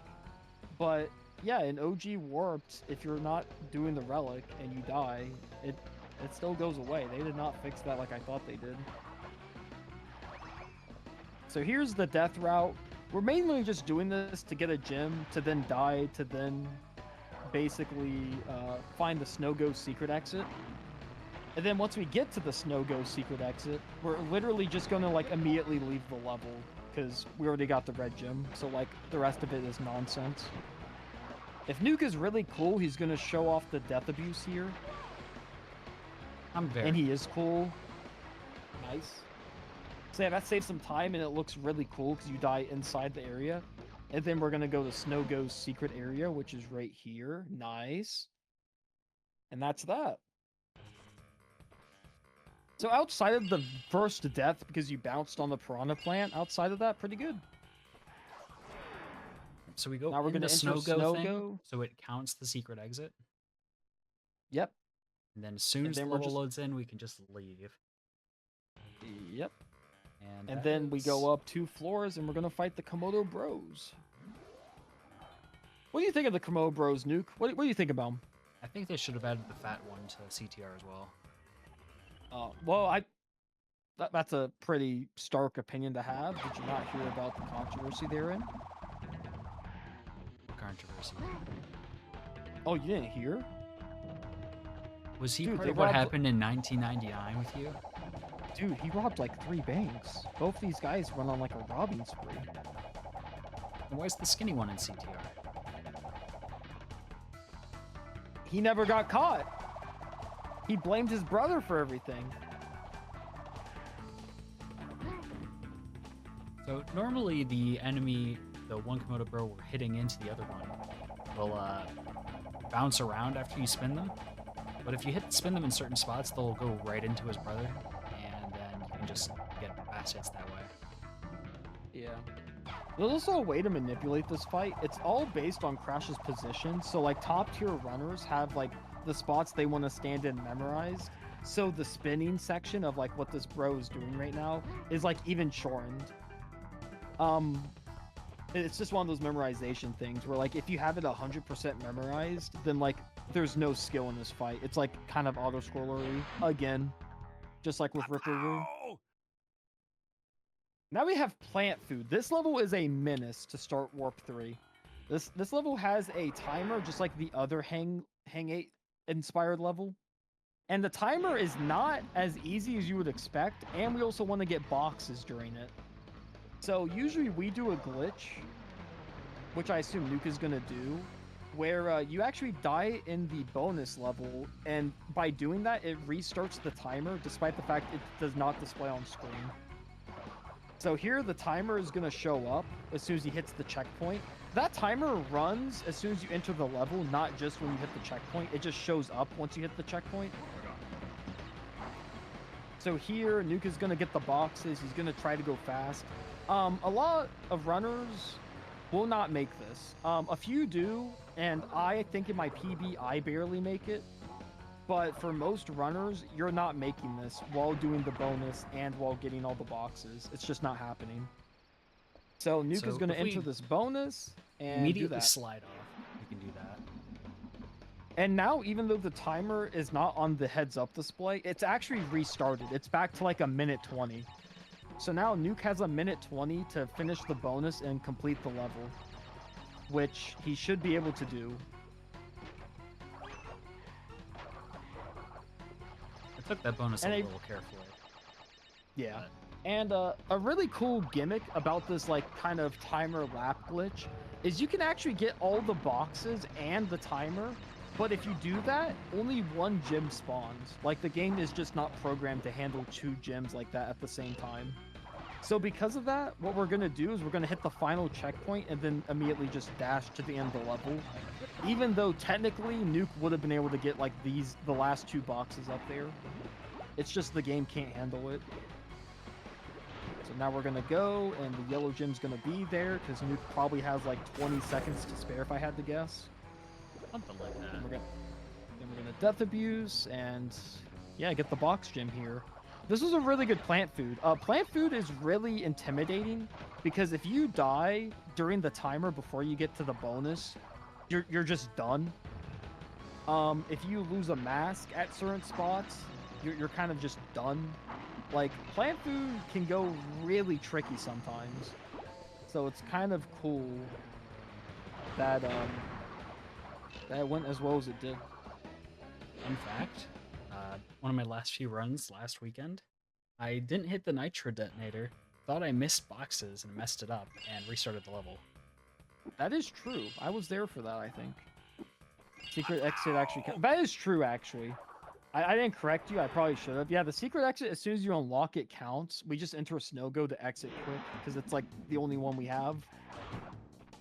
But same difference. Okay, this here, level Road sucks. to Ruin.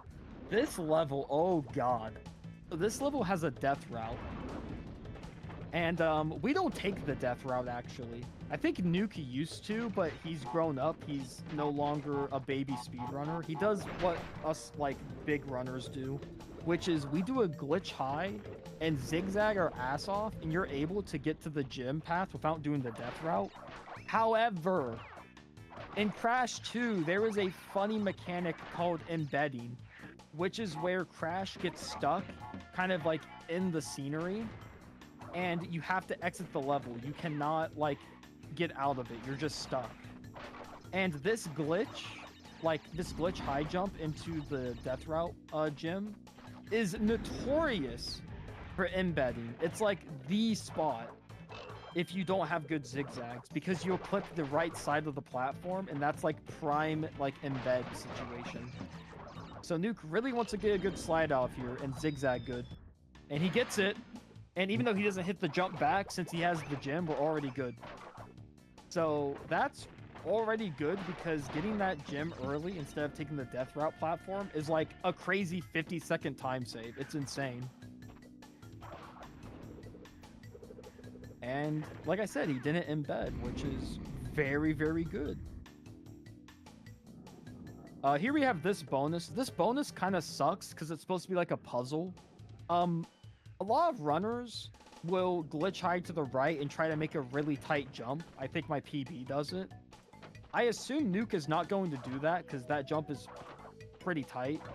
Yeah, so instead he's going to do it intended where you jump back and forth between the platforms. But yeah, the glitch high is so hard because of that box. It's placed in a way where, like, most of the time, you're just going to hit it, like, face on, and you're going to fall in the pit. Yeah, there's also like the off chance you embed again. This Yeah, level's exactly. really bad with embeds. Yeah, this level is notorious for like having 3 like relatively like easy to fall into embeds. A lot of the other levels have embeds. It's just due to the nature of the game and how it's coded. But yeah, this level's notorious because embeds happen when it's like weird to explain, but it's like when a like platform they made has the property of like not fully intangible around the edges of the platform, but once you get to the middle of the platform, it is tangible, if that makes any sense. So because of that, if you enter certain platforms from like the side, and then you get like, and then you move to like the middle, which obviously you're gonna do with any platform you land on, you like get stuck in a crouched animation because the game's like, oh, this platform is solid, you shouldn't be here. And it doesn't have any failsafe to like eject you. It's just psychotic. And on PAL, this is even more common because since we're faster, usually we land on platforms with a lot more speed. Which means if we do land on the edge, there's a good chance we carry that speed to the middle of the platform, and then it's just disaster. That was a really like nerdy explanation, but I hope that gets the point across. It's basically what's happening when we say embed.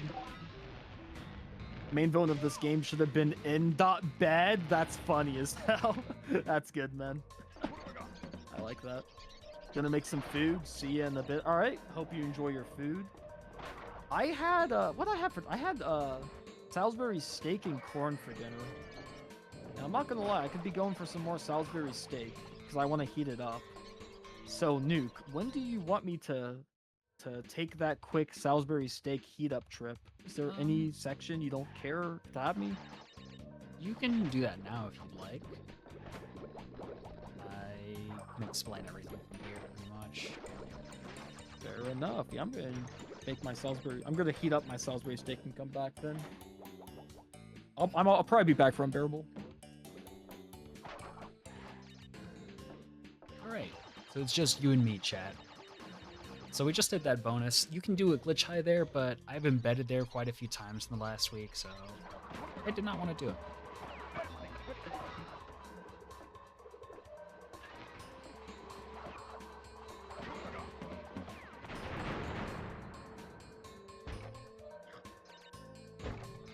But we're gonna slide that guy forward to hit him into those TNTs.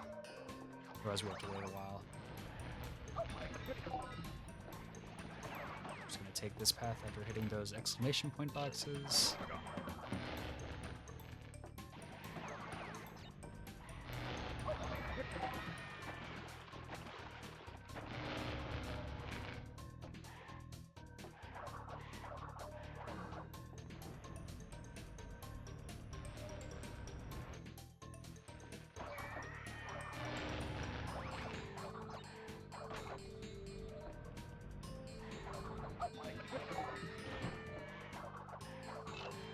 Just gonna get to the end real quick. And then we're done with sewer later. Not bad.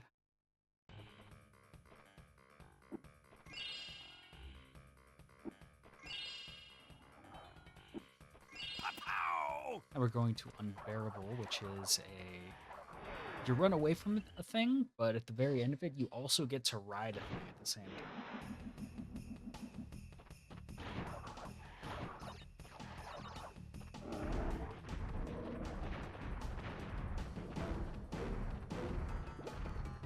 So you're being chased by a giant polar bear. It doesn't end up being too much of a threat because he's so slow, but...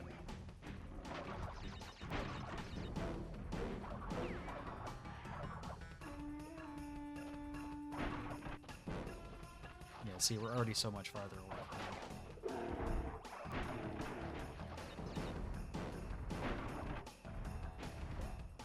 There is a secret area in this level. That is pretty difficult.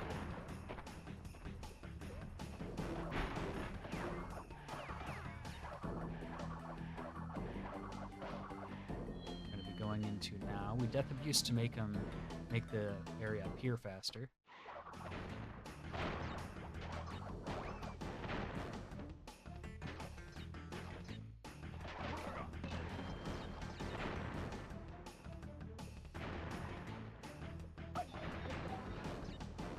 Sucks I got hit there, but it's fine.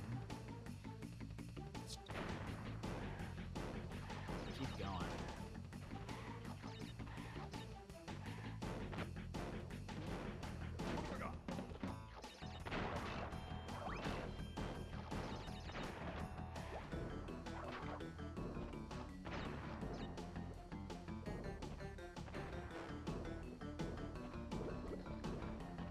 The music in here is pretty good. This area sucks, though.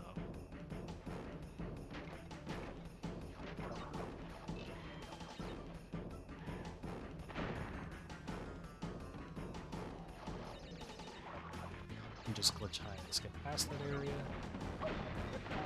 And if you just take damage right at the end there, you can just make it all the way through. So, that's for that area first try. Not too shabby. Go into this bonus, which is pretty easy, all things considered. Oh wow, you just did the Unbearable, like, underground section first try? Yeah, I haven't had too much trouble with it recently. Interesting. Yeah, that section is usually notorious for its brutal difficulty, so that's kind of cool that you didn't have any issues with it. Very, very good. And then yeah, this bonus is like worthless after everything we've already done. It's a nothing burger of a bonus.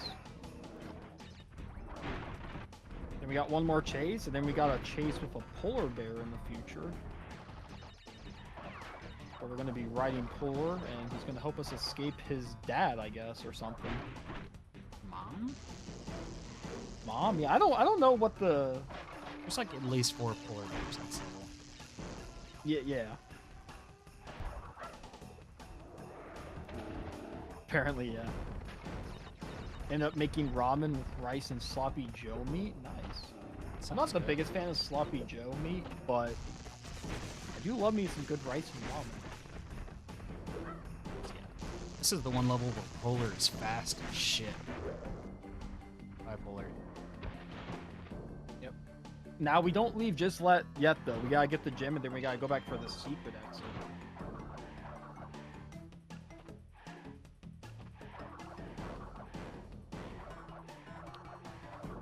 And what's the secret exit? Just touch Oh, Polar. you just touch the polar bear. Yep. We get to go to a secret bear level. Ooh. Now this bear level is interesting because you can barely see what's ahead of you. But since Nuke is a gamer, Barely he has see. it memorized. Uh, I see what you did there. okay, so yeah, this is one of the few levels in this game where everything's in the dark. Yep. Surprisingly enough, even though this level's in the dark, once you have it memorized, it's actually not nearly as bad as the other bear level just because that level has the 3 boxes. I kid you not. Yeah, That pretty level much. having the 3 boxes at the end is like insane. The only thing that can ruin your day in this level is just dropped inputs. Yeah. That is a true fun fact. I did know about that. Yeah, if you drop on Polar in the Warp 2 Warp Room, you get like 20 or some extra lives, I think. It's like 10, I think. Oh, is it 10? Oh, man. Wait, I think it is 10, yeah. It's like 10 or 20. Now, 20's gotta be too much. It's probably just 10. But yeah, for the Japanese version, though, it is required. It's 10, yeah. I thought 20 was too high as soon as I said it. But yeah, very cool. I remember learning that as a kid because I needed the help. I But actually you can only do it once per save file. had a dropped input on the very last jump of this level not too long ago. I had to redo the whole thing. Well, not the whole thing, That's but from awesome. the last checkpoint, and it made me so mad. Yeah.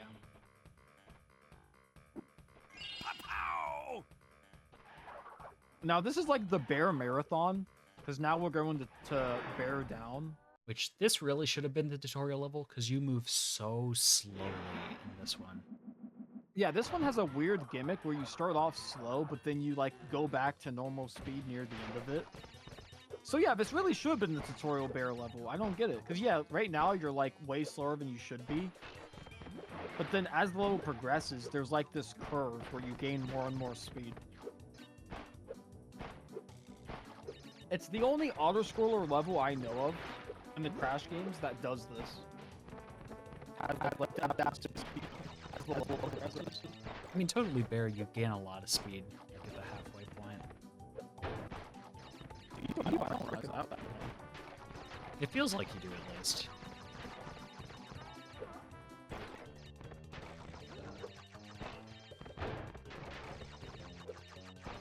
Yeah, not much to say. It's just another bear level.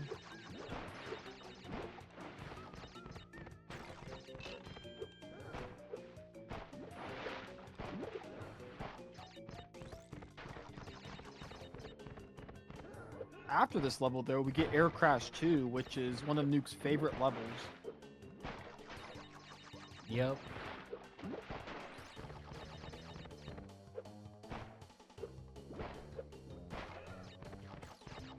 You can tell he's excited by the way he said that. So there's another secret exit in here. We're gonna get the gem. We're gonna immediately turn around. I always do that the hard way. Yeah. Dude, the last few levels have just been secret exits on top of secret exits with the bears. When we would stop, actually right now, because now we're going to Air Crash 2. And this level starts off in the side section that is awful. I hate it. Yeah, there's so many nitros in here. Because there's a ton of nitros, but then there's a whirlpool that will just suck you in.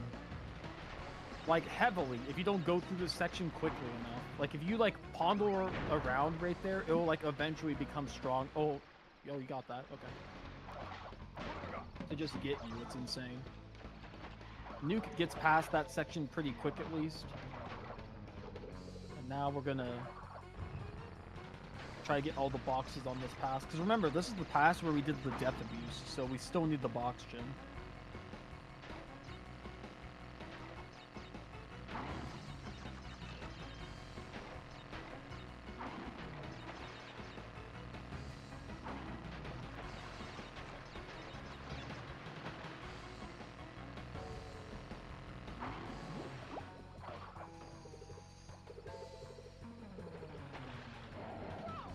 Amy jumps too far. What was that? Well, at least the checkpoint was right there. That is true. You don't have to wait for that platform. I'm just trying to be safe.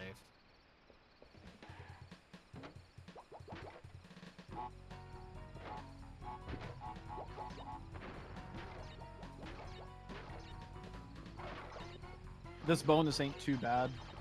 You can just slide, walk off of those, and then get to the end. Yep.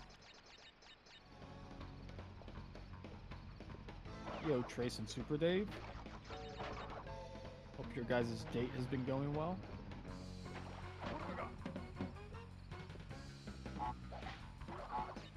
Nuke really pondered about taking that death route again, it looked like. Nuke? Well, I was focusing. I saw You have someone else in chat dementia? that you didn't say hi to. Oh, did I miss one? Oh, I missed the, yeah, it didn't show up on my browser. I just had to, like, fucking mess with it. Yo, yeah, thank you for the go-go's and the thumbs up to Sojukot. Sojukot. I feel like I hit that on the nail on the head. Truly the Japanese master. True. He did have a Japanese girlfriend. That's why he learned how to play mahjong. That is To true. impress her. Not just any mahjong, Riichi mahjong. Alright, so after Air Crash 2, we're We gonna get the head boss to Warp fight 4. with the best music in the entire trilogy. Yeah. It goes This boss so fight, hard. technically you can manip this one if you do the slide and like movement at the exact like right time. There's no way we're gonna be manipping it. It's like really rough compared to a lot of the other bosses. So for our perspective, this might as well just be luck dependent. Okay, he's gonna jump around. You want to bait him into the red platforms and rinse and repeat. Ouch. Lucky. I was very lucky. Now the last one's the tricky one. Only one is gonna turn red, and if it's like a corner one or something, you kind of get hosed. So you really want to hope it's like in the middle. It was in the middle. And I called it into perspective. It was in the middle. This is one of the cool cool looking space levels as well.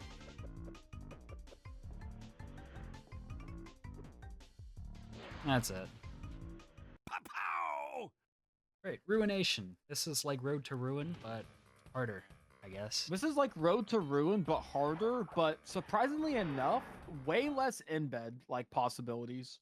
Like they really tightened the platforms up on this level. You don't embed nearly as often, but it is like way harder. So yeah, for the Crash 3 Tiny theme, Nuke better be playing without sound effects and better hold triangle when he enters that fight. He should know better, so yeah, we won't hear it sadly.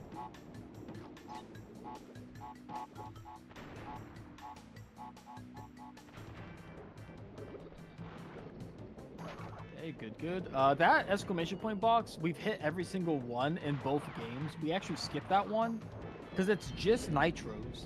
And despite the fact that we don't spawn them in, when we hit the nitro detonator, the game still is going to get rid of those boxes. So right there, Nuke was a little slow with his setup, which is why the log got him. Because you're supposed to take the green gym platform, but you can actually just glitch high over to this. Makes the cycle. Yeah. Yeah, here, you can actually spin the logs like he just did. Oh, And you can also, oh, okay. You can also die, but you can also jump on the side platforms. This side section is kind of rough. I've seen a few runners really struggle with it, especially trying to go fast. And also, the side section doesn't have any checkpoints, so if you die here, like a lot, it feels really bad. Just didn't jump. Thank you, Crash. Yeah, second Crash game, you can drop inputs really easily. It happens more often because we're playing on PAL. I don't know why exactly. We believe it's frame rate shenanigans once again, but yeah, it does happen more often in PAL. Like, everyone's been in agreement with that in like the community.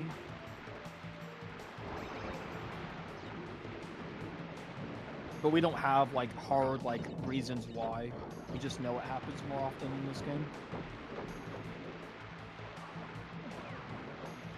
Here, Nuke's going to use the side platforms to basically skip the obstacle, get the gem, and then die. Yep. So now I have the gem.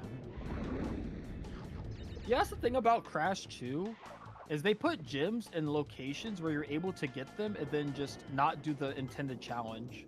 We're going to see the perfect example of that in Behaving, where he's going to get a gem and then just skip like the whole point of the gem. Like the whole obstacle he's just going to skip.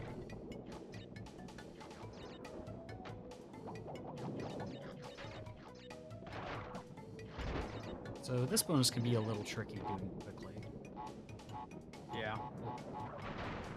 Oh my god, okay, yep. Yeah, usually you bounce off the TNT, then you body slam on the far right of the steel boxes. Like that was perfect. And then here, there's a box bridge. Anytime these games have box bridges, they're always intimidating. Just because box bridges in every single game is so difficult. That went pretty well, though. Yeah. A bit of a weirder way to do it than I would have, but it was still first try, The second stack, I just went a little too far right because belly flop did not come out because you have to do it at a specific time during your jump. Yeah.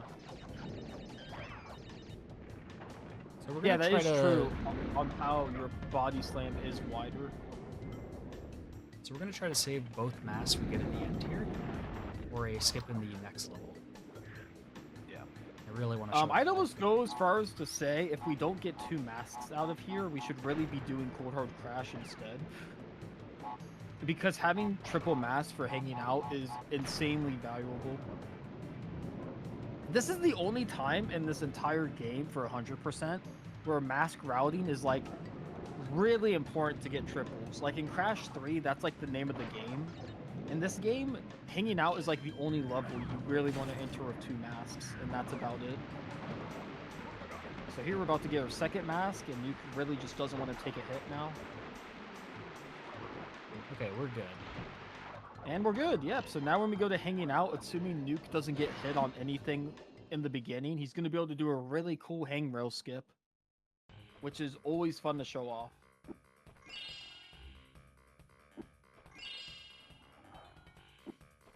Ow!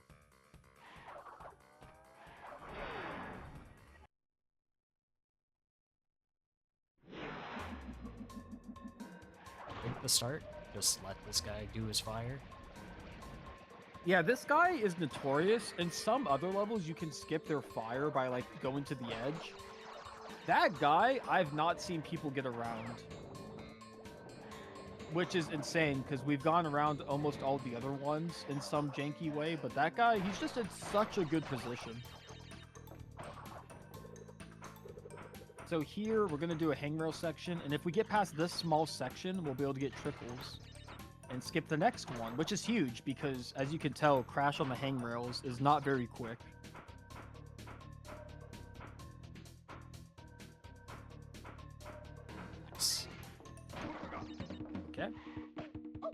we go.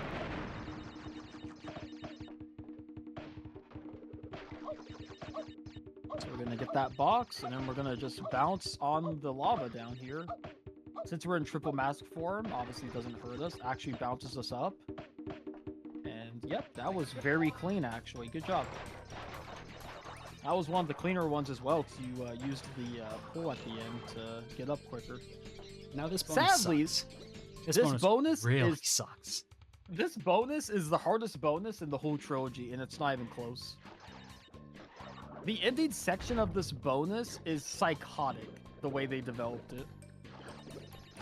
It's like 4 bounty things, one after the other after the other. And here it is.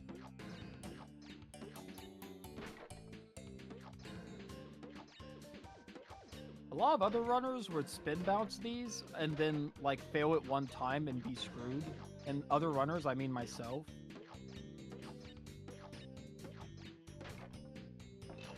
Nice. Got through it. And he got through it first try. Nice. So what had happened there for me to lose my mask was sometimes you just can't jump on those fucking bouncy crates. It didn't land like in the middle of both of them. If you land in the middle of both the bounty crates, it doesn't give you the bounce, which is highly unfortunate. We're gonna get the gem here. And then we're gonna die. Just to get to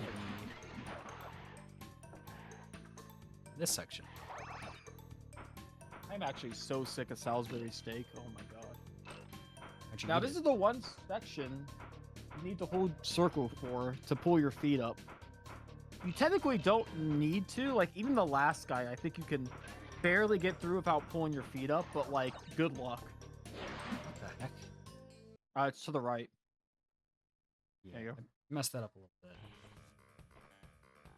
That's fine. Good hanging out though. First try bonus and the mask skip. So we have to go into Totally Fly here. Just to make sure that the level stays whenever we come back to it in this next level coming up. Just doing it to exit quickly so we can go to digging it. Because for some reason we do digging it first, then totally fly, because then it puts us out in a better spot. And digging it is really funny. It has a secret exit and a death route and a box dupe, but we are not going for the box dupe because it's pseudo random. So we do hang out first so we can get Totally Fly, because if you go in there and you don't actually go into Totally Fly, the level doesn't stay. So we have to go there first to get Totally Fly. Oh, yeah. Digging it gives us Road to Ruin, which we already skipped.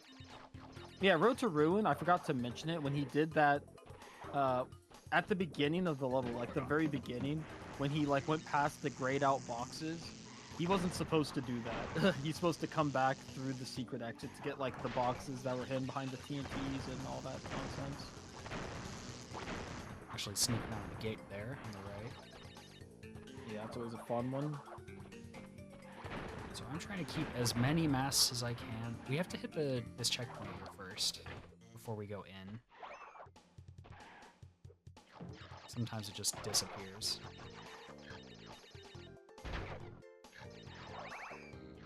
Good. And then right after this bonus, we're gonna see a death route. Really good runners don't even need the death route. They can use like the extra terrain. That's like a top level runner type beat though, because like even at my skill level, it's brutal to try to use the like level terrain. So Yeah, most you have to, like, runners jump just on get the on the log platform. To jump on that log that was on screen, and then jump on some. Yeah, jump on the log and then jump to like that sloped like surface to your left and then slide off of it. It's garbage. So most runners do this where they stay on the platform, get the box, go back to the platform, and then they Go through stand the on level. it and Yeah. Normally people jump off. You can get stuck on that tree that's on the left there. So I don't bother trying to jump back. I just wait for it to go. yeah. It doesn't lose as much time as it looks anyway, so it's like unless you're taking this game like super seriously, you're fine for now. But then this level's routing, again, it has a fork in the road, so this level's routing is kind of goofy. Because now we're going to get to the other side of the fork and then backtrack for a gym and extra boxes. Which is just really weird. I mentioned this game loves its forks. It really loves having two paths when it feels like it can get away with it. Go to the end of the death route. Back, we're just walking on the edge there, which is pretty easy. Yeah, luckily that just extends out and it's really easy. Kind of puts you in mind of Crash 3. That's how like a lot of the Crash 3 platforms are. And then here we're just gonna go back and we need a gym and then we need to get like 4 boxes. Oh, I lied. Not a gym. What? Oh, the gym was on the... I am so dumb. I apologize. Yeah, the gym was on the circular platform that Nuke had like already passed. Doy. So yeah, we just had to get the take it boxes safe. at We're that just point. gonna stand on this platform and then, you know, just wait. And psych, we just go anywhere. Yeah. Now there's a secret exit right here. I don't think you guys saw it, but I'll give you a hint. It was one of the plants. One of the Secret. plants is the problem. So here we actually need to die. So Nuke, I don't know if he's taking hits on accident, or on purpose, but he actually on needs to. purpose. So that's good. Okay, good. So you're intelligent about it. Love to see that. So yeah, we get the gym, and then we're immediately gonna turn around and do the death route. And we're just going not to the secret exit. Oh fire my that God. guy and then hope that we don't get killed by these guys with bombs. Really fought That this and also guy. hopefully you get the body slam to actually work. And nice. then it works out. Yeah, but now we get to go to Totally Fly. It's a little so much fun.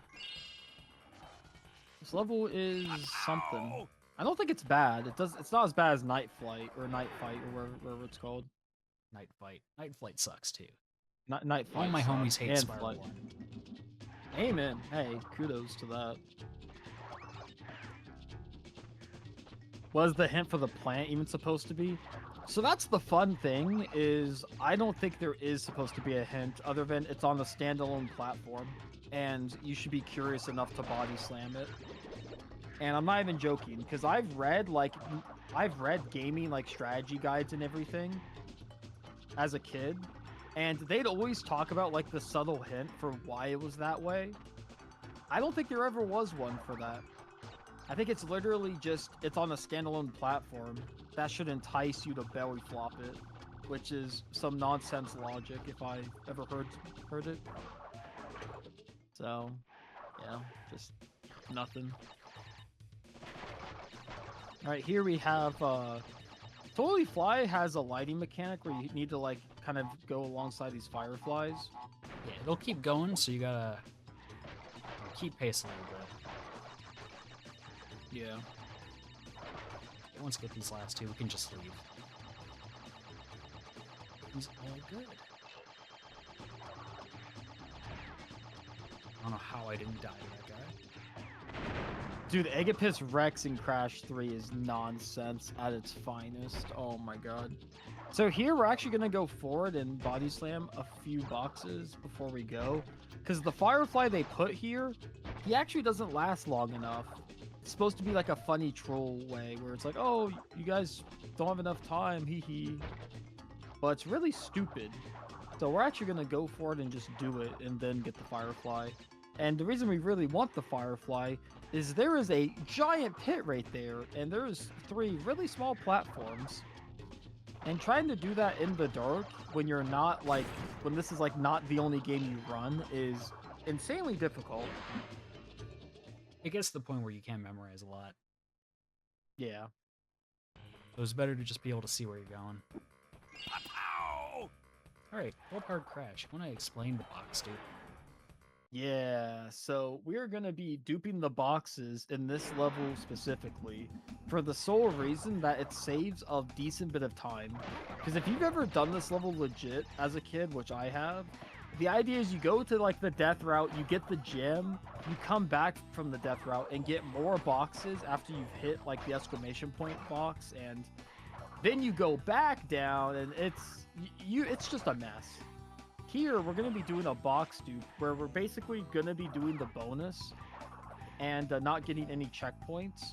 We're gonna death abuse, and then all those boxes we got in the bonus, it's basically just gonna get added, and the boxes outside the bonus are gonna get added, even though those ones have already respawned.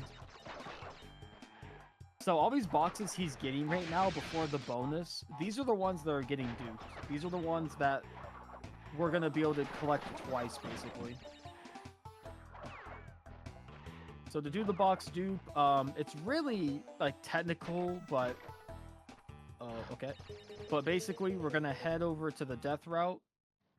We're gonna basically go in here, break a box, and by break a box, I mean probably slam our face into a nitro, and then immediately leave.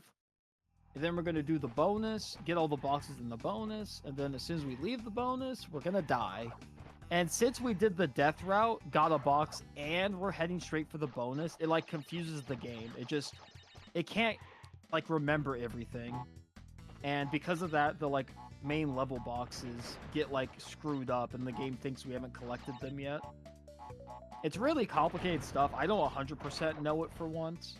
I'm not that nerdy to figure it out. There's another secret box that I didn't get in here, but Yeah, I always point that out because I don't know why you don't get it. So yeah, here you just break the boxes. You can then leave. as you the can box leave. timer is counting down on the bottom of the screen, we die. Yep. And then die. we spawn back at the beginning of the level, but we have 70 boxes. And look at that. Those boxes in the main level that you already got, they're back. And this is huge because we're able to dupe just enough boxes to where we could take the death route platform and skip the whole rest of the level. And this level is massive. It's so long if you're not doing the box dupe. So this saves like a crap ton of time. Alongside the fact that it just makes the level so much easier. Because once you know how to do the box dupe, like, you really aren't going to have trouble with this level outside of like setting up the box dupe.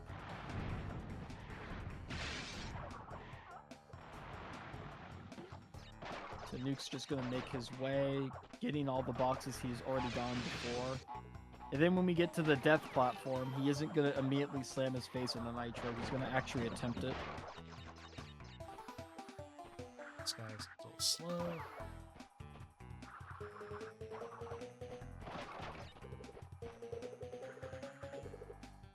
Alright, I'm going to try to hold on to my 2 masks here, because there's another mask you can get.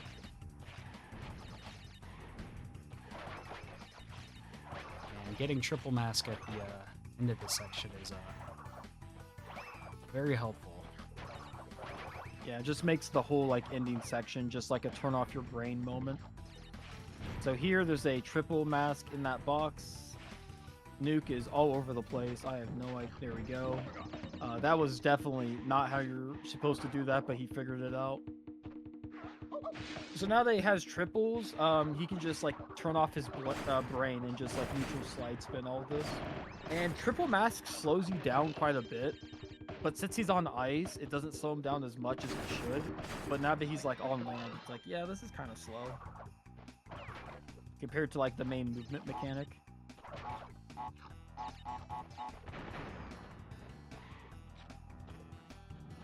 So here, Nuka's going to be looking at his box counter a lot. Because even though we duped those boxes, it needs to be precise. It needs to be exactly 155, because any more, you don't get the box gem. So he knows he needs 3, so he's just going to grab the 3 up here, get to 155, and then he's going to be good.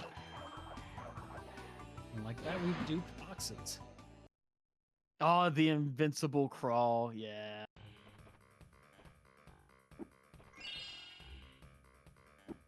And yeah, we just did Cool Hard Crash despite the fact that we didn't really take the main route.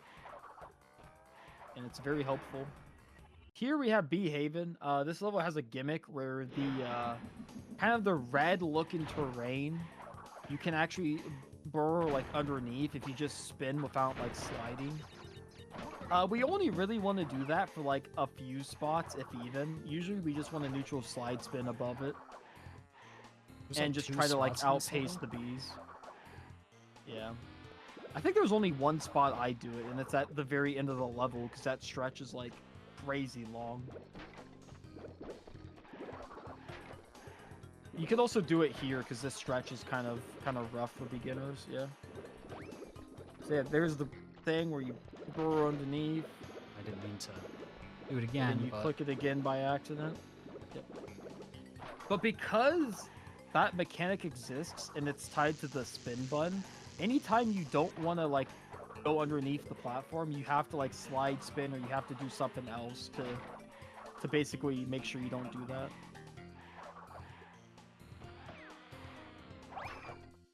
That's a weird set of nitros. I don't think I've ever seen that before. That was... Nuke, I know we're like in the middle of a run, but like once you get that checkpoint, yeah, could you like go back and see what that's about? Yeah, I have no idea what that was.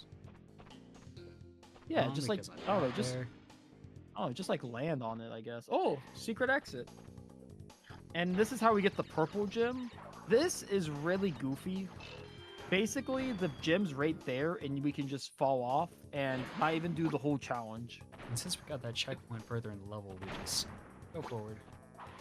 Yeah.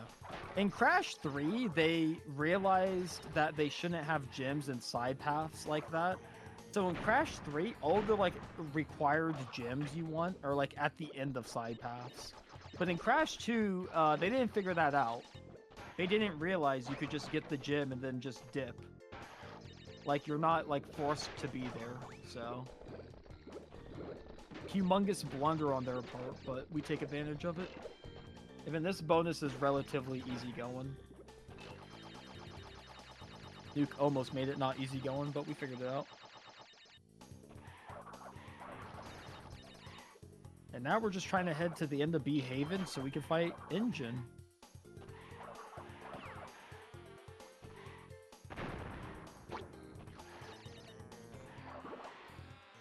So this section is so long, I always have to do a burial. Yeah. You should be able to hit the nitro detonator and get over it quick enough. Yep.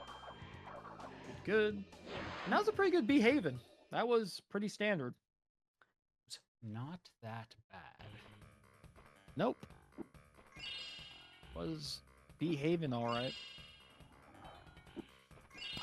Now we're gonna fight Engine. Engine in this game, he's not super difficult, but the fastest way to defeat him is to break off two of his parts at the same time. So his first phase is going to be the arms, and you want to break them both while he's doing a sweeping motion. And then his next phase is going to be the shoulder pads, and you want to break them both while he's doing a sweeping motion. And then his last phase is like a laser inside his core, which you can't like combine with anything. It's just his last hit.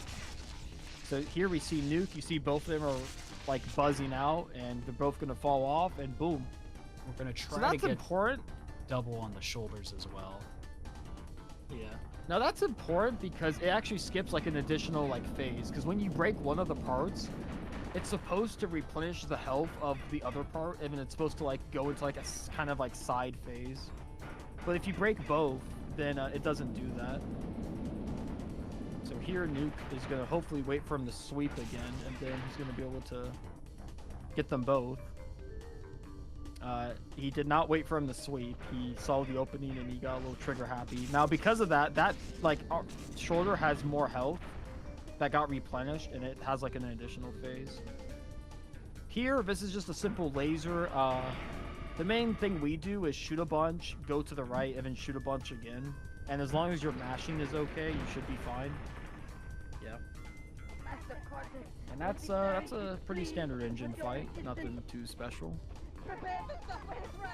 And he's probably the hardest boss in the game, outside of Tiny, who I guess could be somewhat difficult. Because the final boss the hardest is a joke. Boss is called Piston It Away. Oh, true. Yeah, if we want to talk about hardest levels in the Crash trilogy, Piston Away is definitely top 5. This level is hard. Not only does it have some of the most jankiest hitboxes with these enemies, but it also has a route that's very unfun. Because there's going to be a death route like midway through the level, and you need to go forward to get boxes.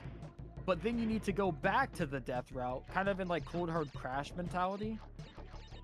But unlike Cold Hard Crash, we don't have a box dupe for this level. Because there's not really enough side sections for us to really like do a dupe in. So we have to play this one legit. This game is so goated. Amen. Amen.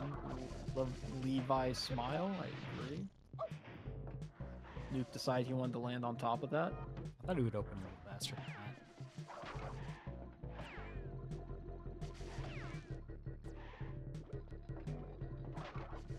So yeah, remember, we can't die because there's a death route. So Nuke needs to really make sure he doesn't die.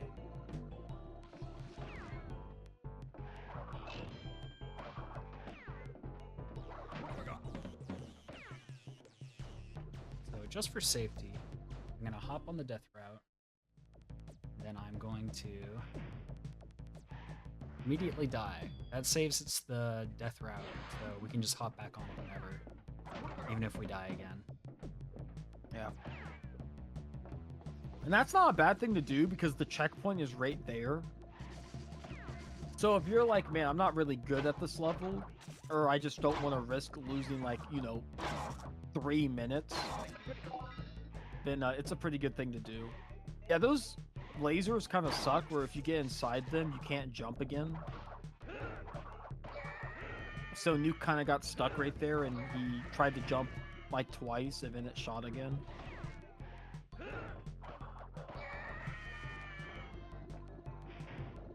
So we have to skip the death route and do all of this for exactly one box. That's it. Just that one box they decided to put there. So because of that box, we have to do all of this. And the bonus. But the bonus, as you can tell, is way closer to the death route than that box. This bonus sucks if you're trying to do it quick. Because usually you try not to wait for these cycles, and it's just hot garbage. So Nuke is doing the wise thing where he's just going to wait for the cycles instead of trying to die.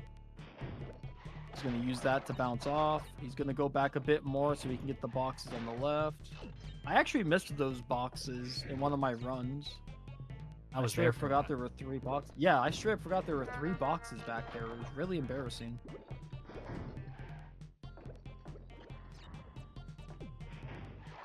And here he's going to probably wait for it to rise, do a basic slide, glitch high. Cool. And now we're going to head straight back for the death route. Most fun part. So we just have to not die, or else we have to go back and get that box again. Yeah, if we die at this point, that one box obviously does not... Nuke does not know what he wants to do, okay? I didn't want to go forward and then accidentally die to that guy. Yeah, okay. So now that we're on the death route, assuming we get past this beginning section and hit the checkpoint up here, we'll be good to go. Here you could do a really cool gimmick where you do a glitch high and you land on top of the guy and you can walk along the top ledge. I guess Nuke does not do that. No, this area scares me.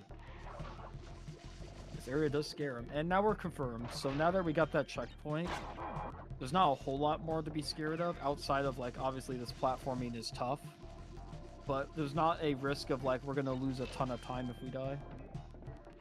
Because we just have to get past this, and then one last obstacle, which is this guy and the door. And we should be good. Yeah.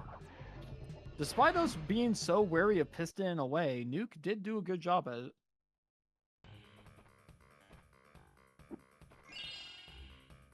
Now's the other hardest level in this game. Yeah, Spaced Out is probably the second hardest level. I find it even harder just because I've practiced Piston so much that this level always creeps up when I'm on a good pace. So the very first thing we do is we die. That makes the cycle a bit more consistent. Yeah. So yeah, dying there, basically a lot of these things run on global cycles, which I don't think I've even talked about once today. But there are some cycles in this game that are dependent on just you being alive and just a random timer running down. and it only resets if you die, if you turn off the console, or I think that's it actually. Die, turn off the console, or pause the game. If you pause the game, the cycle stops. But because of that, there is some cycles that are like going even if you're like not in the level technically, if that makes sense. Think of it as like every time you play the game, like every second, all the cycles in the game are just going even though you're not there. It's a pretty good like example of what that entails. And now here we have a gym platform gauntlet. Yeah, you need. This is a common trope in this game and Crash 3, where once you get all the color gyms, there's a gauntlet. I hate this gauntlet. I think this one is hot garbage. This one sucks. It doesn't Because there's doesn't no test anything you checkpoints. learned. Yeah, this one sucks because it doesn't test anything you learn. Just test. And- Oh, can you wait long enough? Yeah, no, this one is hot tamale garbage. The Crash 3 one is so much cooler. I'm gonna be a hater real quick.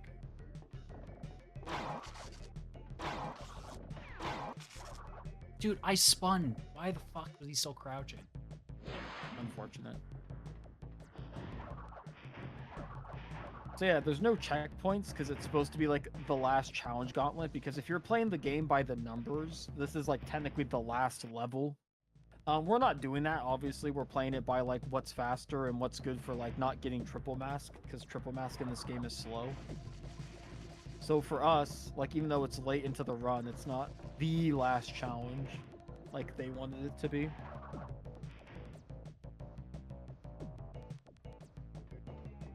But yeah, this section sucks.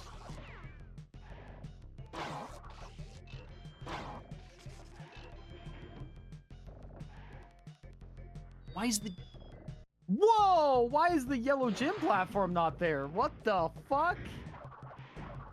I've never seen that. Where the fuck is it going? obligatory? That has never happened before. Dude, I have how many tips in this game? Like 300? I have like a 118 or some I've never seen that. I've never seen that, and I have so many hours in this game. I don't know what to tell you. That was garbage. Try taking the green gem path quickly. That's what I got. What the? Why did it go?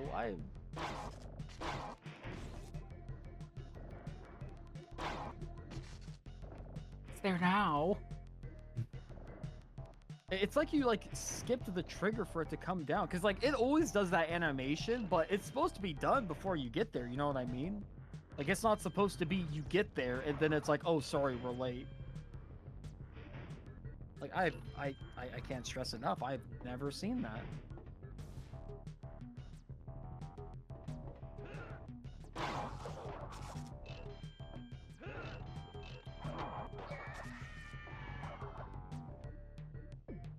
Hey, well, we're finally through this. This gauntlet, yeah. Yeah, no, this gauntlet sucks. It's really tough and it's really bad. And it cost me multiple PBs, so I'm also biased. But now we're done with that, we can actually go to the rest of the level, which, while it's not easy, that gauntlet's definitely like the worst part. The rest of this isn't. Ooh. Get his arms down. Unfortunate.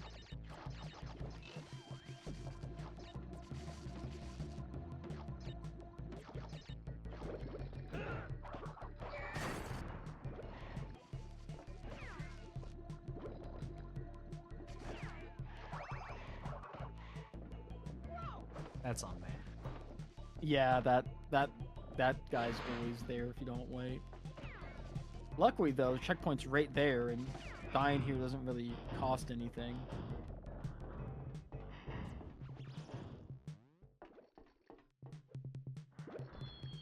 Okay, that's a forever crazy to drop combo. down.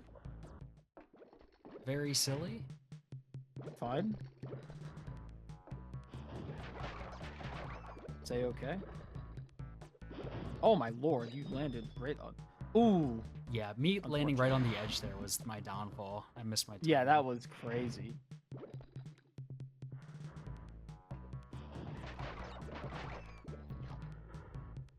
Did I mention this level's hard? So yeah, here we're gonna wait for the TNT to blow up, and then, as if this level isn't hard enough, this section right here is giving us. Oh no! What did you do, man?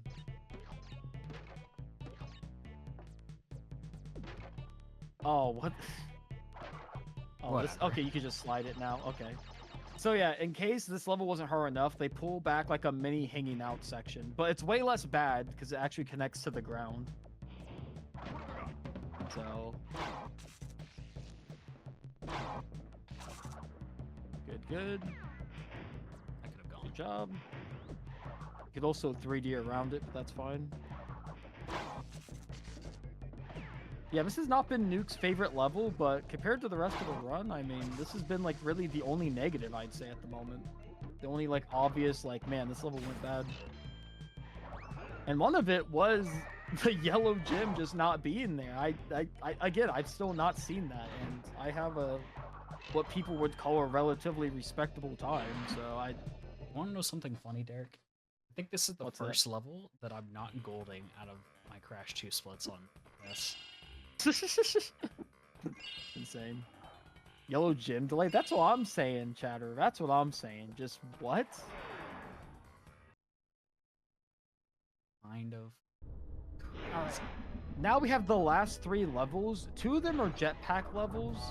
The jetpack in this game, I'm just gonna say it. It looks amazing. It controls like hot dog water. So it's just not great to control because you control the up and down and the forward backwards of it. How'd you got hit by that? Okay.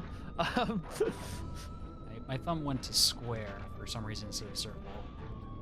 Okay. So yeah, these levels don't control the best, and Crash likes to get caught in a lot of things. So like if you're near a door or something, you'll get stuck, and then you're just out of luck. And you're probably gonna want to scream fuck. No, I'm just kidding. But we have 2 of these levels. We have this, another one of this level, and then we have one more nighttime level, and then that's it for Crash 2.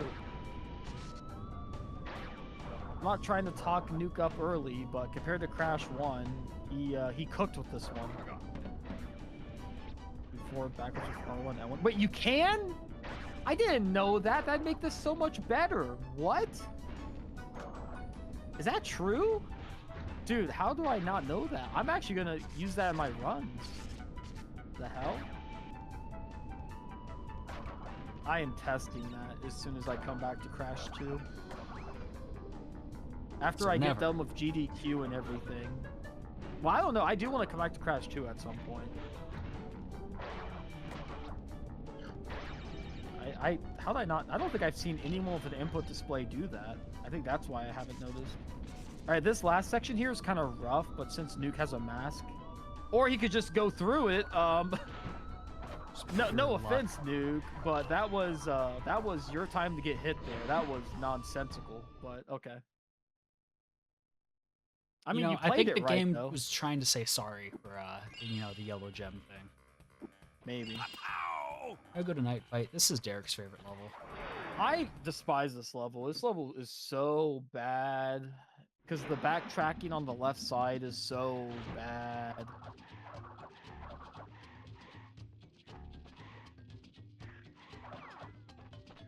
So if this is another nighttime level, but they thought the nighttime gimmick wasn't hard enough, so it has a branching pathway up ahead. And the branching pathway, basically the right path has everything you want, but the left path has a gym and like 2 boxes. And it's like, well, shoot. It's like, we need those. So sadly, we have to go that way by backtracking, and it is abhorrent. Nice. I cannot believe you got that. I can't either. I thought it would have hopped up. Or just high-fived the Nitro with my fucking face. I thought you were going to as well. I'm stunned. Okay. Well, you decided to crouch there, but that's fine. You only want these masks for the backtrack. Oh, that's another thing, is if you die before you get to the backtrack, you have to do the whole backtrack section without any masks, which is, like, brutal. But here we have another bonus reminiscent to the last bonus we did that used this gimmick. This one's a little different though. Instead of the firefly like on a set path, it's just following you, but after a certain amount of time, it's gonna say bye. Yeah, like right there. Like Luckily, right there. I was already yeah. at the very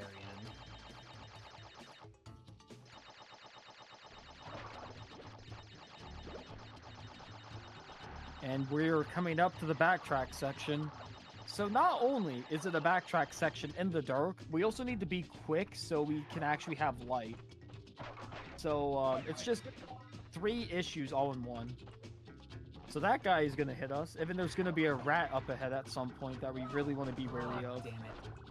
Oh, and then the stupid spiker thing. Yeah. It's just in the wrong spot. Yeah. Messed up my cycle just ever so slightly.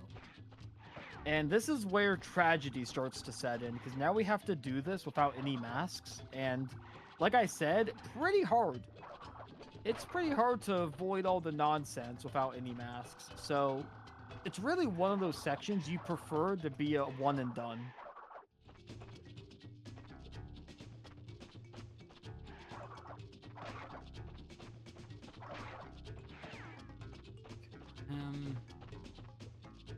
It's good.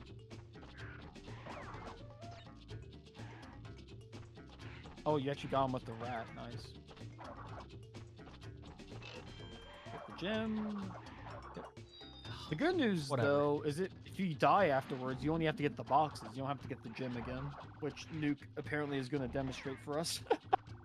Yeah, my jump hit like got 8. Yeah. Honestly, good Crash 2, other than this level and Spaced Out, obviously. I still don't think this But yeah. level was that bad. It's only been like the 2 deaths. Yeah, you just get the 2 boxes here that you could just dip out since we already got the gem.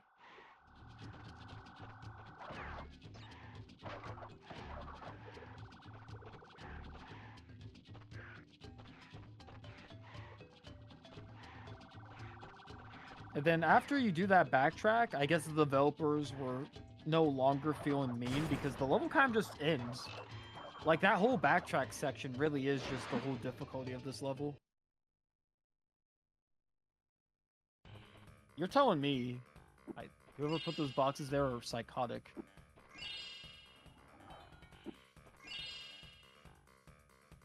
Alright, now we have the last level of the game. Rocket. This is another rocket like jetpack level. This one's way harder than the first for some reason. Like, it feels really jank at times. And I don't think it was intentional.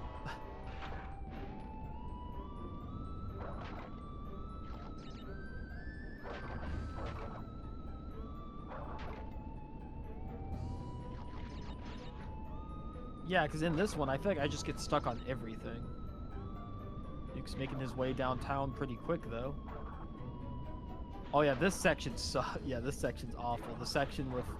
Yep, and you see Crash is already stuck. Yep. You just get stuck on it. Dude, So many this boxes. level, he gets stuck on everything. You're stuck right there. What the... Oh my god, get out of there, bro. Holy. Yeah, remember when I said this level feels worse because you get stuck on everything? I was not kidding. Yeah, you get stuck on everything. Like, this one definitely needed some more time in the oven. In bed strikes again. Yeah, pretty much, except you can actually get out of these in beds, if we're gonna call them in beds. You know what? That's a perfect. That's time fine. to Yeah, die. you just got the checkpoint, yeah. And guess what? They're gonna close up, so now you can just go. Yeah. Oh, I forgot to mention this mechanic. With the scientist, this isn't a good one to describe it, but you can actually just hit them once and fly through, and you don't have to like actually hit them twice. Like, the fire door is like fake.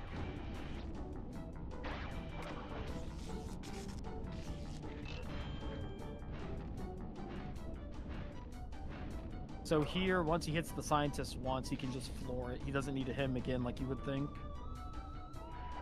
I believe that is PAL exclusive. Also, Nuke, is this PB material? No, I'm gonna be like 2 minutes behind PB. I think my Darn. spaced out was too bad.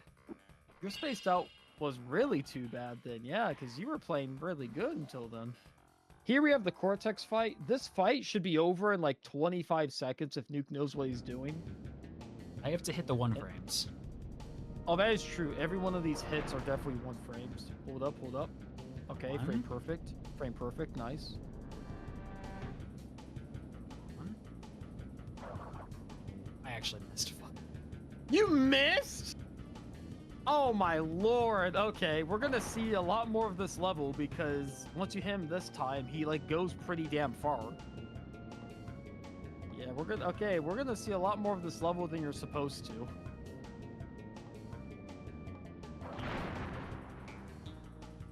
Okay, GG. GG, Crash 2. You haven't Seen the last of me, Crash Bandicoot. Bandicoot. Yeah, we have. Shut the frick up, dude.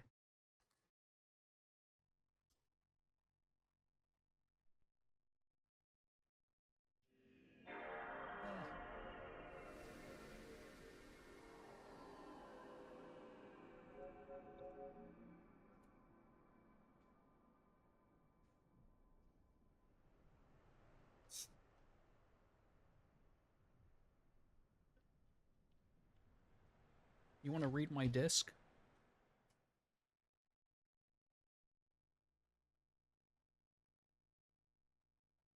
Come on.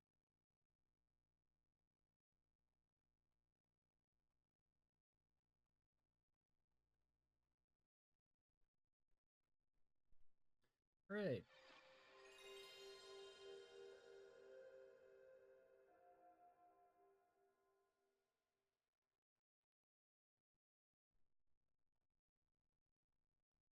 Sony Computer Entertainment America presents a Universal Interactive Studios production. A game created and developed by Naughty Dog.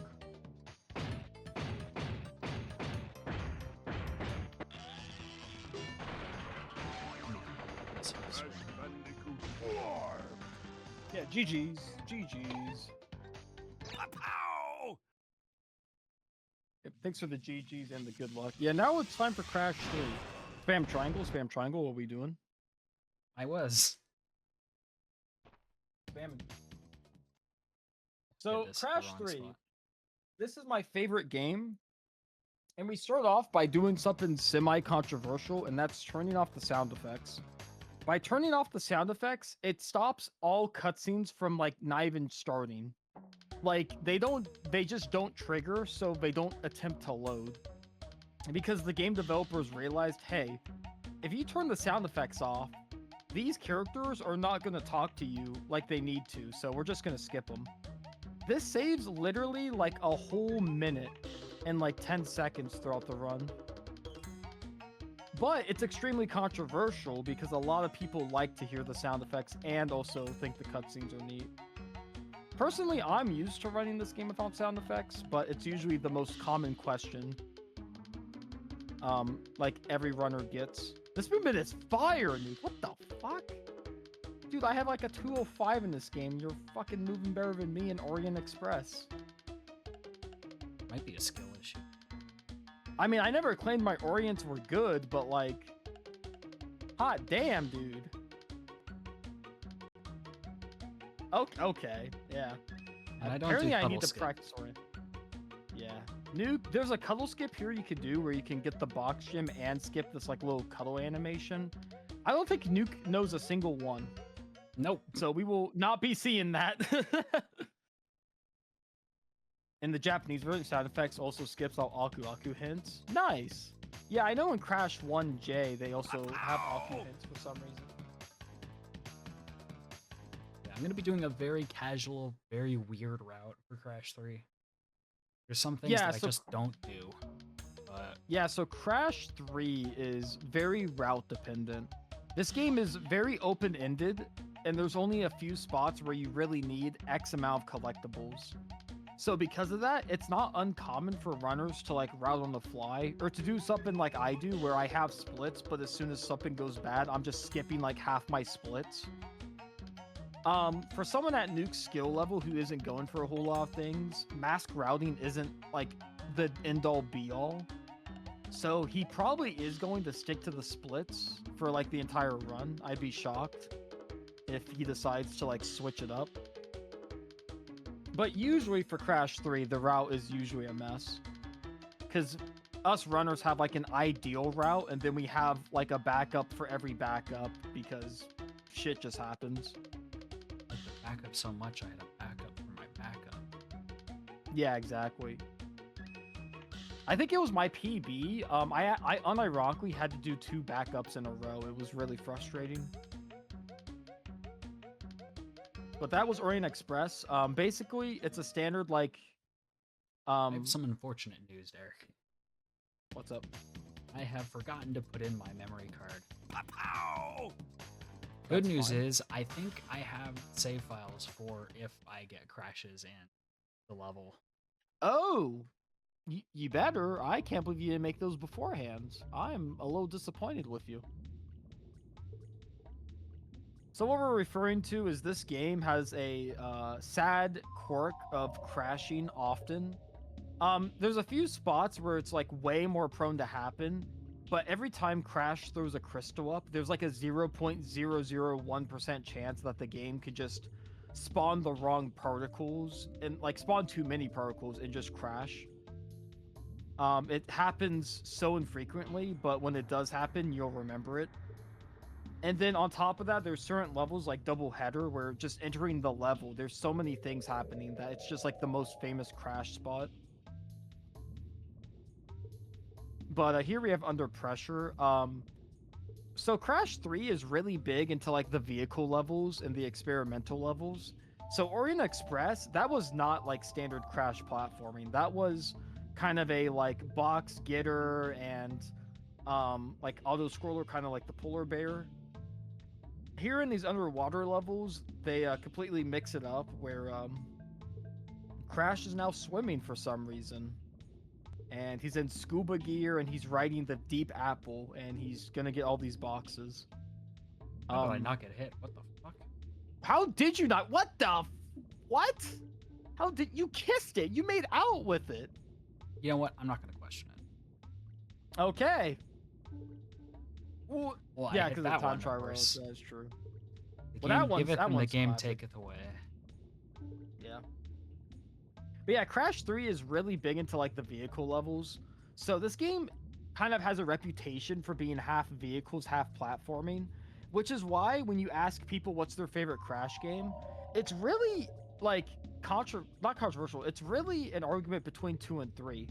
It's either people like 2 because it doesn't have the vehicle levels, or people like 3 because they don't mind the vehicle levels. That's usually what it boils down to. I don't mind them as much as others, but they're definitely not a highlight, especially the bike levels, which we'll get to later. But that was Under Pressure. Now we're going to go for the Relic. You could actually get the Relic in all the boxes in one pass. And It's it's a lot like harder. barely quicker. But if you miss it, you lose like a minute, like 30 or something. And it's barely quicker, so... You only go for it if Probably you're good not at worth the it. video game. Good's an understatement, dude. Like, dude, I'm like top 15 and like I just started like doing it. It's way hard. It's crazy.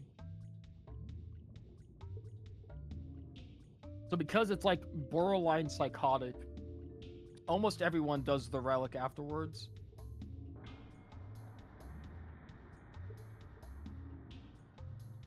There's a thing called 1 cycles in this game where every 1 cycle is basically the terminology of us saying, hey, this is where you get the Relic and the box gem, or a gem at once. And we call it a 1 cycle. This game has like 7 1 cycles, and they all range in difficulty. Like, there is some Nuke should have no excuse not to go for, because they're so easy. And then there's some where, like, I would give Nuke 1,000 subs if he hits it. That's how likely it is he's not gonna hit it. And Under Pressure is one of them, where it's just, I do not expect Nuke to ever hit it, unless he's gonna start taking this game way more seriously. Hell no. Not right now, at least. Yeah. I only So play we to hit- impress the ladies, and ladies don't know nothing this game, so I can just say whatever the hell I want. Whatever. According to you and Brad, the ladies are impressed by Bug Light 1 cycle, and I have It's that true. motherfucker on lock. It's too bad that Derek is. Actually, just go in Derek's chat and just type in !women. We'll get a Oh my screenshot God. of Derek saying that he's scared of women. They're all too pretty. Oh my gosh. Thanks, man. Thanks. So anyway, Holy we've had shit. a lot of vehicle levels. We had the Great Wall of China, like auto scroller. We had the underwater swimming. Now we have the jet ski level with Coco. At this point, you would not be surprised to think that this game just straight up doesn't have any Crash gameplay, because we've Yes, it just doesn't. done like miscellaneous vehicles. It feels like.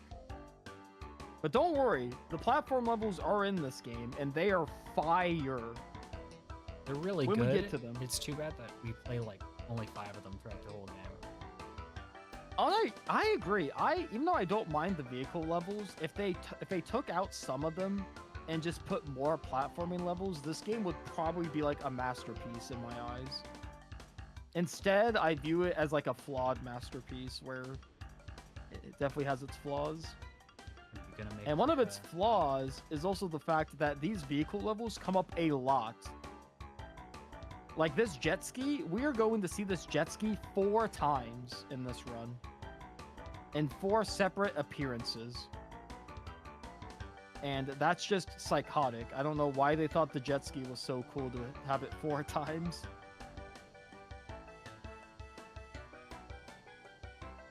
Why take out anything we could just add more? Because 4 jet ski levels suck. But that is true. If they just added more levels, that also, like, fix the ratio as well. I don't disagree. So I see Jimbo. It's so cool. Shows up like once in a blue moon. Yo, what's up, Jimbo? So another thing about Crash 3 is the time trials. Basically, there's time relics, and it kind of incentivizes this like weird form of speed running. But some of the boxes are time stoppers. So it's you hit it and then it'll stop the clock for like 1, 2, or 3 seconds, like indicated on the box. This is another controversial point of this game because you basically have to play every level at least twice, bare minimum. And some people are really not a fan of that. I don't mind it, but what do you think, Nuke? I think they're okay at best. Some of them really suck. Some of them are just fine. I feel like they Okay. perfected this time trial formula in CTR though. Because there Yeah. actually feels like good to do.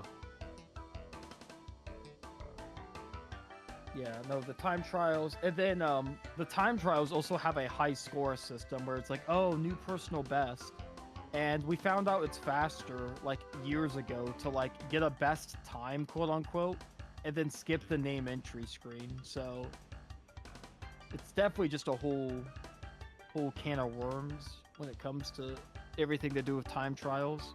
Holy movement. Holy movement indeed. Holy That shit, I was- slid. Ah, remember Holy when I mentioned cow. mask routing? Okay, well he's. Remember My when I run would mentioned mask basically be routing? over now because I lost both masks there. Since he lost both masks, we're not getting triple mask in Toad Village a single time, which is unfortunate because triple mask in the platforming levels basically. I'm just gonna straight up say it. They basically double your speed because your slide gains twice as much distance. And the movement tech for this game, because they patched out the neutral slide spin, it's actually the neutral slide jump. So you're gonna do an extended slide, and then you're gonna jump at the very end of it while not holding a direction after the slide is done. And that's the main movement tech of this game. And with triple mask, you literally get double the coverage. It is borderline double speed. But since Nuke has taken multiple hits in the level beforehand, we will not be seeing it in this level. But yeah, the neutral slide spin has been patched out of this game. I don't know who discovered it at Naughty Dog, but someone found it out and they were not pleased. There's only supposed to be 2 of any given trope. Yeah, exactly. It's like 4 jet ski levels. Like, there's only 2 plane levels. That's fine. There's only 2 underwater levels. There's That's 3 fine. actually. There's 3 what? Plane levels. Bye bye blimps. Oh, are you counting Rings of Power? Oh, you're It's- right. you're yeah, still Rings playing. of Power. That is true. Rings of Power, yeah. But then there's like 4 jet ski levels. And then there's like goddamn 4 bike levels. And it's like, what's up with the bike and jet ski? Like, why are we so impressed by these basic ass vehicle levels? Thank goodness there's not like 4 swim levels. Yeah, exactly. 2's already enough.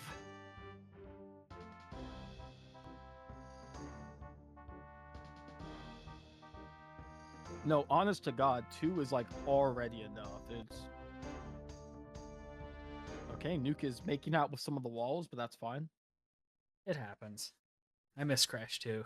I just You need to already shove. missed Crash? I need to shove my face into walls and get stuck for a bit. True. Now, since you have 2 masks, though, assuming you don't immediately take a hit at the beginning of this, we will see triple masks. I will try my best not to get hit. Yeah. Here, this is like this game's change up from the border levels. Since the gimmick of this game is time travel, this level instead. No, he'll break it for you, Nuke. I didn't know for the change boxes. I was just like, oh, does he not break it? Dude, he breaks everything for you other than checkpoints. Oh, fucking hell. Oh, I got hit. Okay, Nuke got hit, so we will not see. We'll be waiting another little bit to see Triple Mask. Yeah, we may not see it this whole run. He might just keep doing this. Oh, there's some levels you just get it for free. Oh yeah, it's true. Bug Light. Bug Light, at the bare minimum, you're gonna show it off. Dude, thanks for the But jump, yeah, idiot. Oh, nice. But yeah, this just shows you how important mask routing is. Like, at this point, a lot of runners like myself would already be tilted that I didn't get triple.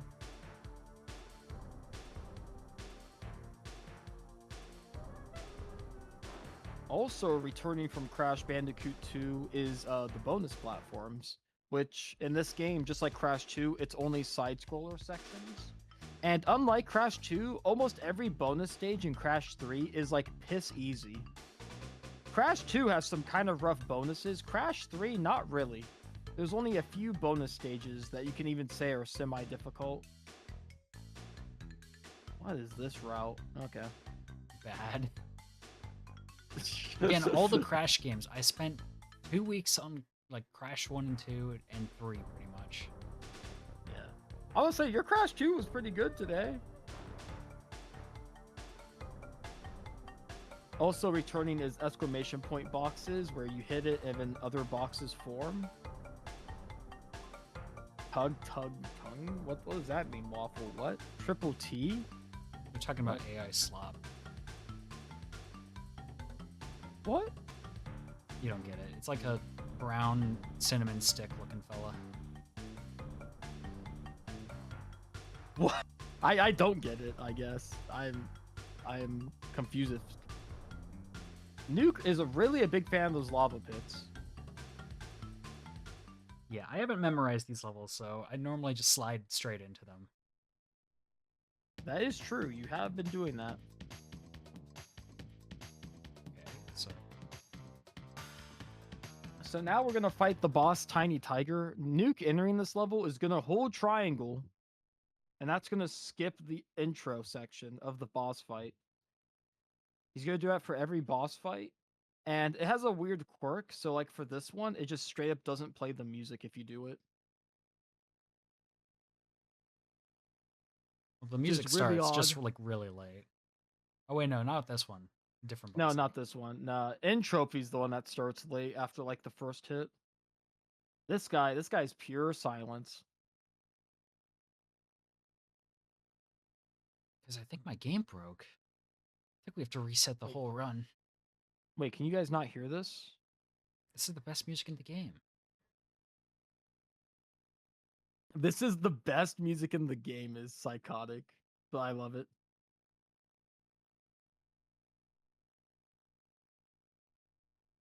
I mean, it's really good if you can listen to it.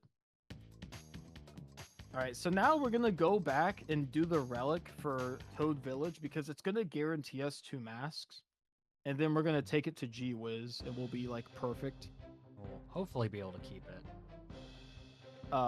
Surely G Wiz, you get triple like past the 2 frogs. If you somehow take damage on the 2 frogs at the beginning, I would be stunned.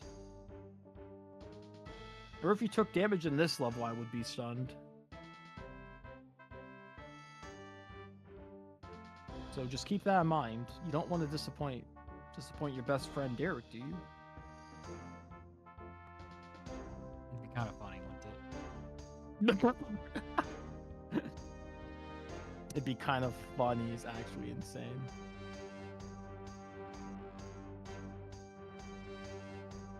It would be kind of funny, wouldn't it? I mean, yeah, no. But Derek won't even join the Minecraft server. So, Oh my gosh, not the Minecraft server garbage. you could just make another roller coaster. Goodness forbid I want to do something with my life that's not play Minecraft. I play Pokemon Go every day. That is insane. You still have that memorized. Okay, so we got 2 masks. So now we're gonna go G Wiz, not get hit by the 2 frogs, and then we're gonna show off triple mask. Because You're triple gonna- mask in this game also has the property where it destroys all the boxes, just like in Crash 2.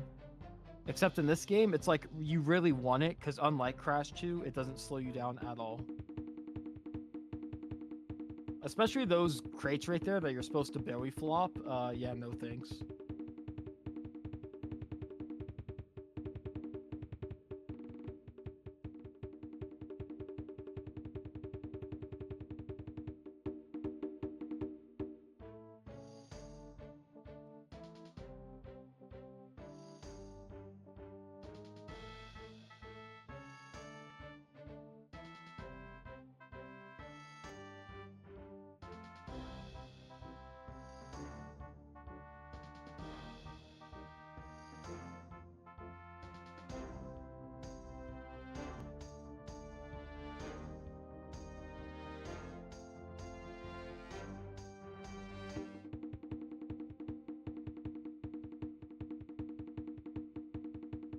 So yeah, this is kind of just the name of the game, is just get triples in the platforming levels, do the vehicle levels, get all the boxes. It's the same Crash gameplay we all know and love. Dude, I do not love him. Okay. Most of us love them. Apparently someone here doesn't, despite holding the controller.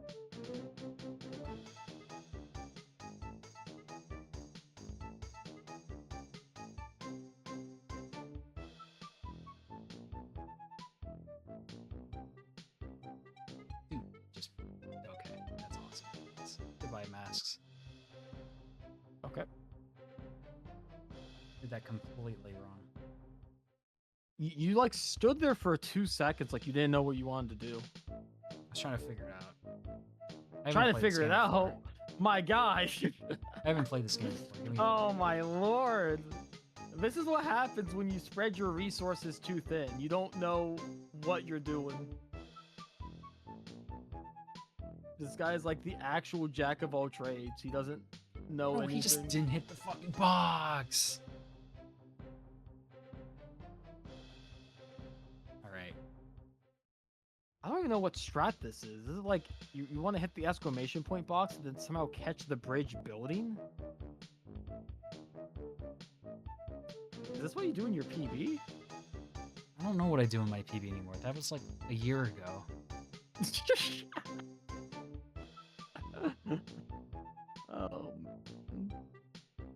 Okay, wait. I figured it out.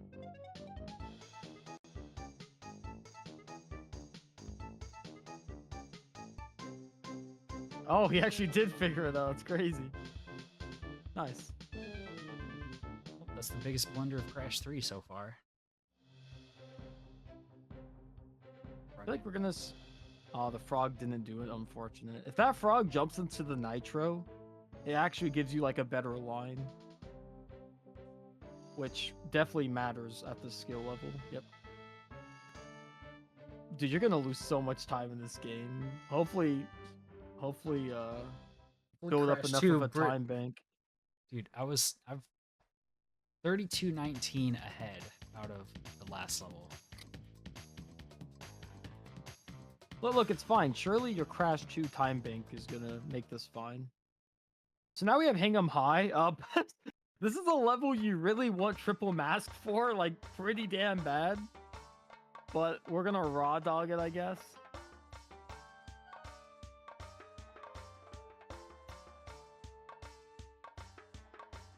So the reason you want triple mask is because it kind of reminds you of like a Goofy hanging out, where like it has these hang bars, and just like in Crash 2, they're really slow.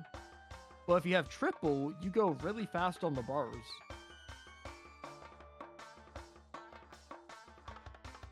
Sadly, we will not see it here.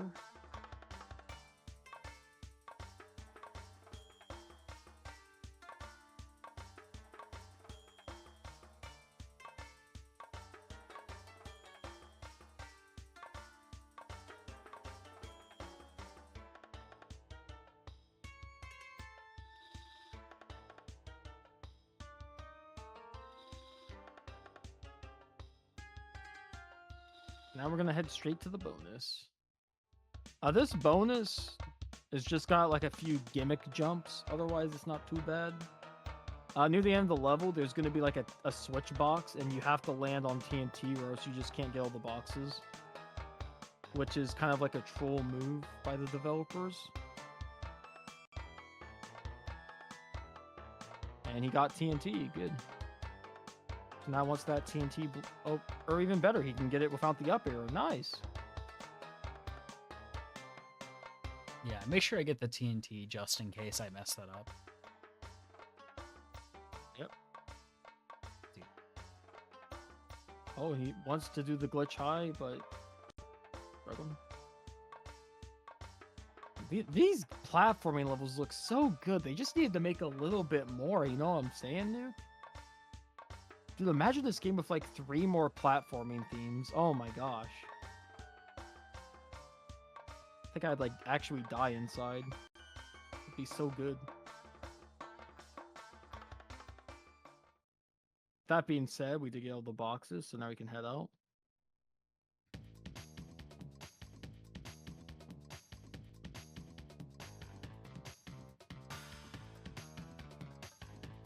Go to the next run on the Great Wall of China level. Yep, this one is Midnight Run. This one is way more difficult. From a casual perspective. From a speedrun perspective, I actually find this one easier somehow. I don't quite understand. But casually speaking, this one is like way harder.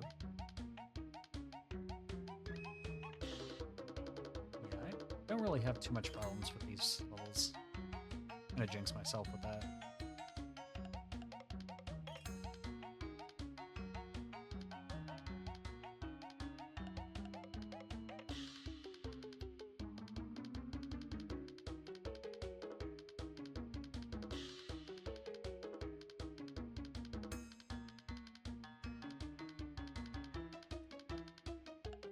Seems to be going pretty good.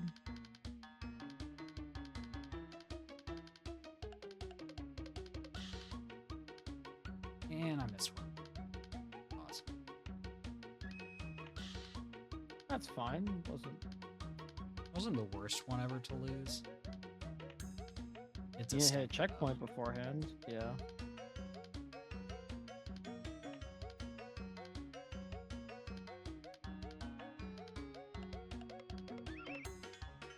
There's another cuddle skip. It's I don't know how to do it though. Never practiced it. Yeah, this color skip in this level is like much easier. Isn't if it you've like never you done just it have a before. mask and you just like run into one Yeah, of those you guys have a at the end? mask and you jump on top of the guy and then you jump on top of the like signage. And it sounds goofy, but it's way easier.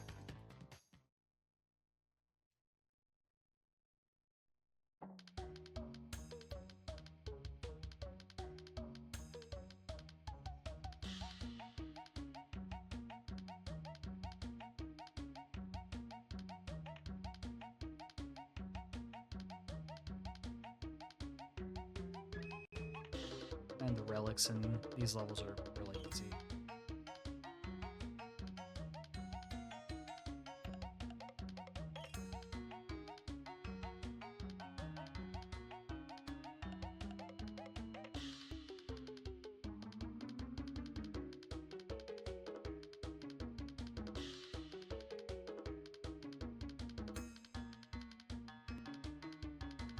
Okay, I did not want to hit that guy, but I guess I'll go. That's fine. Hog Ride is gonna like steal your masks anyway. That's another thing about this game is certain levels are just like mask stealers, where like they just take your masks for some reason. Like even if you enter with 2, you have to leave with like 0. And there's just certain levels that do this. Really, not Hog Ride? I'm pretty sure Hog Ride does.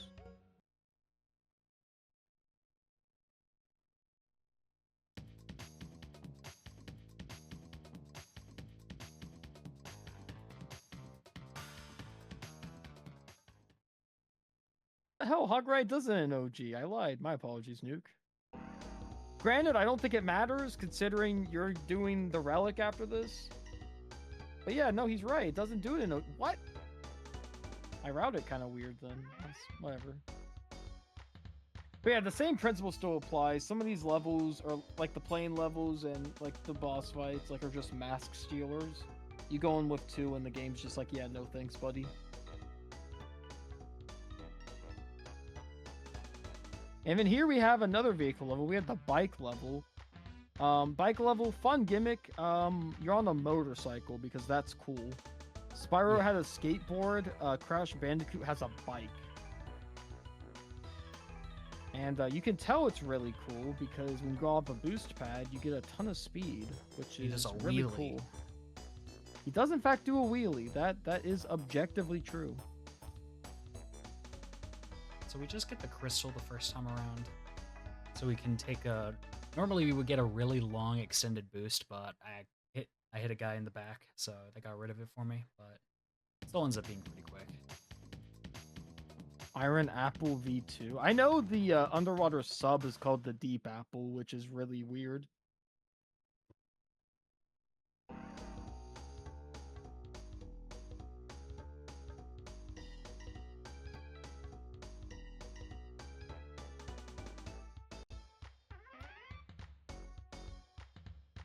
World record incoming. Oh yeah. Yeah, world record if it's just me running. Probably unlikely because Crash Bandicoot's pretty popular. No, it's a hidden underground gem. Yeah. Keep telling yourself that.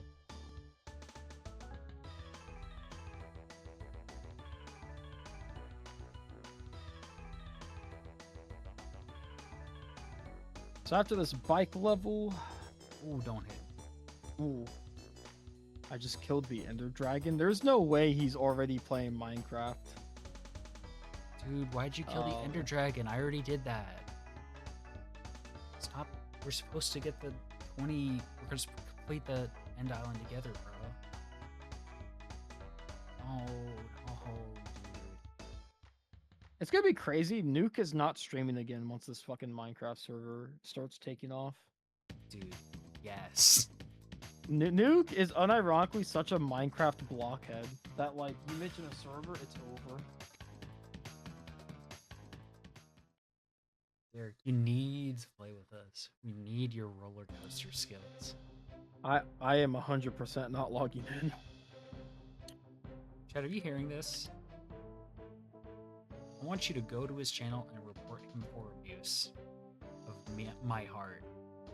Of my heart, that's crazy. I just don't mess with modern Minecraft. I don't mess with modern Minecraft. I don't mess with Minecraft mods. And also, I'm an old man. I really don't want to say the phrase. But when I get home from work, the first thing I don't want to do is play Minecraft. You have like a checklist?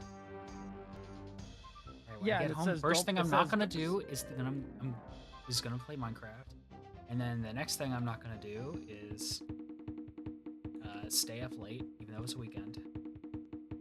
Yes. So here we can actually see the triple mask in motion. I think we've already seen it before, but just in case, you can see how it definitely gives your slide a little bit more distance. It'd be even crazier if Nuke was zigzagging his slides, which is where like you push left and right to like extend it. That mechanic is really difficult for new runners though. Like you gotta run this game like by itself for like a month or so to really get that down. It's crazy. Green head block. Yeah, everything's just head to me. I'm sorry. Pow! We go to tomb time. Derek's favorite level. Would be my favorite level if they made the goddamn time trial like 2 seconds slower. That's all they had to do.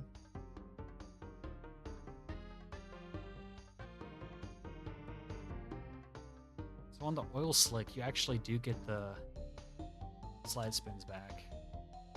Yeah, that's true.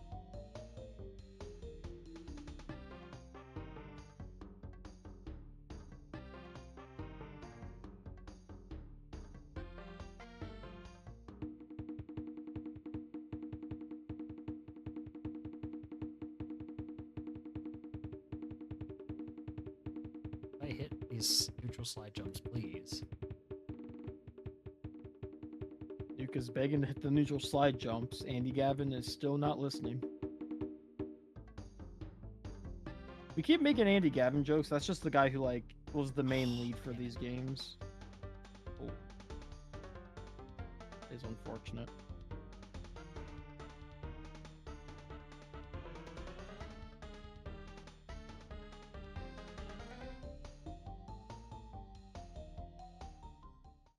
We're only getting the crystal because we need one of the gems to be able to get all the boxes quickly. Yeah. It's the purple gem? Yeah, it's the purple gem. It has the left path like locked if you don't do that.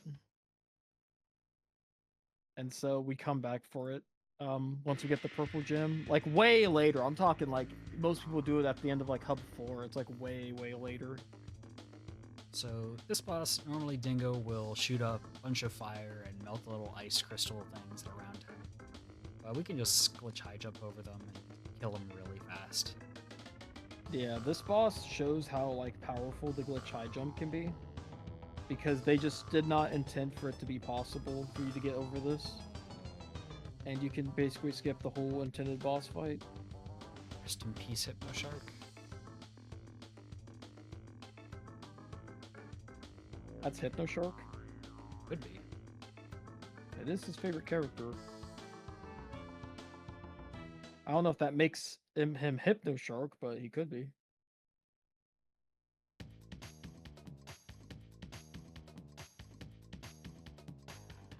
And now we're gonna do Yellow Gym early. Mm-hmm. So this trick is really difficult, but Nuke is gonna whip it out for us. See, did you see it? I got it. What, you got it? Let's go!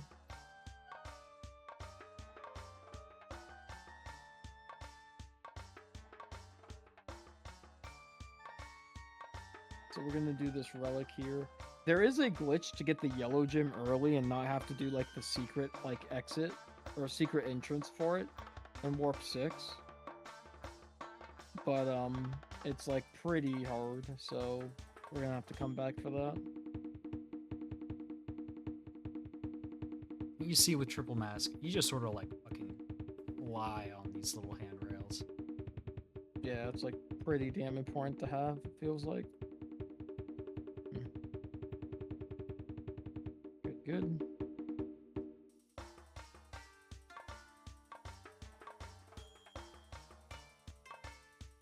Holy moly, it's nearly 2 a.m., my dude. I'm gonna say it right now, I'm not making it. This bitch. I almost there's no nearly way did I'm make making that. it. You almost didn't make that, no. There's no way I'm making it. I'm already like micro dosing. Dude, it's only like 1:30. It's not nearly 2 a.m. What are you on about? Alright, so double header. One level. Yeah, this level is the notorious like crash level. It usually happens when the time attack like block is there, because then there's like way too much crap on the screen. But it can crash on the first entrance as well if you're really unfortunate.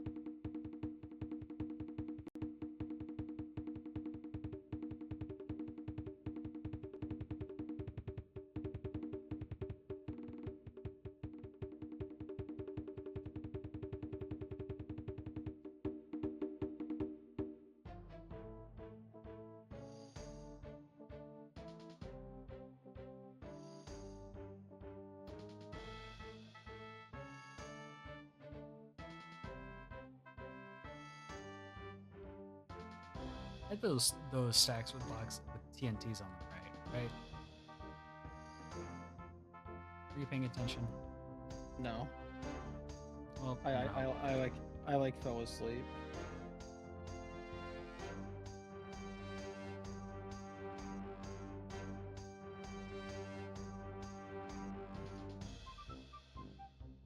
Hmm.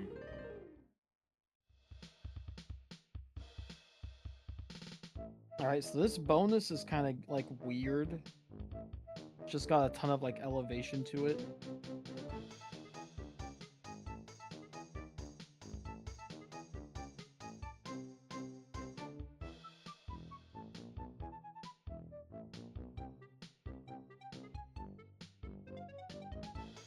Oh, didn't mean to do that. Whatever.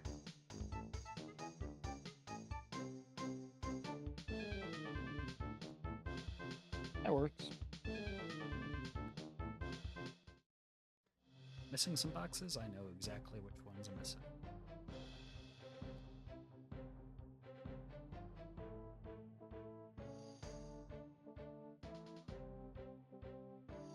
Think you could be missing boxes. Yeah, the part I was asking you if I did that correctly. You weren't paying Oh attention. oh shit. Well, I like fell asleep a little bit. I feel like that's the difference between paying attention and falling asleep because you're tired. I feel like I should be given some leeway here. Alright, I got them. Don't even worry. Okay.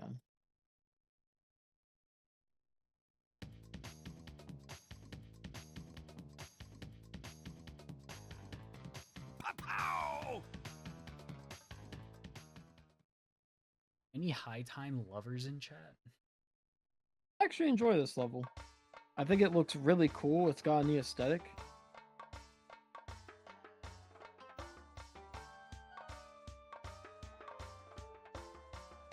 That's true, Nuke. Now's your chance. You could cheat if you wanted to. No one's watching. I'm dead tired, and all the leaderboard mods are not watching. If they are, though. Nah, they're not.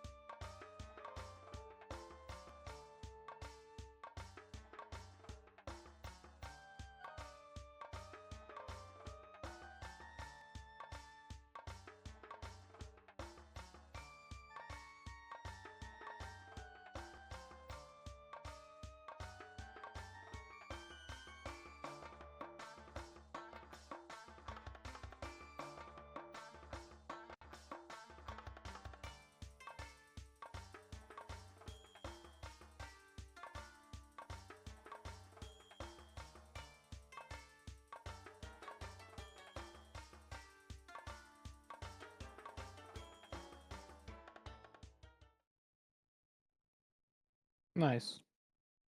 Not too shabby. So now we have the other underwater level. This one is way harder.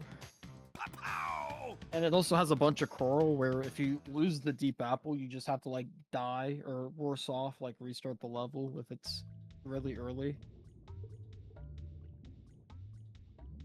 So hopefully that does not happen.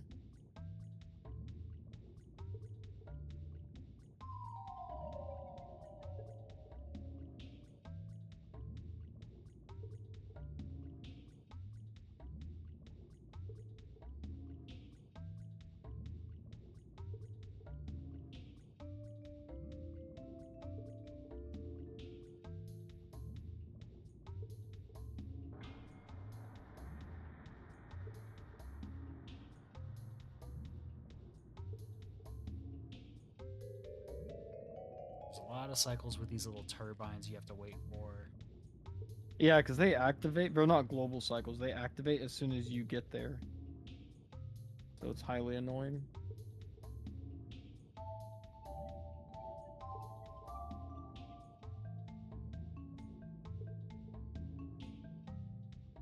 And that's awesome.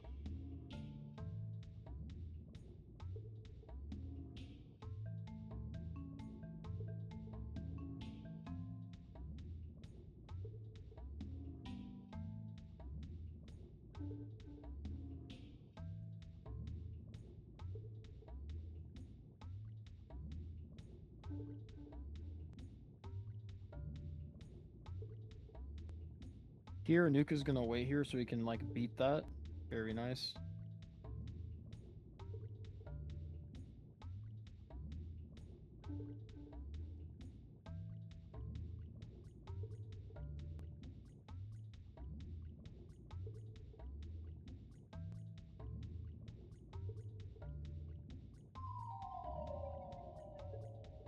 Hey man, this is where the level gets a little weird because you have to hit this exclamation point box, and then you need to like backtrack like halfway through the level.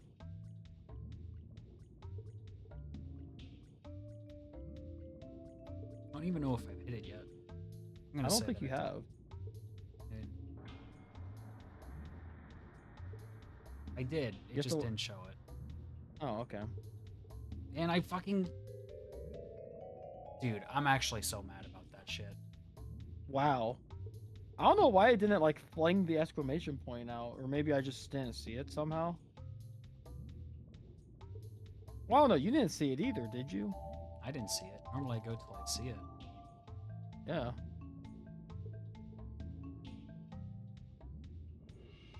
Interesting.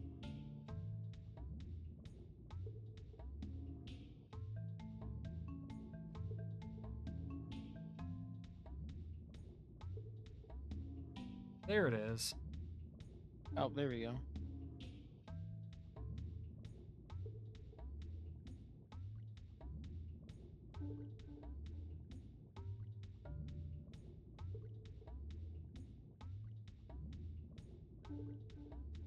Barely squeeze in there.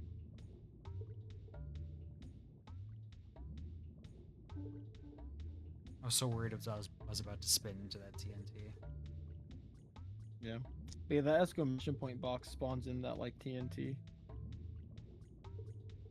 So now Nuke can come down here and get the red gem. Alongside the box gem, because there's also boxes down here.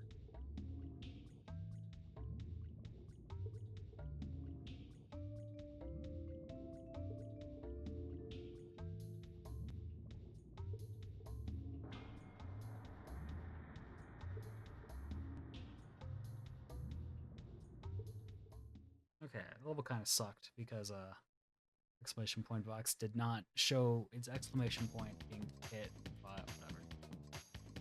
Yeah. Good news is we're going right back in there to do the relic.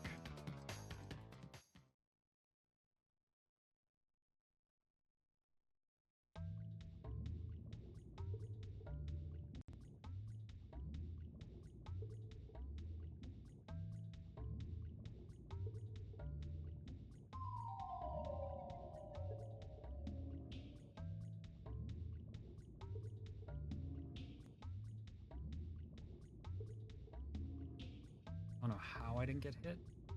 I'll take it though. It works.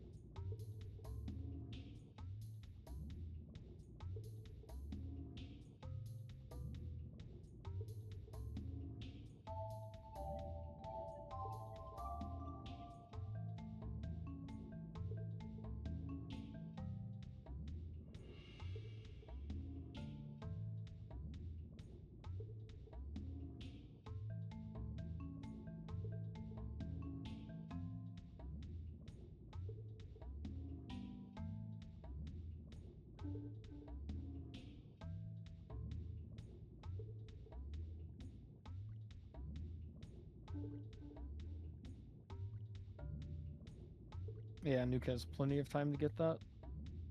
If you want to have enough like masks and the little boost, normally you would take the little vehicle all the way to the end, but messed up my cycle just a little bit.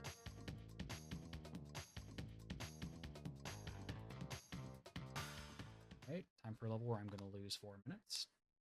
All right, now it's time for Hot Cocoa.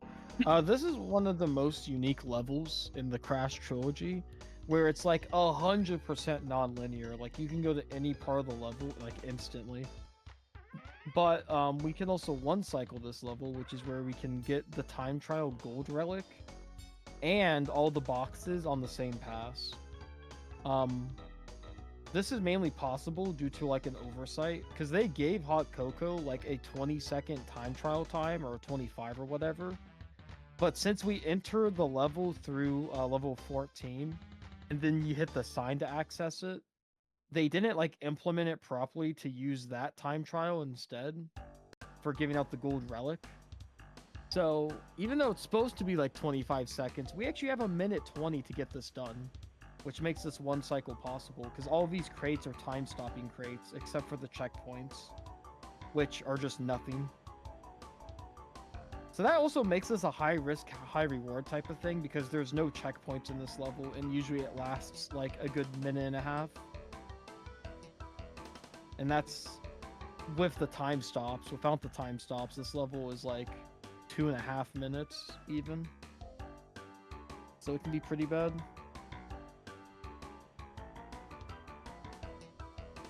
You don't get any masks for this though, so if you hit something, you're done goofed. Yeah, you hit something, you're dead. Extra far right to avoid that bomb.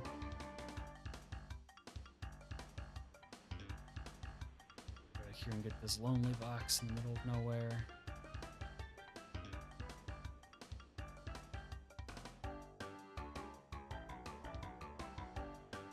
I'd give it like a 50-50. I hit this cycle correctly. With this one cycle at least. Yeah. But it also doesn't help that there's some boxes in some like rough spots. Like there is like a box underneath the water that's really annoying to get. Well, I got the one in the water, but one of the ones I just sort of clipped through. You know what? I'd take that any day of the week though. To get the one in the water, but not that one.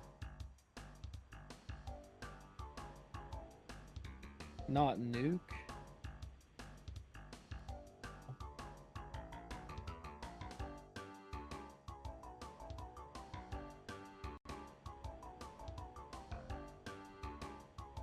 That was a great cycle for those bombs though. Yeah, it was nice.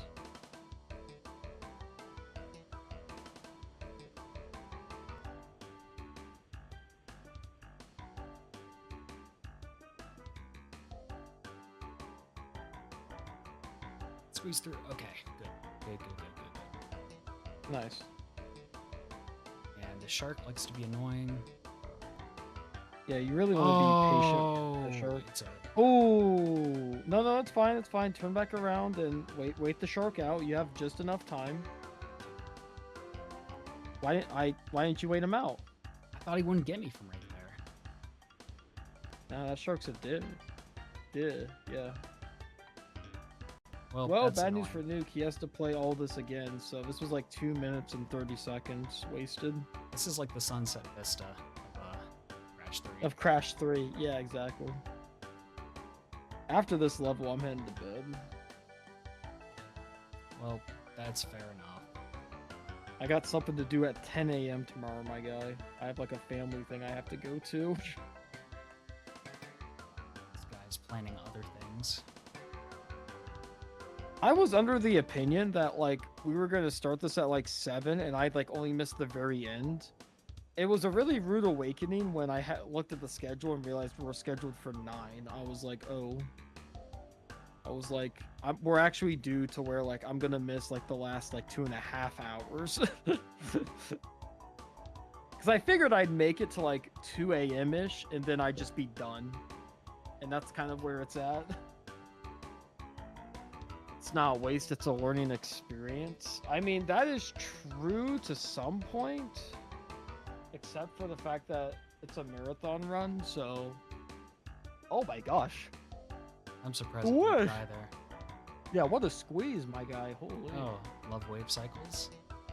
Yeah, these cycles are based on... These waves are on global cycles. So they just move, like, you know, rapidly. And the only way they get reset or like are manipulable is if you die. or if Probably you the reset worst top case or- scenario. That is the worst case scenario. You missed both. It happened again!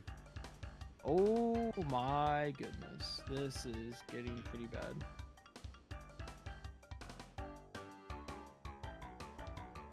You could still make this time trial. You just are going to need to haul some ass, but I mean, that's Possible. the hard part, other than the shark. yeah. Shark is just at such a weird angle at the time you get to it. Yeah, well, it also doesn't help. It like stays at the ramp for like 10 seconds. So if you miss it, you have to like have the discipline to wait like 10 whole seconds for him to move. Like it's just brutal.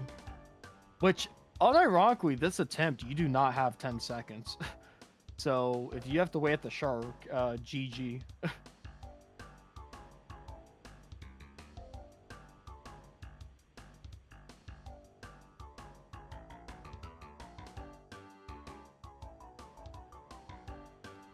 Good, good.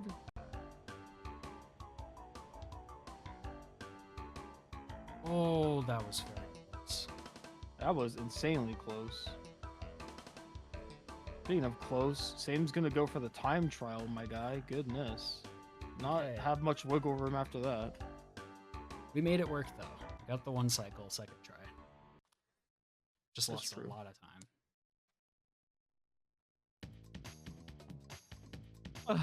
Alright. That's gonna be it for me. Thanks for letting me commentate. I hope the rest of your run's good. I feel like we've explained everything. And you only got like 2 more hours left, if even, so yeah, keep up the pace, man. Yeah. This is PB pace, so hopefully. For sure. Alright. See you later. See you guys. Bye-bye. See ya.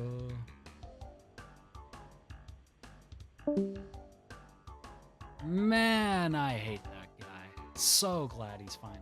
No, I'm kidding. Shout out Derek Lander. He's cool as fuck.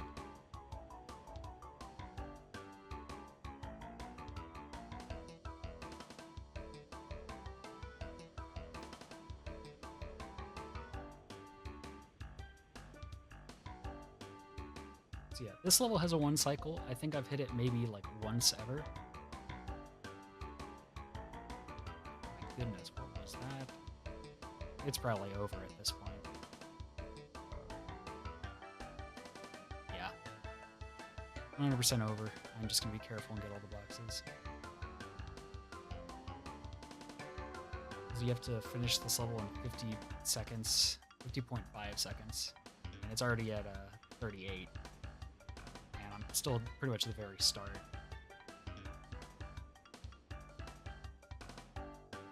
Another wave cycle.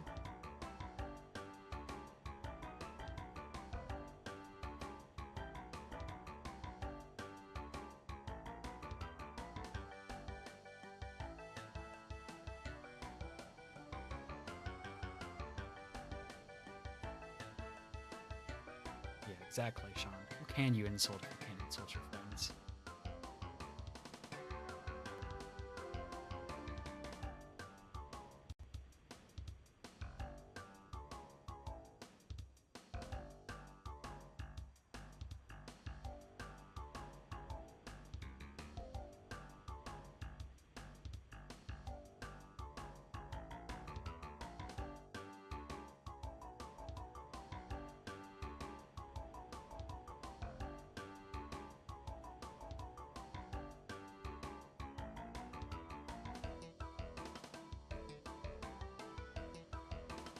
I hope everyone's doing well. I'll be solo commentating from here. Now that Derek has gone to bed.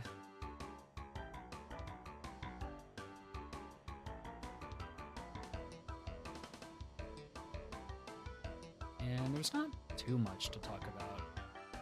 Derek basically explained most of what you need to know, and that ramp just decided to not work. See it?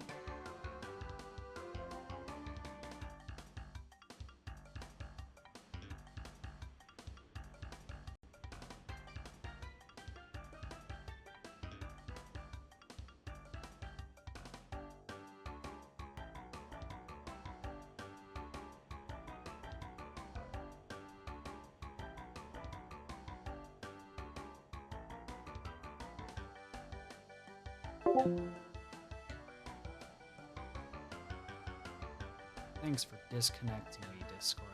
I didn't realize I was in a call all by myself.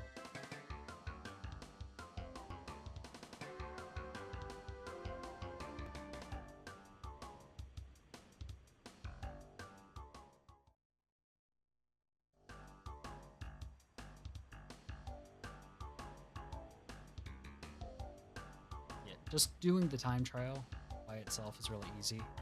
The one cycle just saves 3 minutes because it takes 3 minutes to drive through the whole level.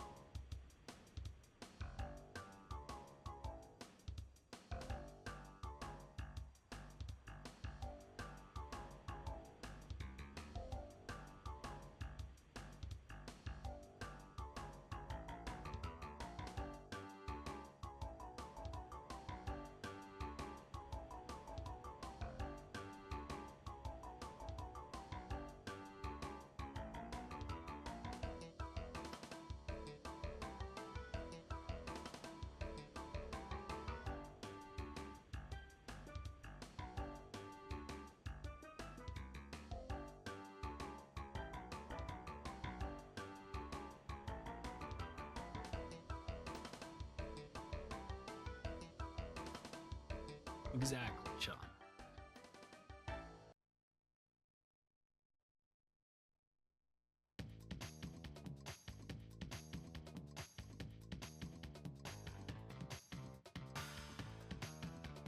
Alright, so this is the split where we get the yellow gem now.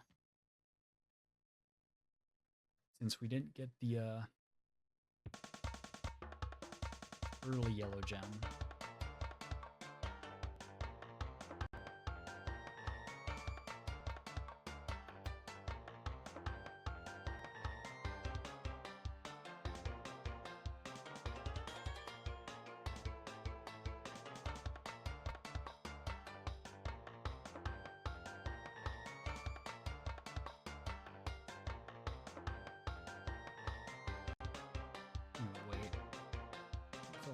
the slide jump. So we get the yellow gem, and we're just able to truck along to the end of the level right here.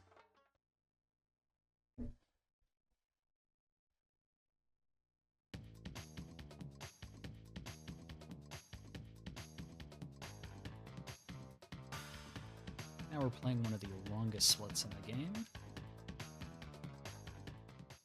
Dynamite. So we're going to be going to a secret level and getting a box gem and just a whole bunch of stuff.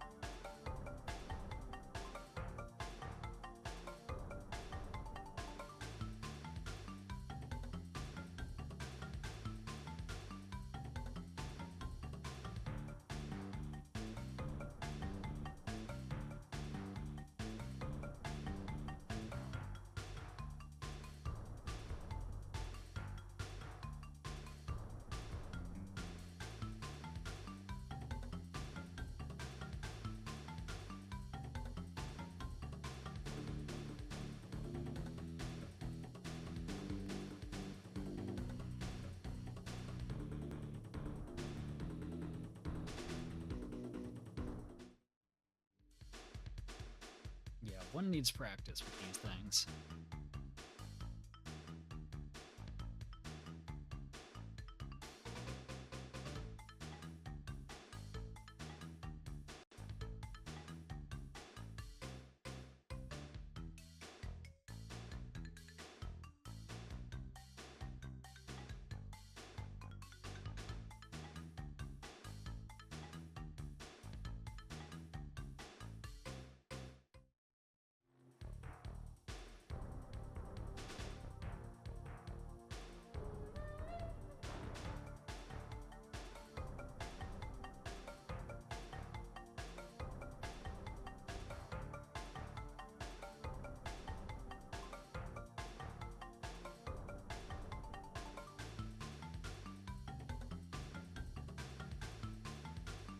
Oh, that's lovely. That's actually so awesome that I lost both of those immediately on the backtrack. I didn't even get to the hard part.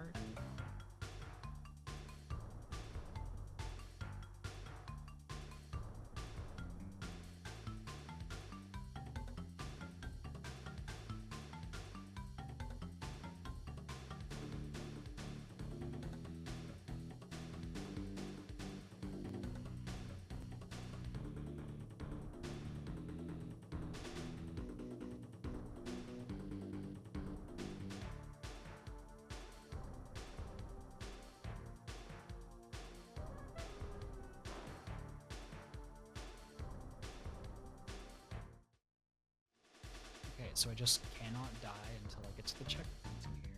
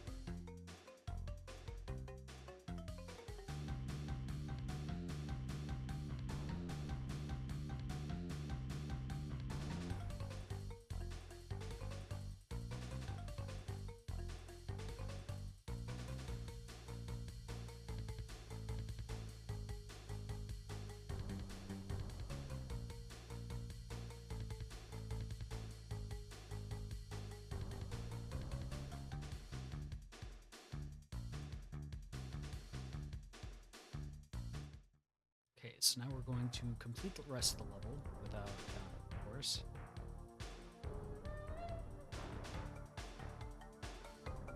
To get the box gem.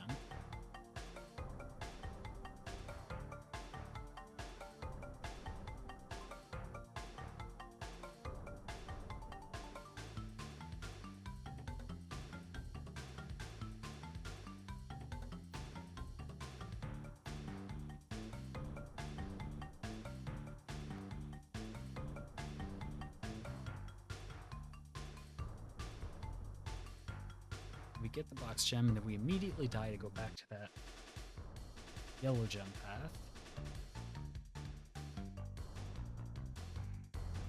Now we're going to go to the secret area, where we just jump into that pterodactyl's arms, and then he whisks us away. I don't know how anyone would have found this as a kid.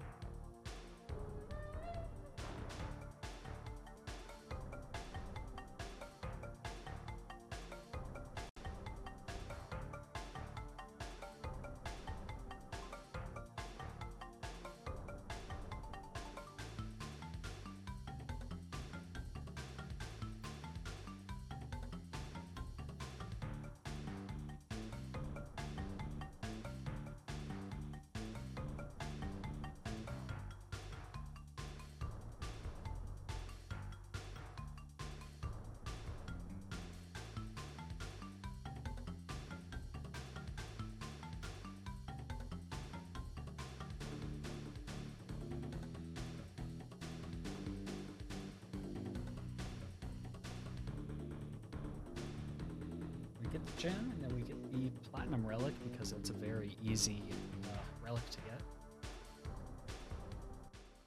We're finally done with that level.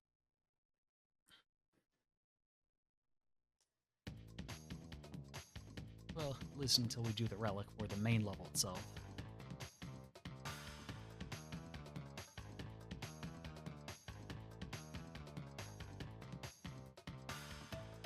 Pow!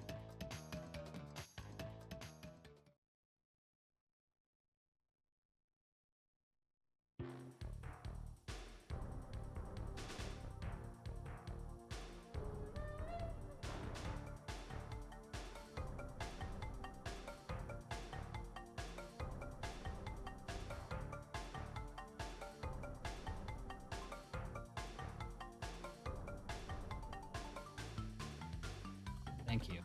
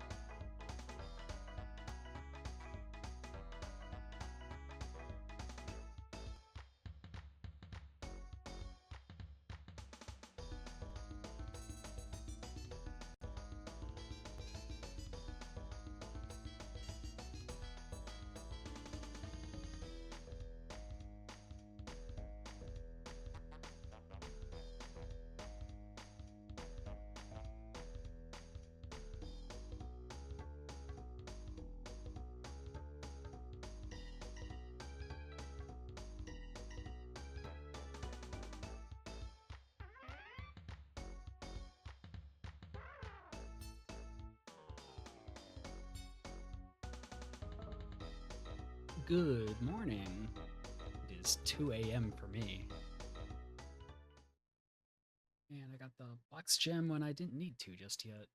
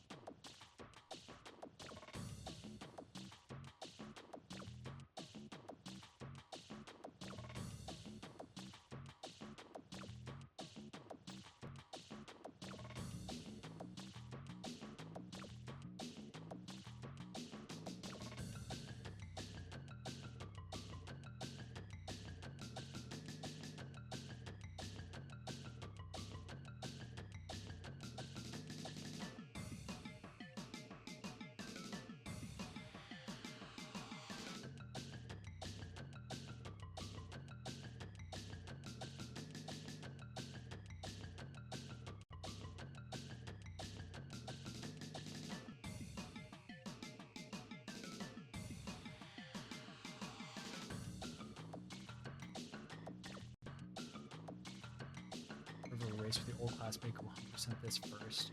Because you lost? Dang. You at least tried, though.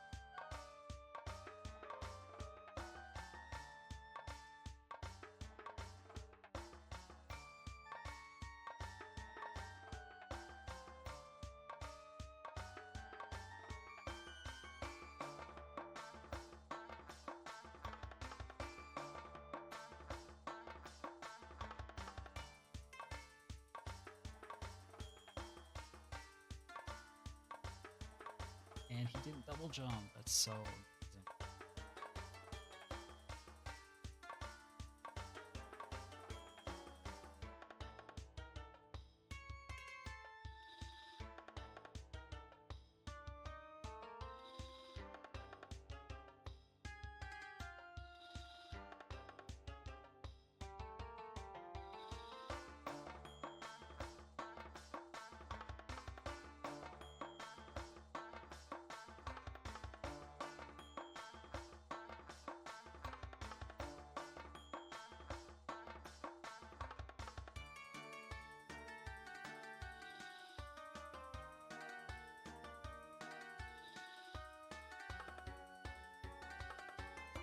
And for it to count towards 100%.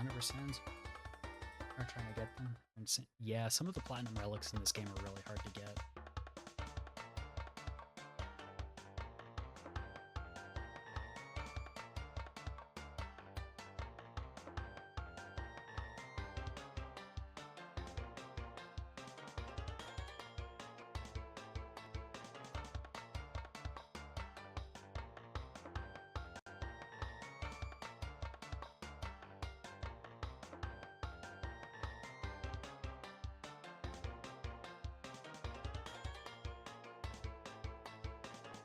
Dude, there's literally no way, bro.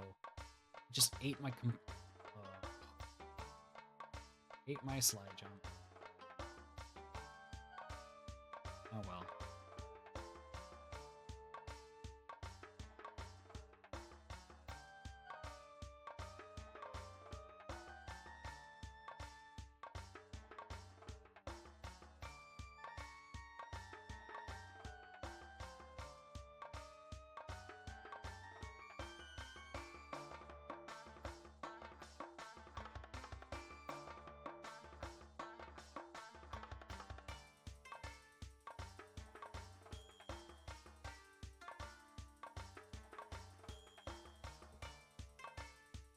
losing a bit of time here because 2 attempts now to try to get this gem. Haven't gotten it just yet.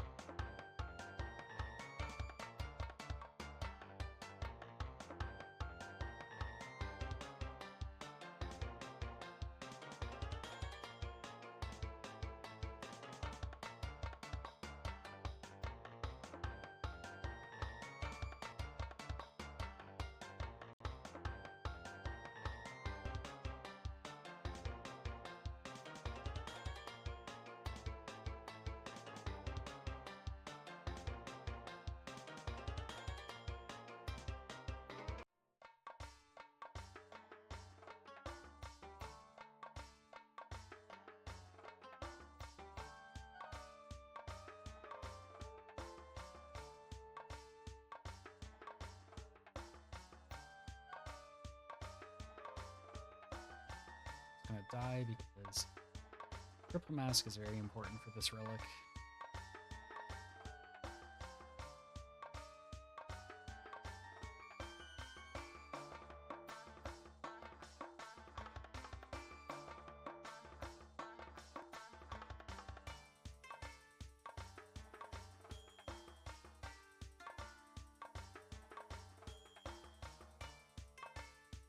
At least I think it's this relic that you needed.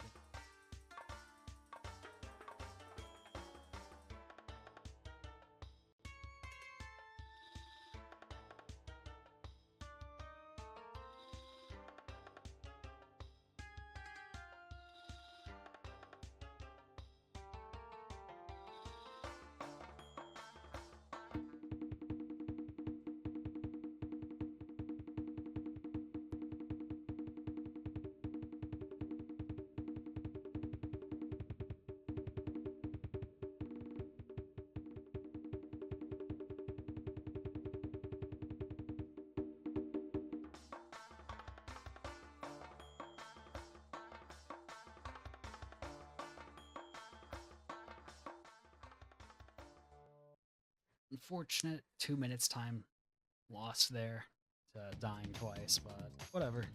We keep on trucking.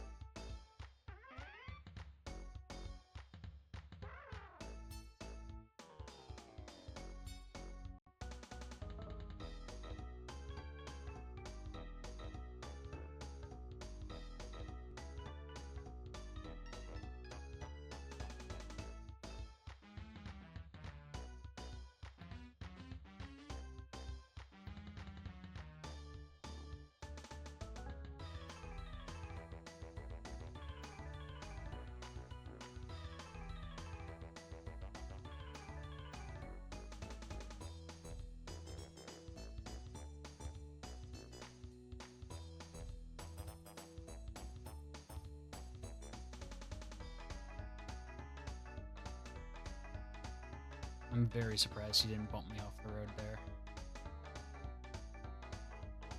I will take it though.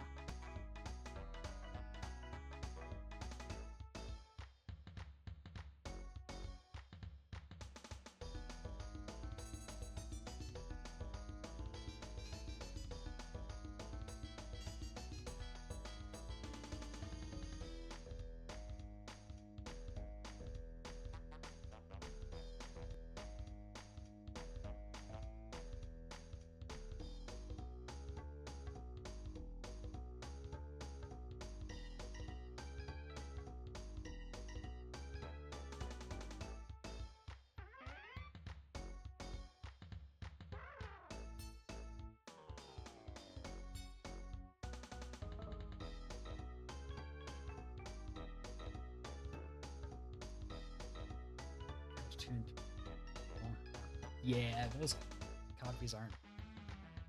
We use the PAL version for Crash 2 and the NTSCU version for Crash 3. The Japanese version, I think, is like the worst version for speedrunning for like both of them. Pow!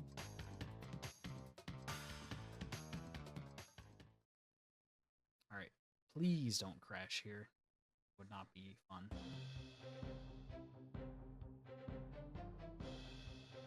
Be good.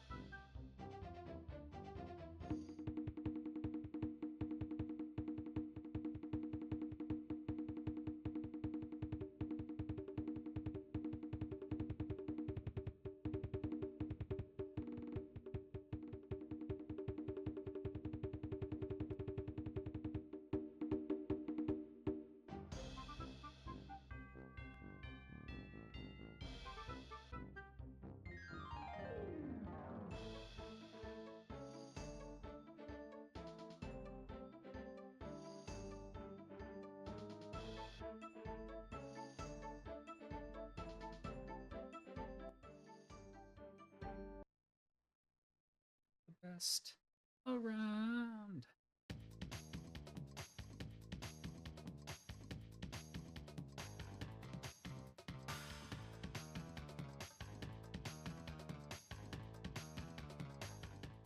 Finally move on to our first batch of Warp 4 levels. First up is Tomb Waiter, which is I don't think anyone likes this level.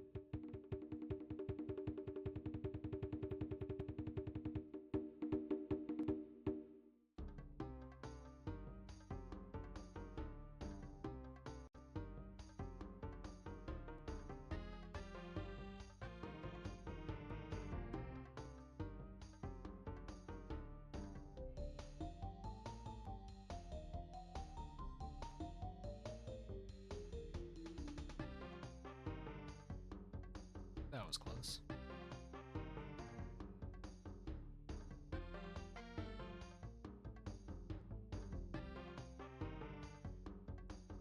There are no sound effects, so in Crash 3, it's actually faster to have the sound effects off.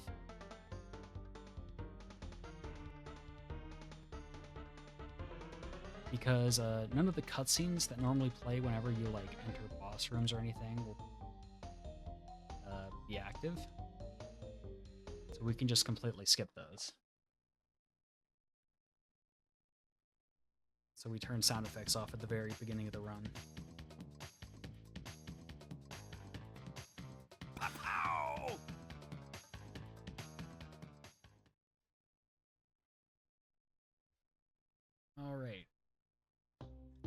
Here's a very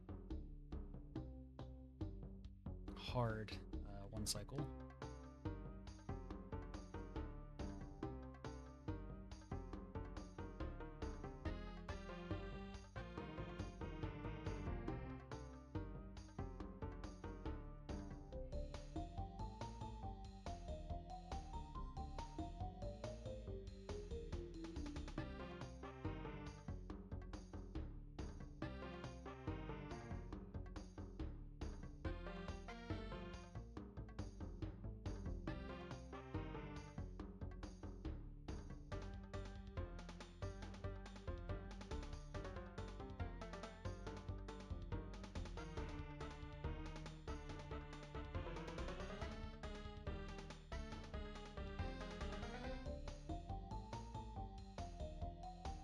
Yeah, it's not a glitch. We do it intentionally to save time. It saves about a minute throughout the run.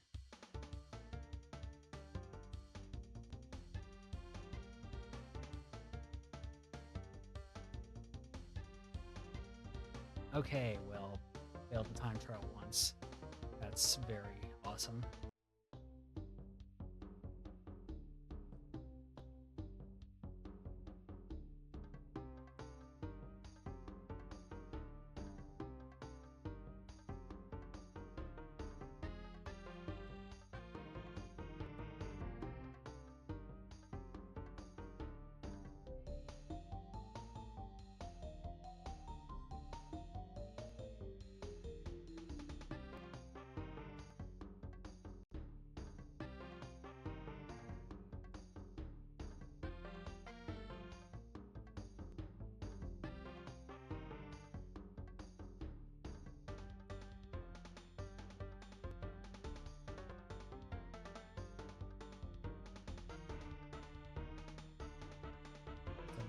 I seed it.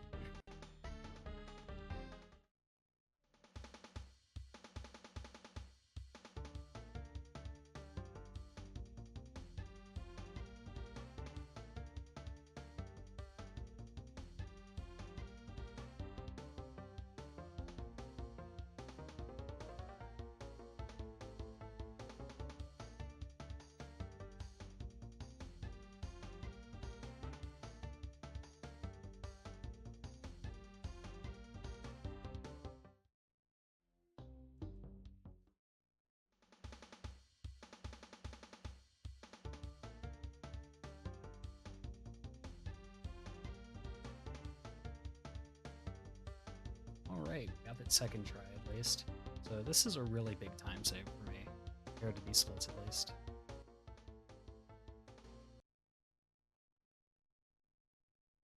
About 7 minutes, actually.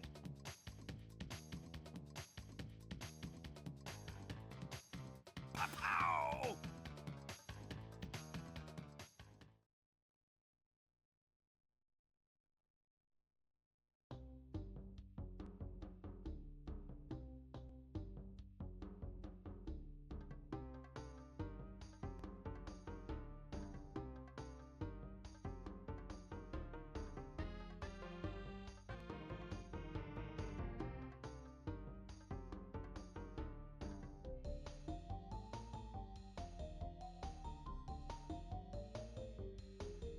Yeah, if I had kept both masks during there, I'd be able to third mask form through here.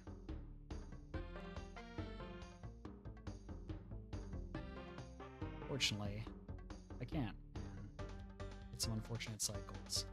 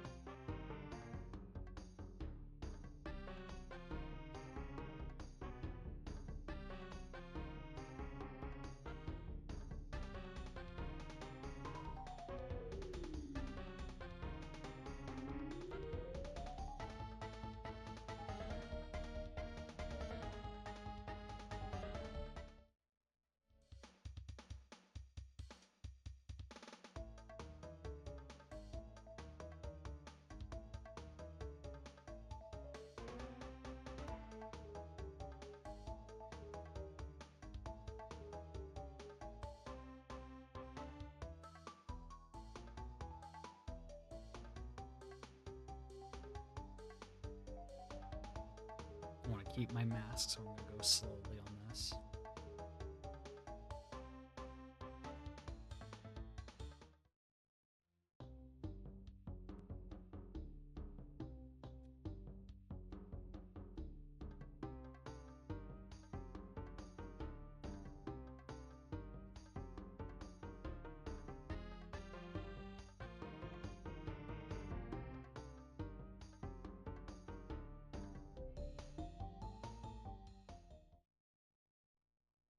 Right, Sphinx Center wasn't too bad. Just did not get third mask form, which, of course, always saves time whenever you get it. Pow!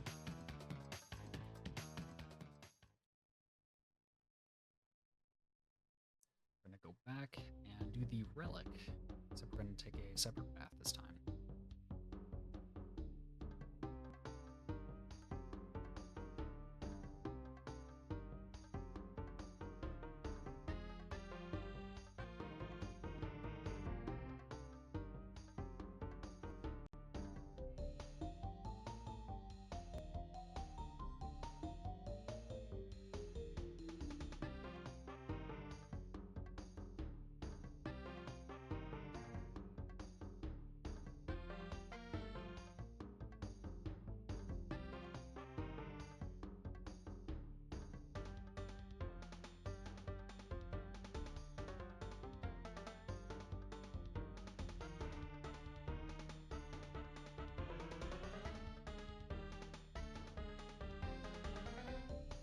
That second mask is going to be useful for this next area, because we can get hit here, but we're good, we won't.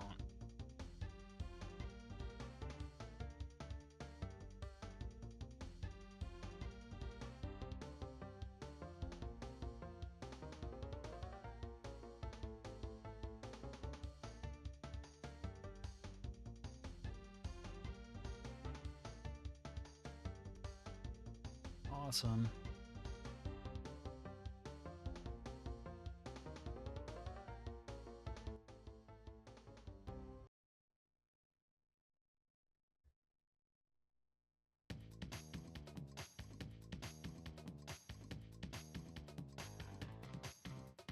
Pow! Alright, now we play the last jet ski level in the entire game, and it's also really long.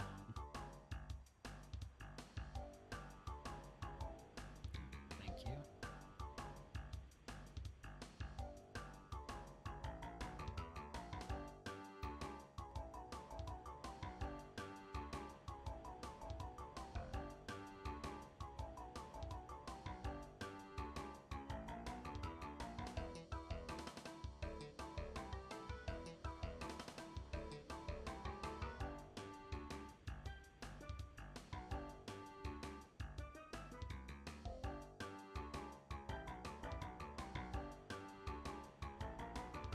Nothing much to say about the jet ski levels. They're all the same pretty much. You just hold X and just get all the boxes.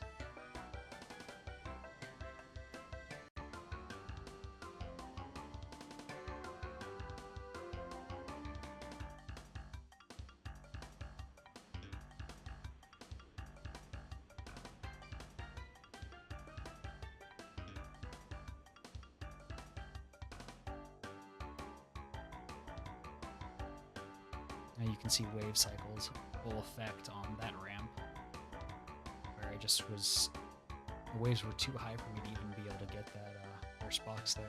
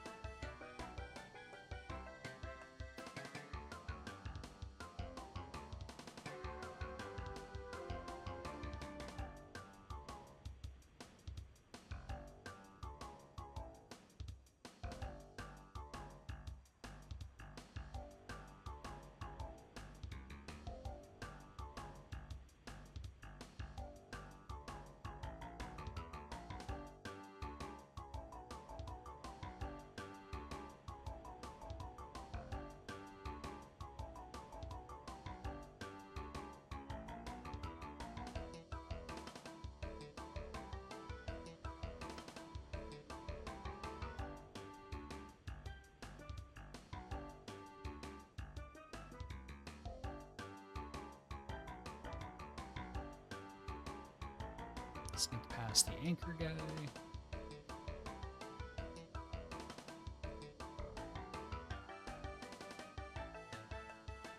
Sneak past that bomb.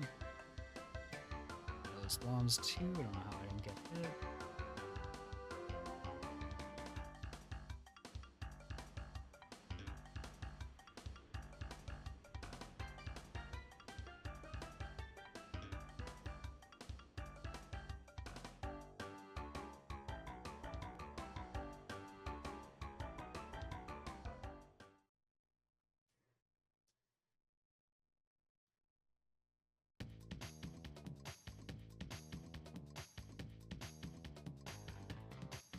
Pow!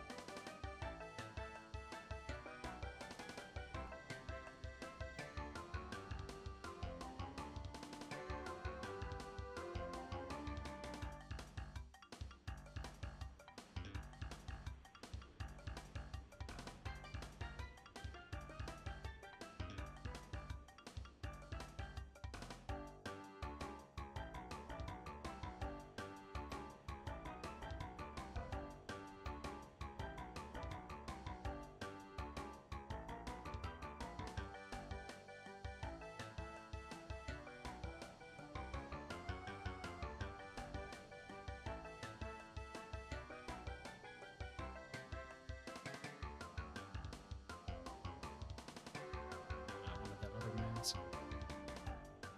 Oh well. Not like I really get hit in this level anyway.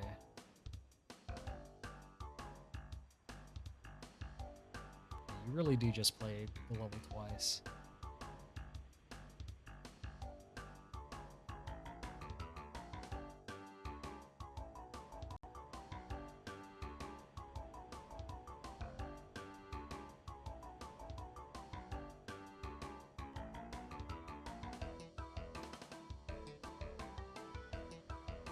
We go right over to the end. Boom. Another relic.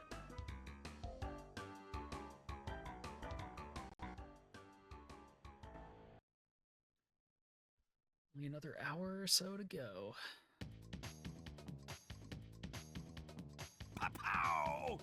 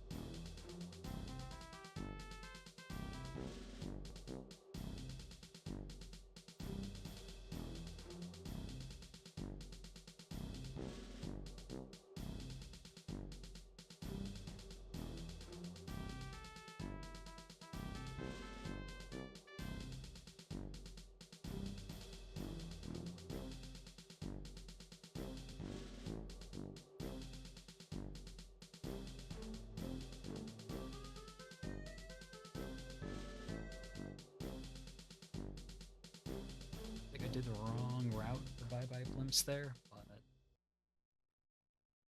whatever. It works.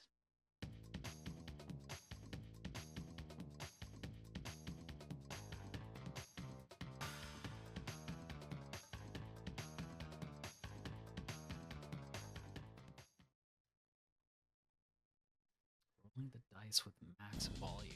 Let's go.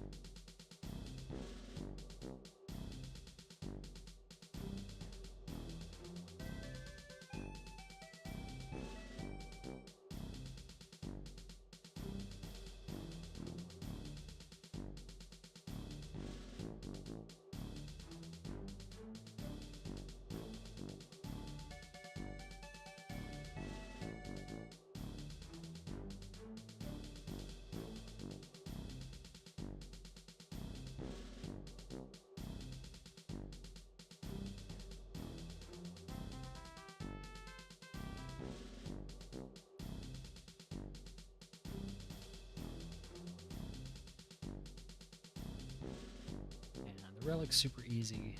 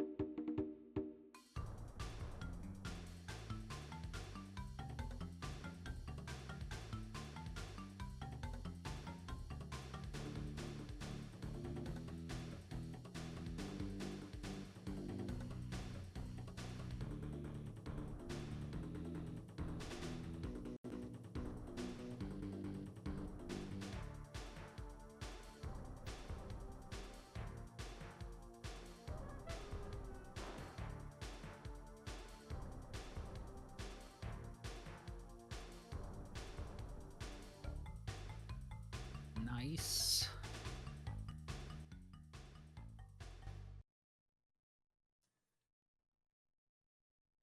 Dino Dance, that perfect emote for that level.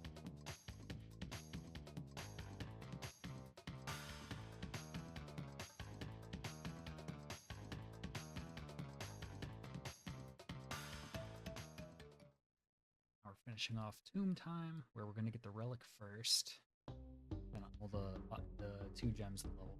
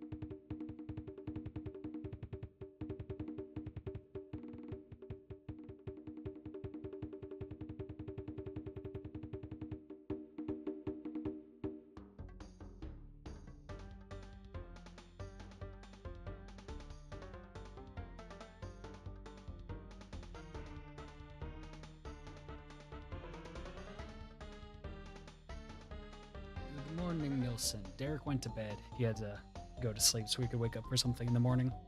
So it is just me now.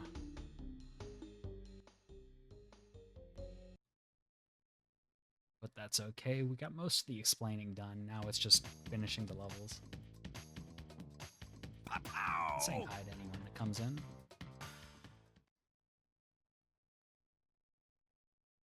Valid run now, dude. I can't believe I cheated.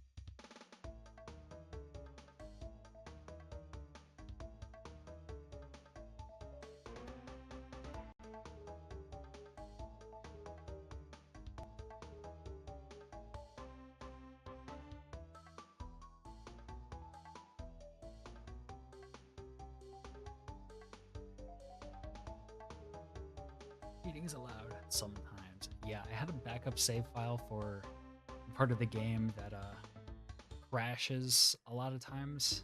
Well, not a lot of times, but sometimes. It's just like, well, I don't want to be able to not finish the run. Dude, that's actually so bad. Goodbye, masks.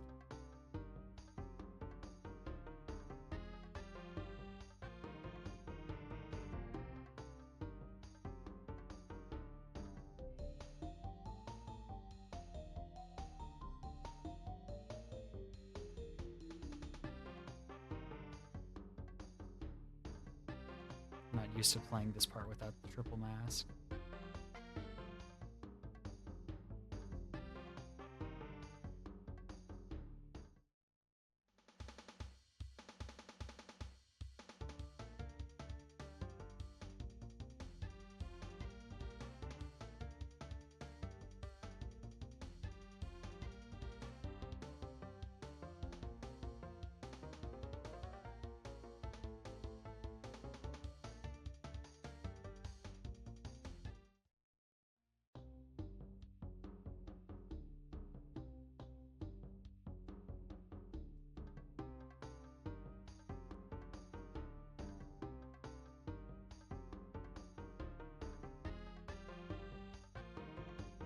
Hello, Bradley.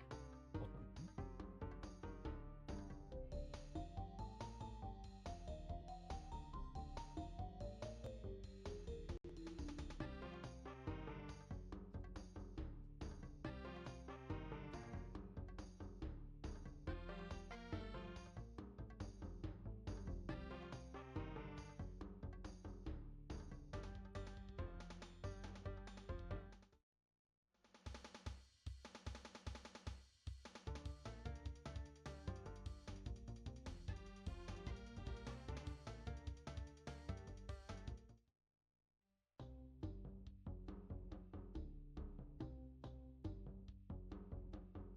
Oh, come on, dude.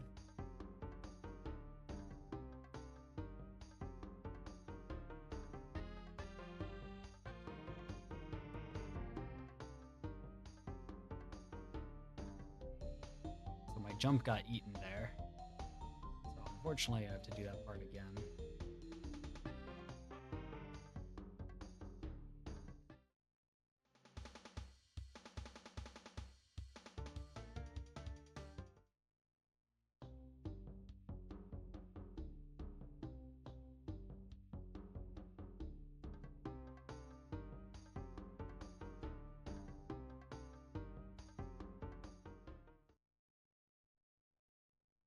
Crash Bandicoot Warped. This is Crash 3. So we're on the last game.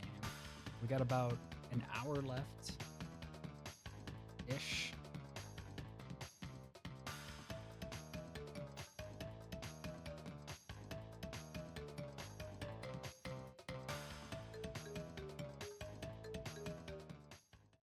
Played the first game. That's fair.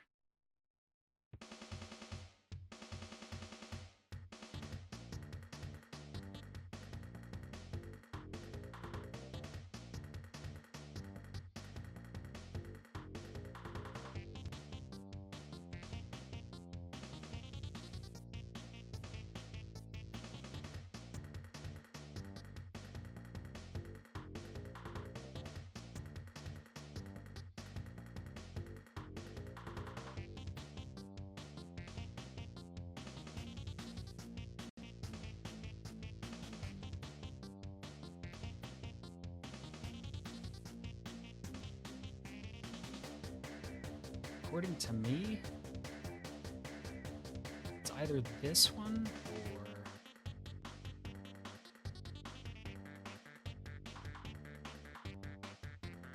Crash 1. A lot of people may not say Crash 1 because it's really hard to 100%, but Crash 2 makes me so angry sometimes. There's so many little things that just suck about it.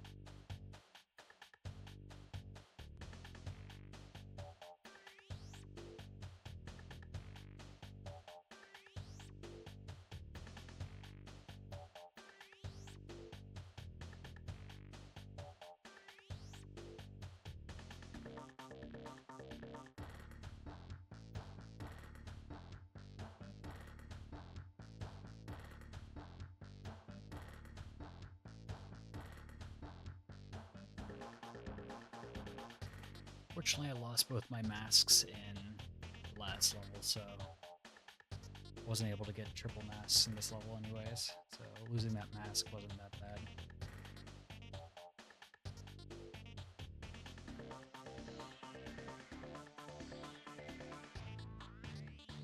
That's awesome.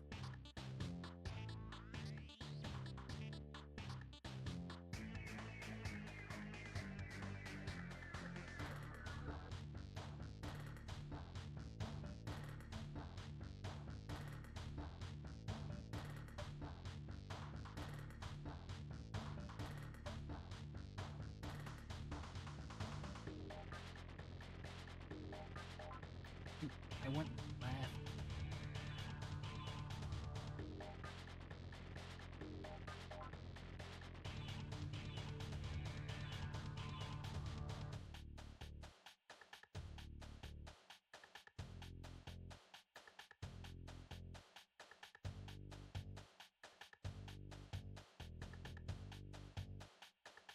Crash 4 is better than all three. Debatable.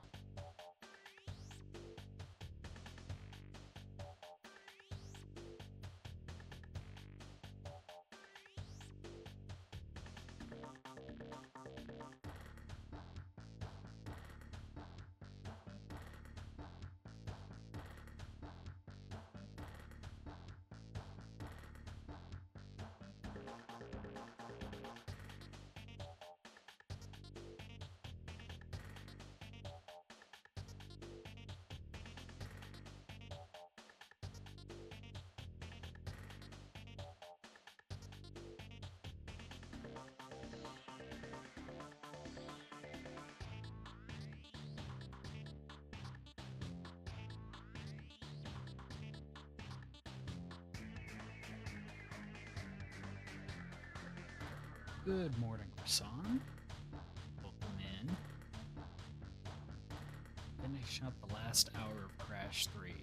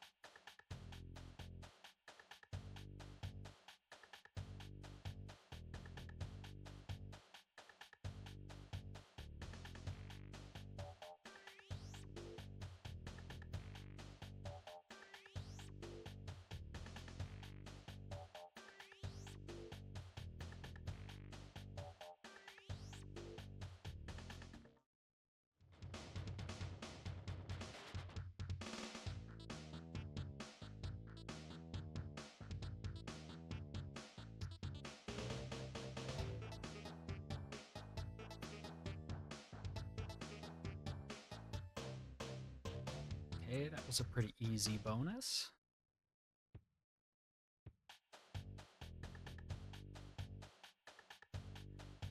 Okay, that was strange.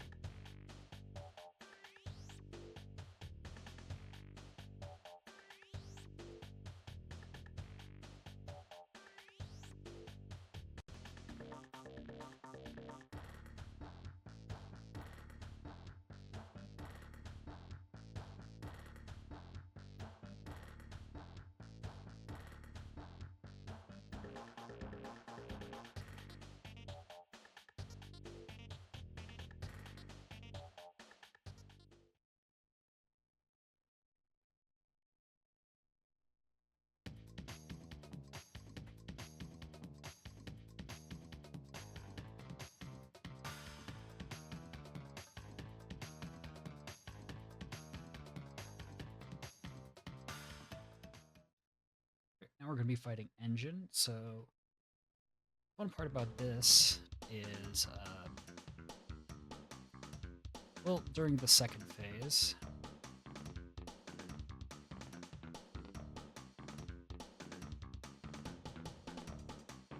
there is you have to damage parts of Engine's robot.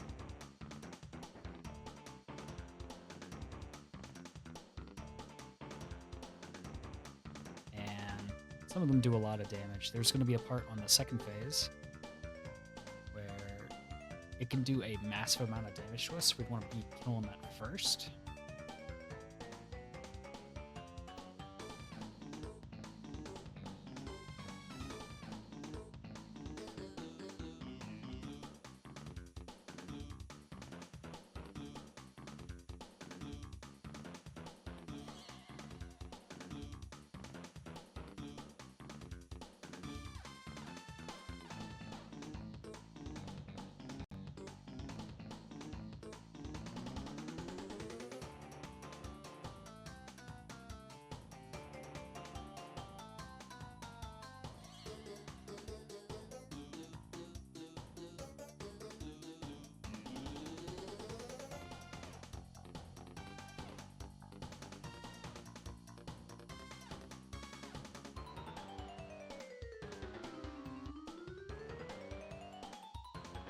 Okay, it wasn't too bad of a fight.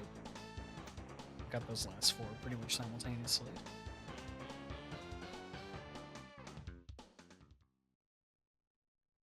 Pow!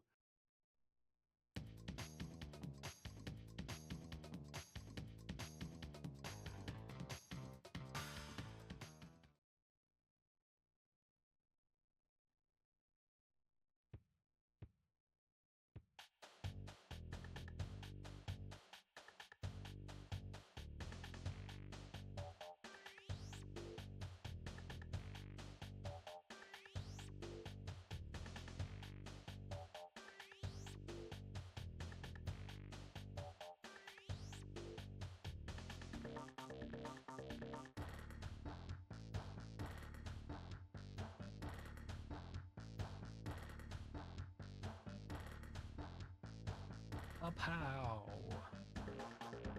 Yeah, that's a sound from Team Fortress 2 that I have for my whenever I get a gold in the split.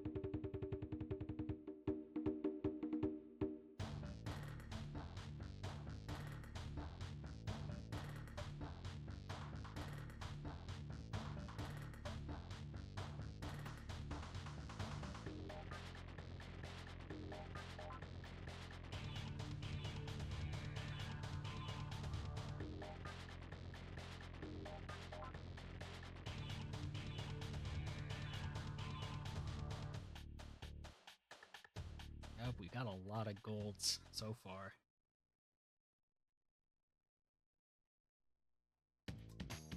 But golds don't matter if you can't capitalize on them. Right. Now pretty much all we have left is Warp 5 and 2 secret levels in the 6th warp room.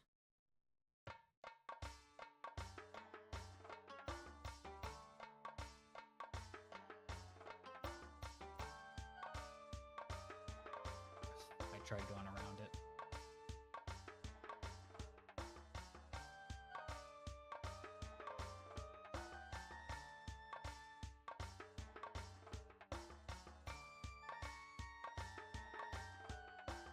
Oh wait, there's a death route in here. I need a... Yeah, this is one level that you really don't want to die on. So a death route, for those that don't know. Why no sound effects? It saves time by not having to watch cutscenes. They just get completely skipped, so it saves you about a minute throughout the run. But death routes are things where if you die, you have to restart the whole level. You have to get to the death route without dying for it to be unlocked.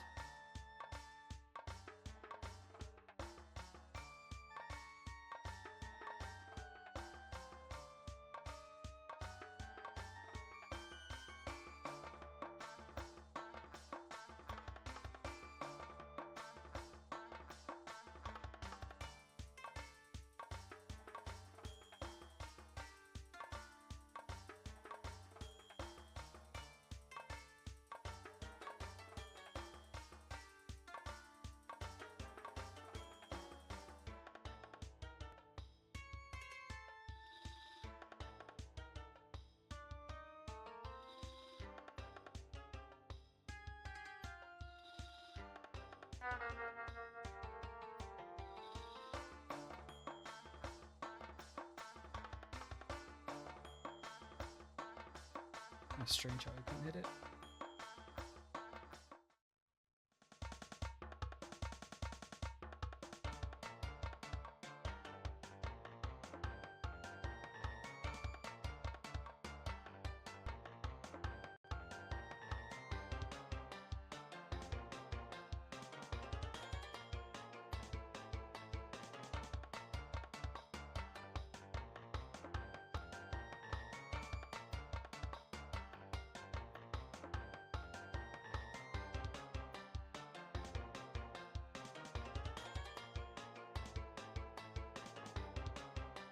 Nelson's been working overtime for this.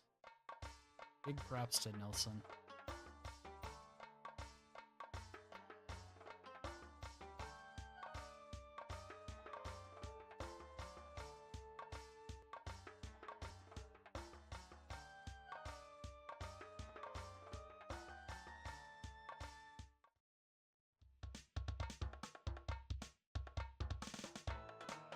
Alright, since there's no nitro detonator in this level, we have to use the bazooka we just got from the last boss to shoot all the nitros.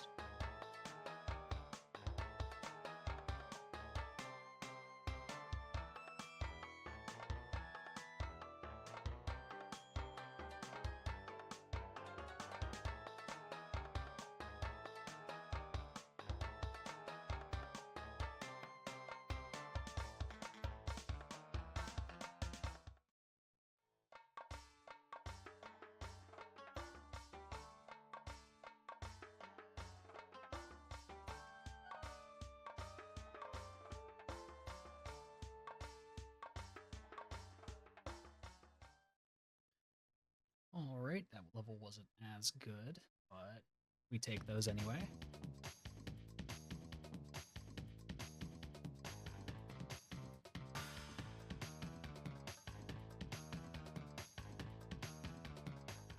Now we do the relic, which is pretty hard.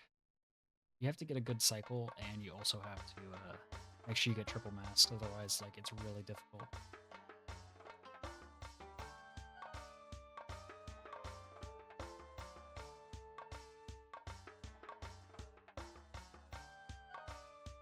That was close.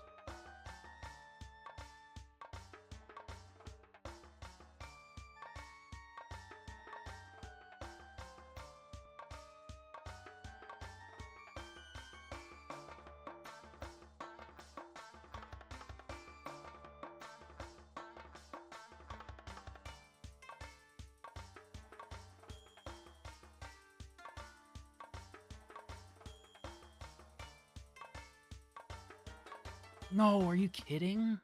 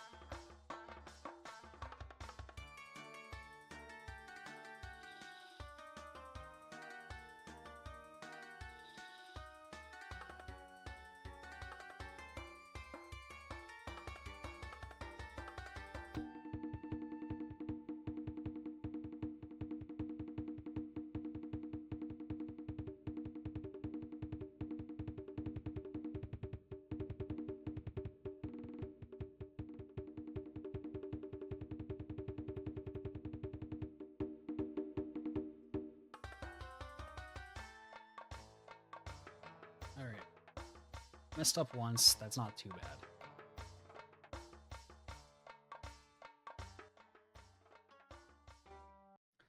Running 2 whole night shifts. I mean, I normally work night shifts for, like, my job, so it's not too big of a deal for me to stay up late. Right, gone tomorrow. We just need to we just need to keep our 2 masks. Never mind.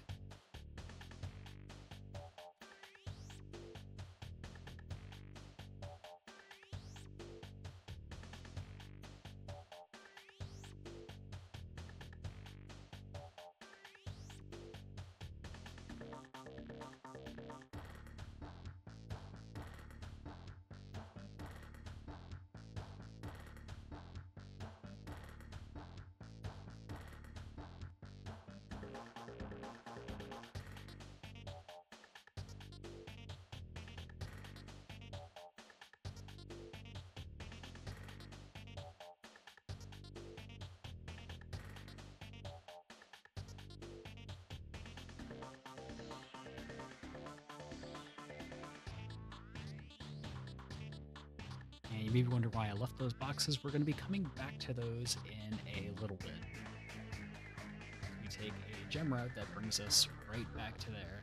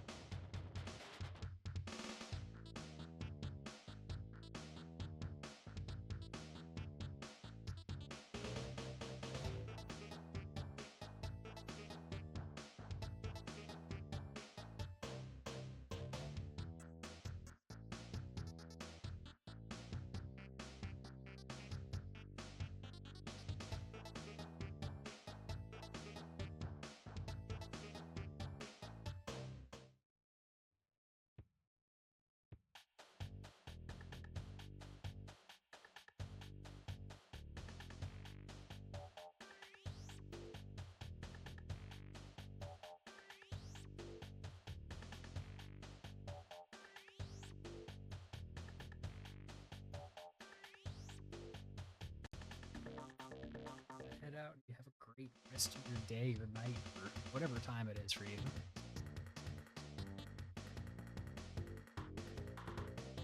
Thanks for sticking around.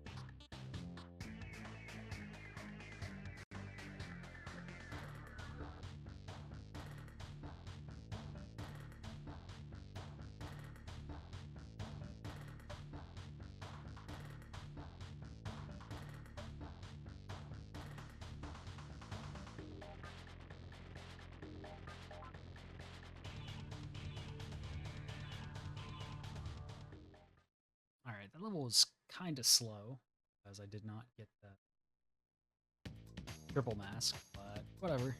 We stay balling.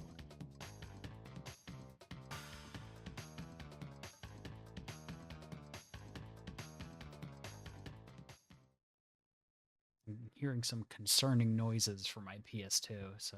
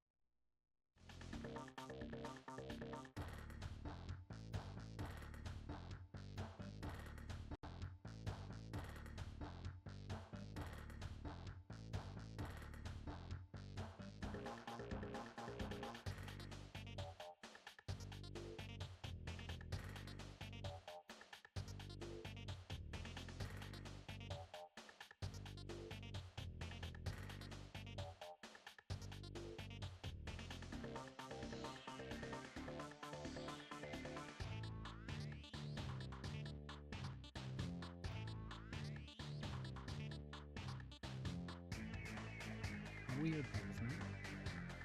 Weird piece who died this year. Let's see, they repaired. That sucks.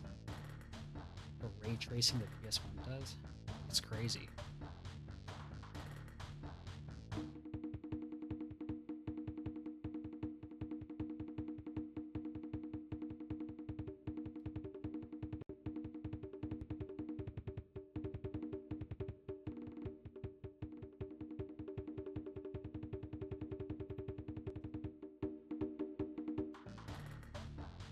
Alright, so we got that triple mask, and then we get another one for the very end of the level, which is completely free.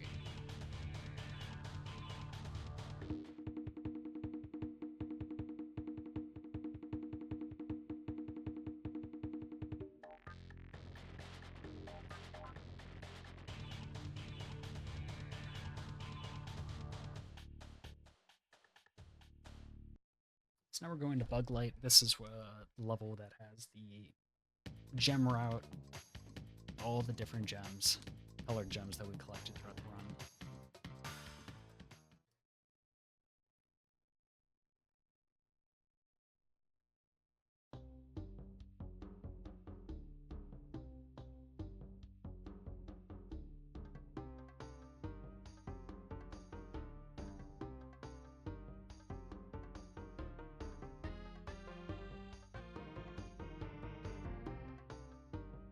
got a Ricky bounce. I don't think I've ever explained it, but if you spin on the same frame that you hit the ground, you just bounce off the ground.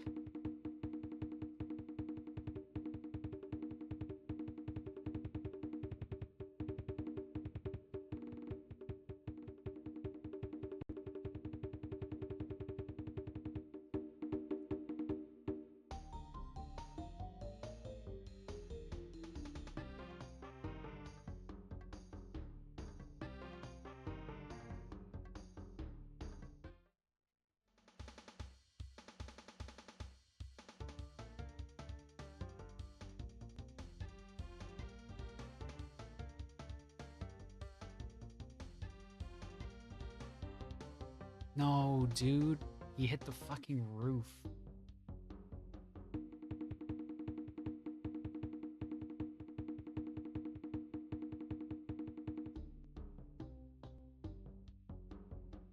PC's DVD drive.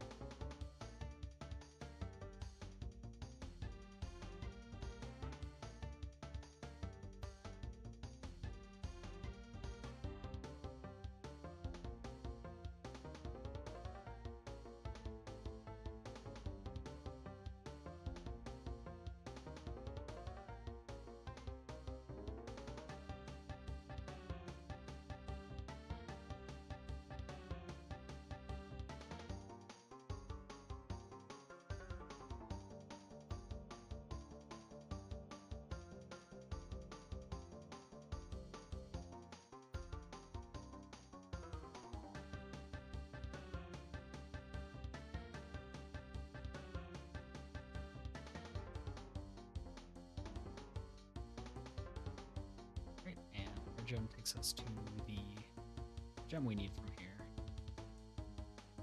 Right after that, begin death abuse.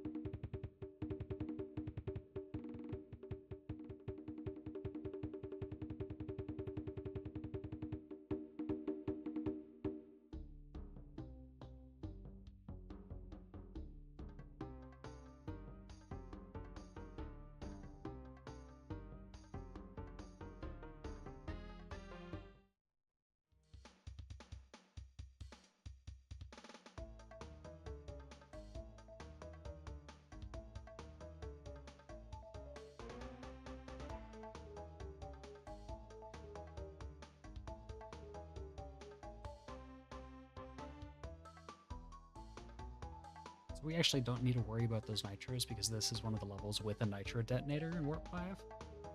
So yeah, don't even gotta worry about it.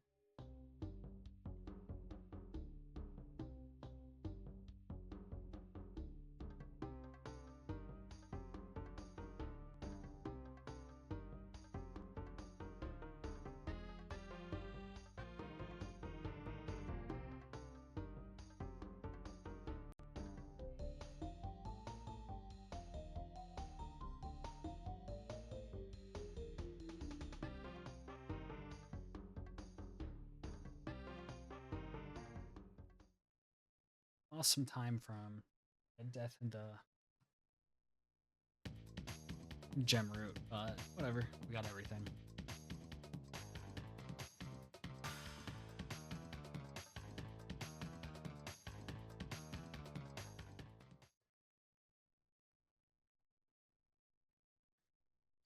Unfortunately, Derek went to bed. He had to wake up early for something.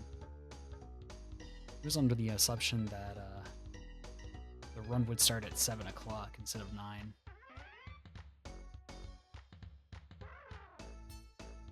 So it is just me right now. The run so far has been pretty good.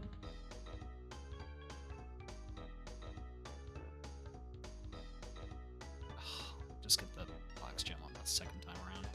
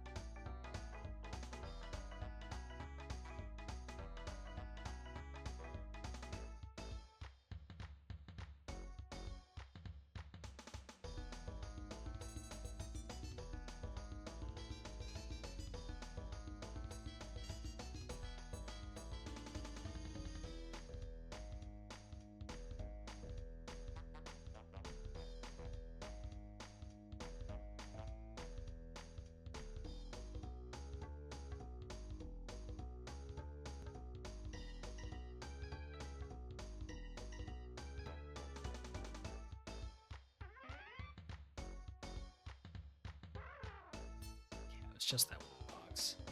It stinks.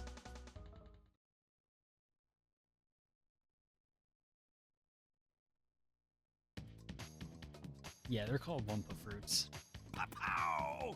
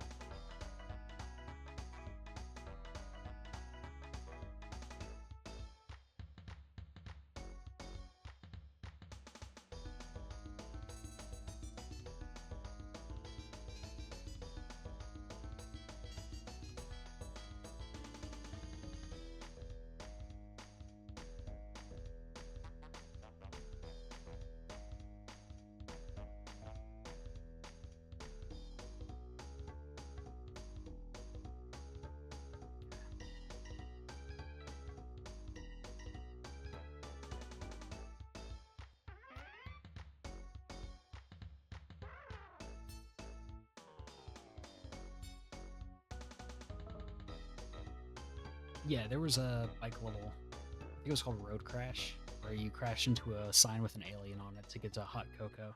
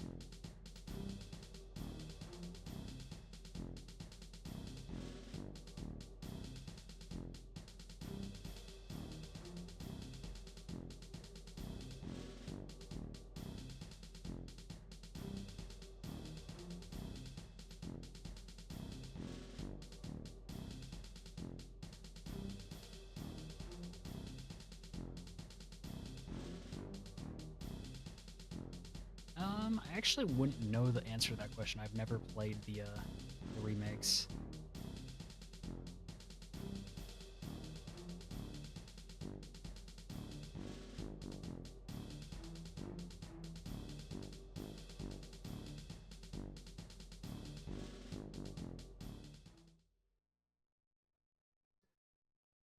I definitely did that level wrong.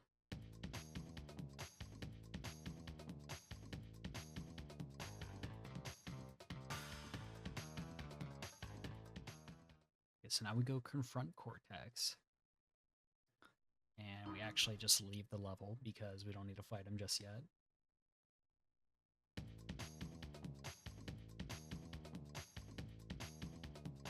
So there's only 4 more levels and the final boss left, I'm pretty sure. So we do this relic, which is fairly easy.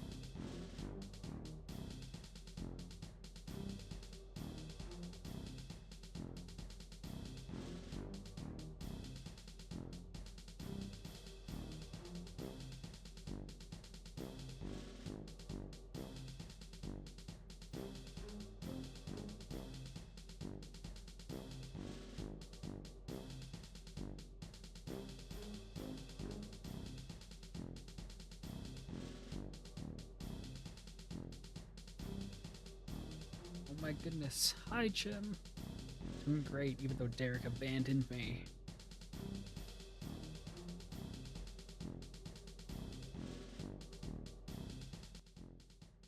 Only a couple of levels left, and my thumb will see another day. That was a pretty good relic, actually. Pow! I don't know why I high jumped there. I never even pressed any of the crouch buttons, but okay.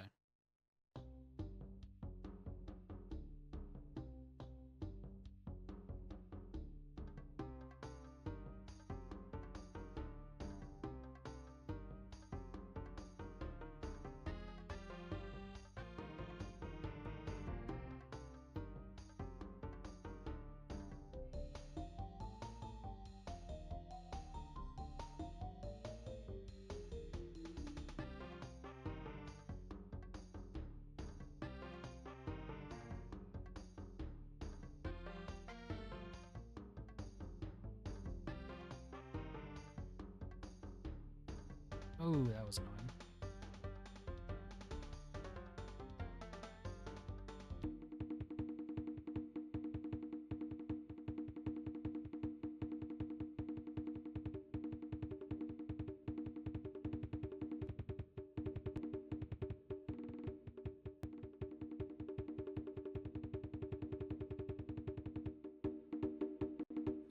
That was close. I almost died.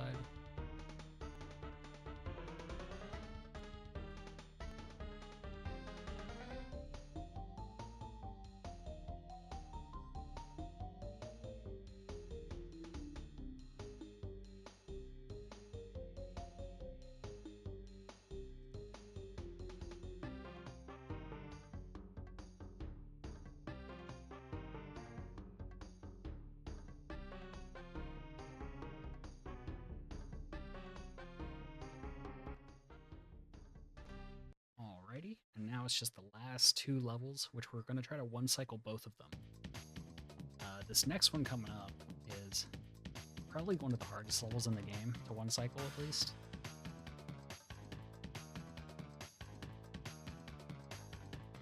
Get on the platform, Crash.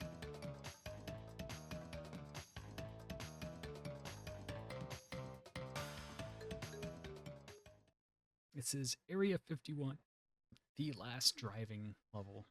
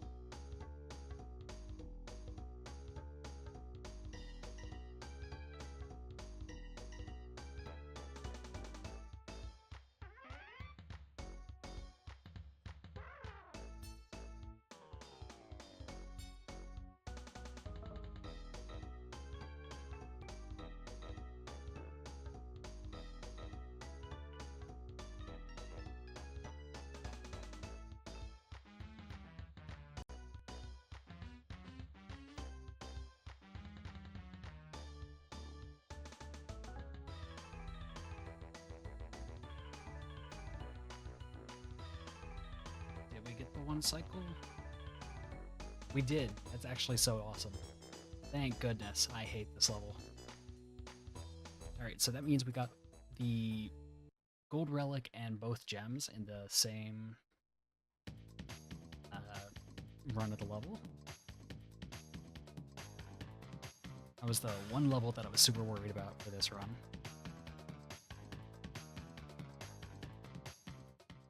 Now we go to Rings of Power. And this one's fun, at least.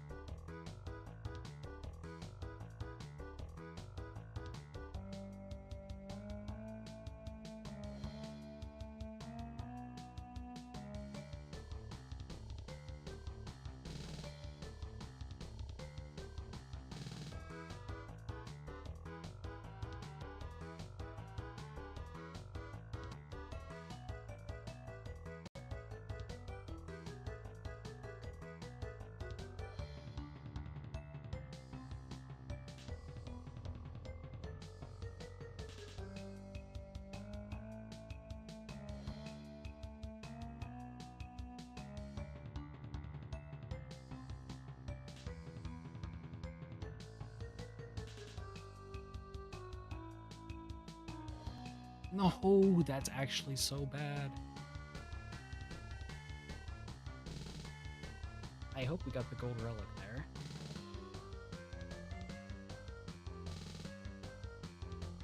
Okay, thank goodness. Okay.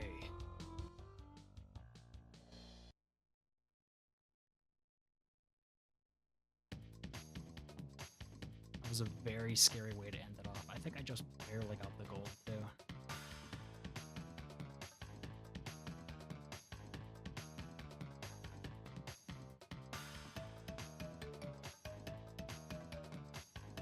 Alright, so now we get the last gem from Coco, and then we fight the final boss.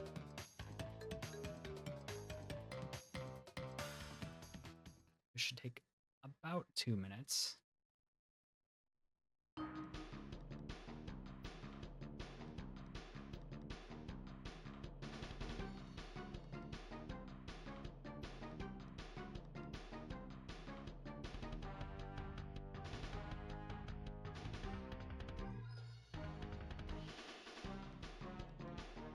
Never mind, I'm just gonna die because he... So, one thing to note about this boss is that he throws those bombs in random... He throws them in the same, like, areas, but he throws them at different lengths, and that's just, like, pure RNG where he throws them. It was probably on me for not waiting another half second to see where he was throwing that one. See, he threw this one, like, way further in.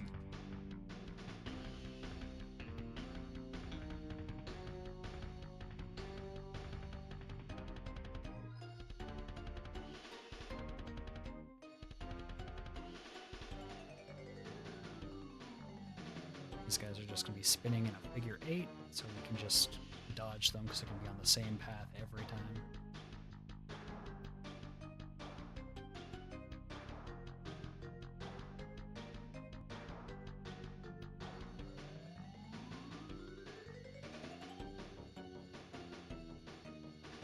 Those bombs were not in ideal positions. And on this last phase, the two masters are just going to fly towards you and then explode.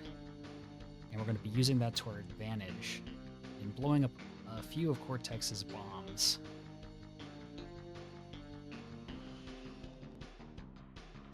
So if we just stand right here, mass clash, and then see one of his bombs was blown up at least.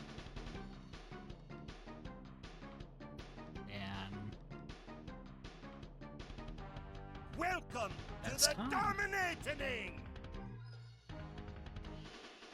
We can just watch the credits, and I can yap a little bit, because I've been locking in for the past 7 hours.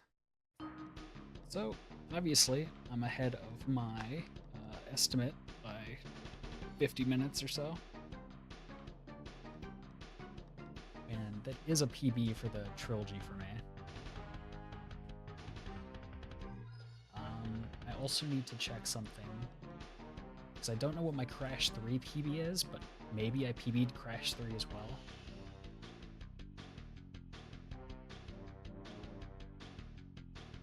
I definitely PB'd Crash 3 as well, so that's a double PB for me, Lamau.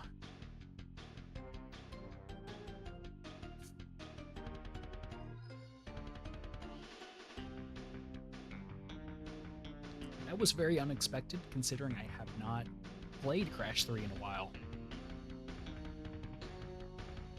Bro and Delvin.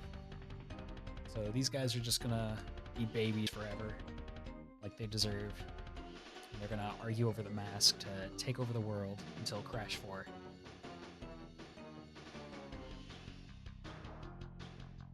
For an hour, I'm thinking interpretive dance. Let's go. But yeah, that was a fun run. Thanks Nilsson for letting me run it. And thanks to Derek Lander. He's asleep right now, but thanks to Derek Lander for commentating for most of the run. And if you want to see more of me, well, I guess I'll talk my talk for a minute. And say I'm live most weekends and sometimes during the week.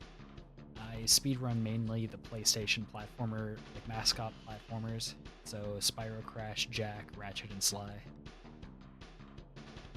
And I'm working on my own solo marathon of the trilogies for Spyro, Crash Bandicoot, Jack and Daxter, and Sly Cooper, as well as the quadfecta for Ratchet and Clank, which is Ratchet and Clank 1, 2, 3, and Deadlocked.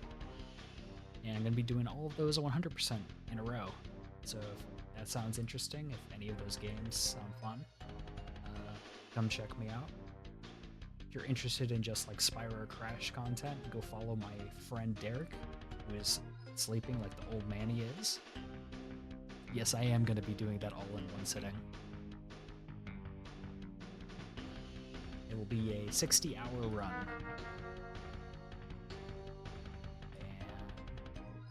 Yeah, I'm not sure what else to talk about. As we watch the rest of the cutscene. And I don't know.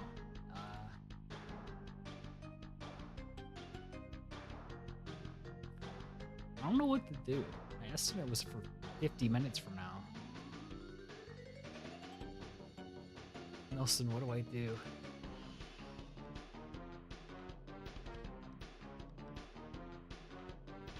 Prepared here? Oh, I see. Yeah, I wasn't expecting to beat my estimate by that much. Run Crash again. I don't think my thumbs could take it tonight.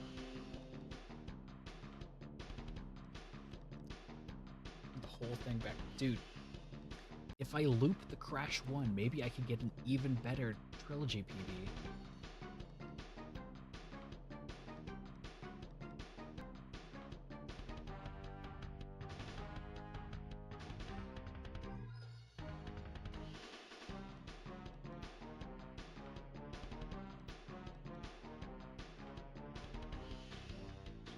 See, can you go again, please? Oh, sure.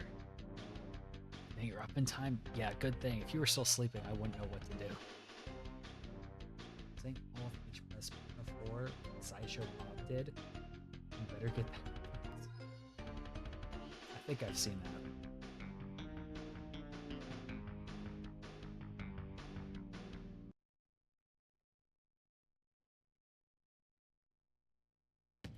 Okay. So I guess I'm done. If Nilsson wants to banish me to the Shadow Realm, what time it is for me? It is around 4 a.m. for me. But Nilsson wants to banish me, Shadow Realm, Exodia me, whatever he wants to do. Now's the time. Thanks everyone for watching my run.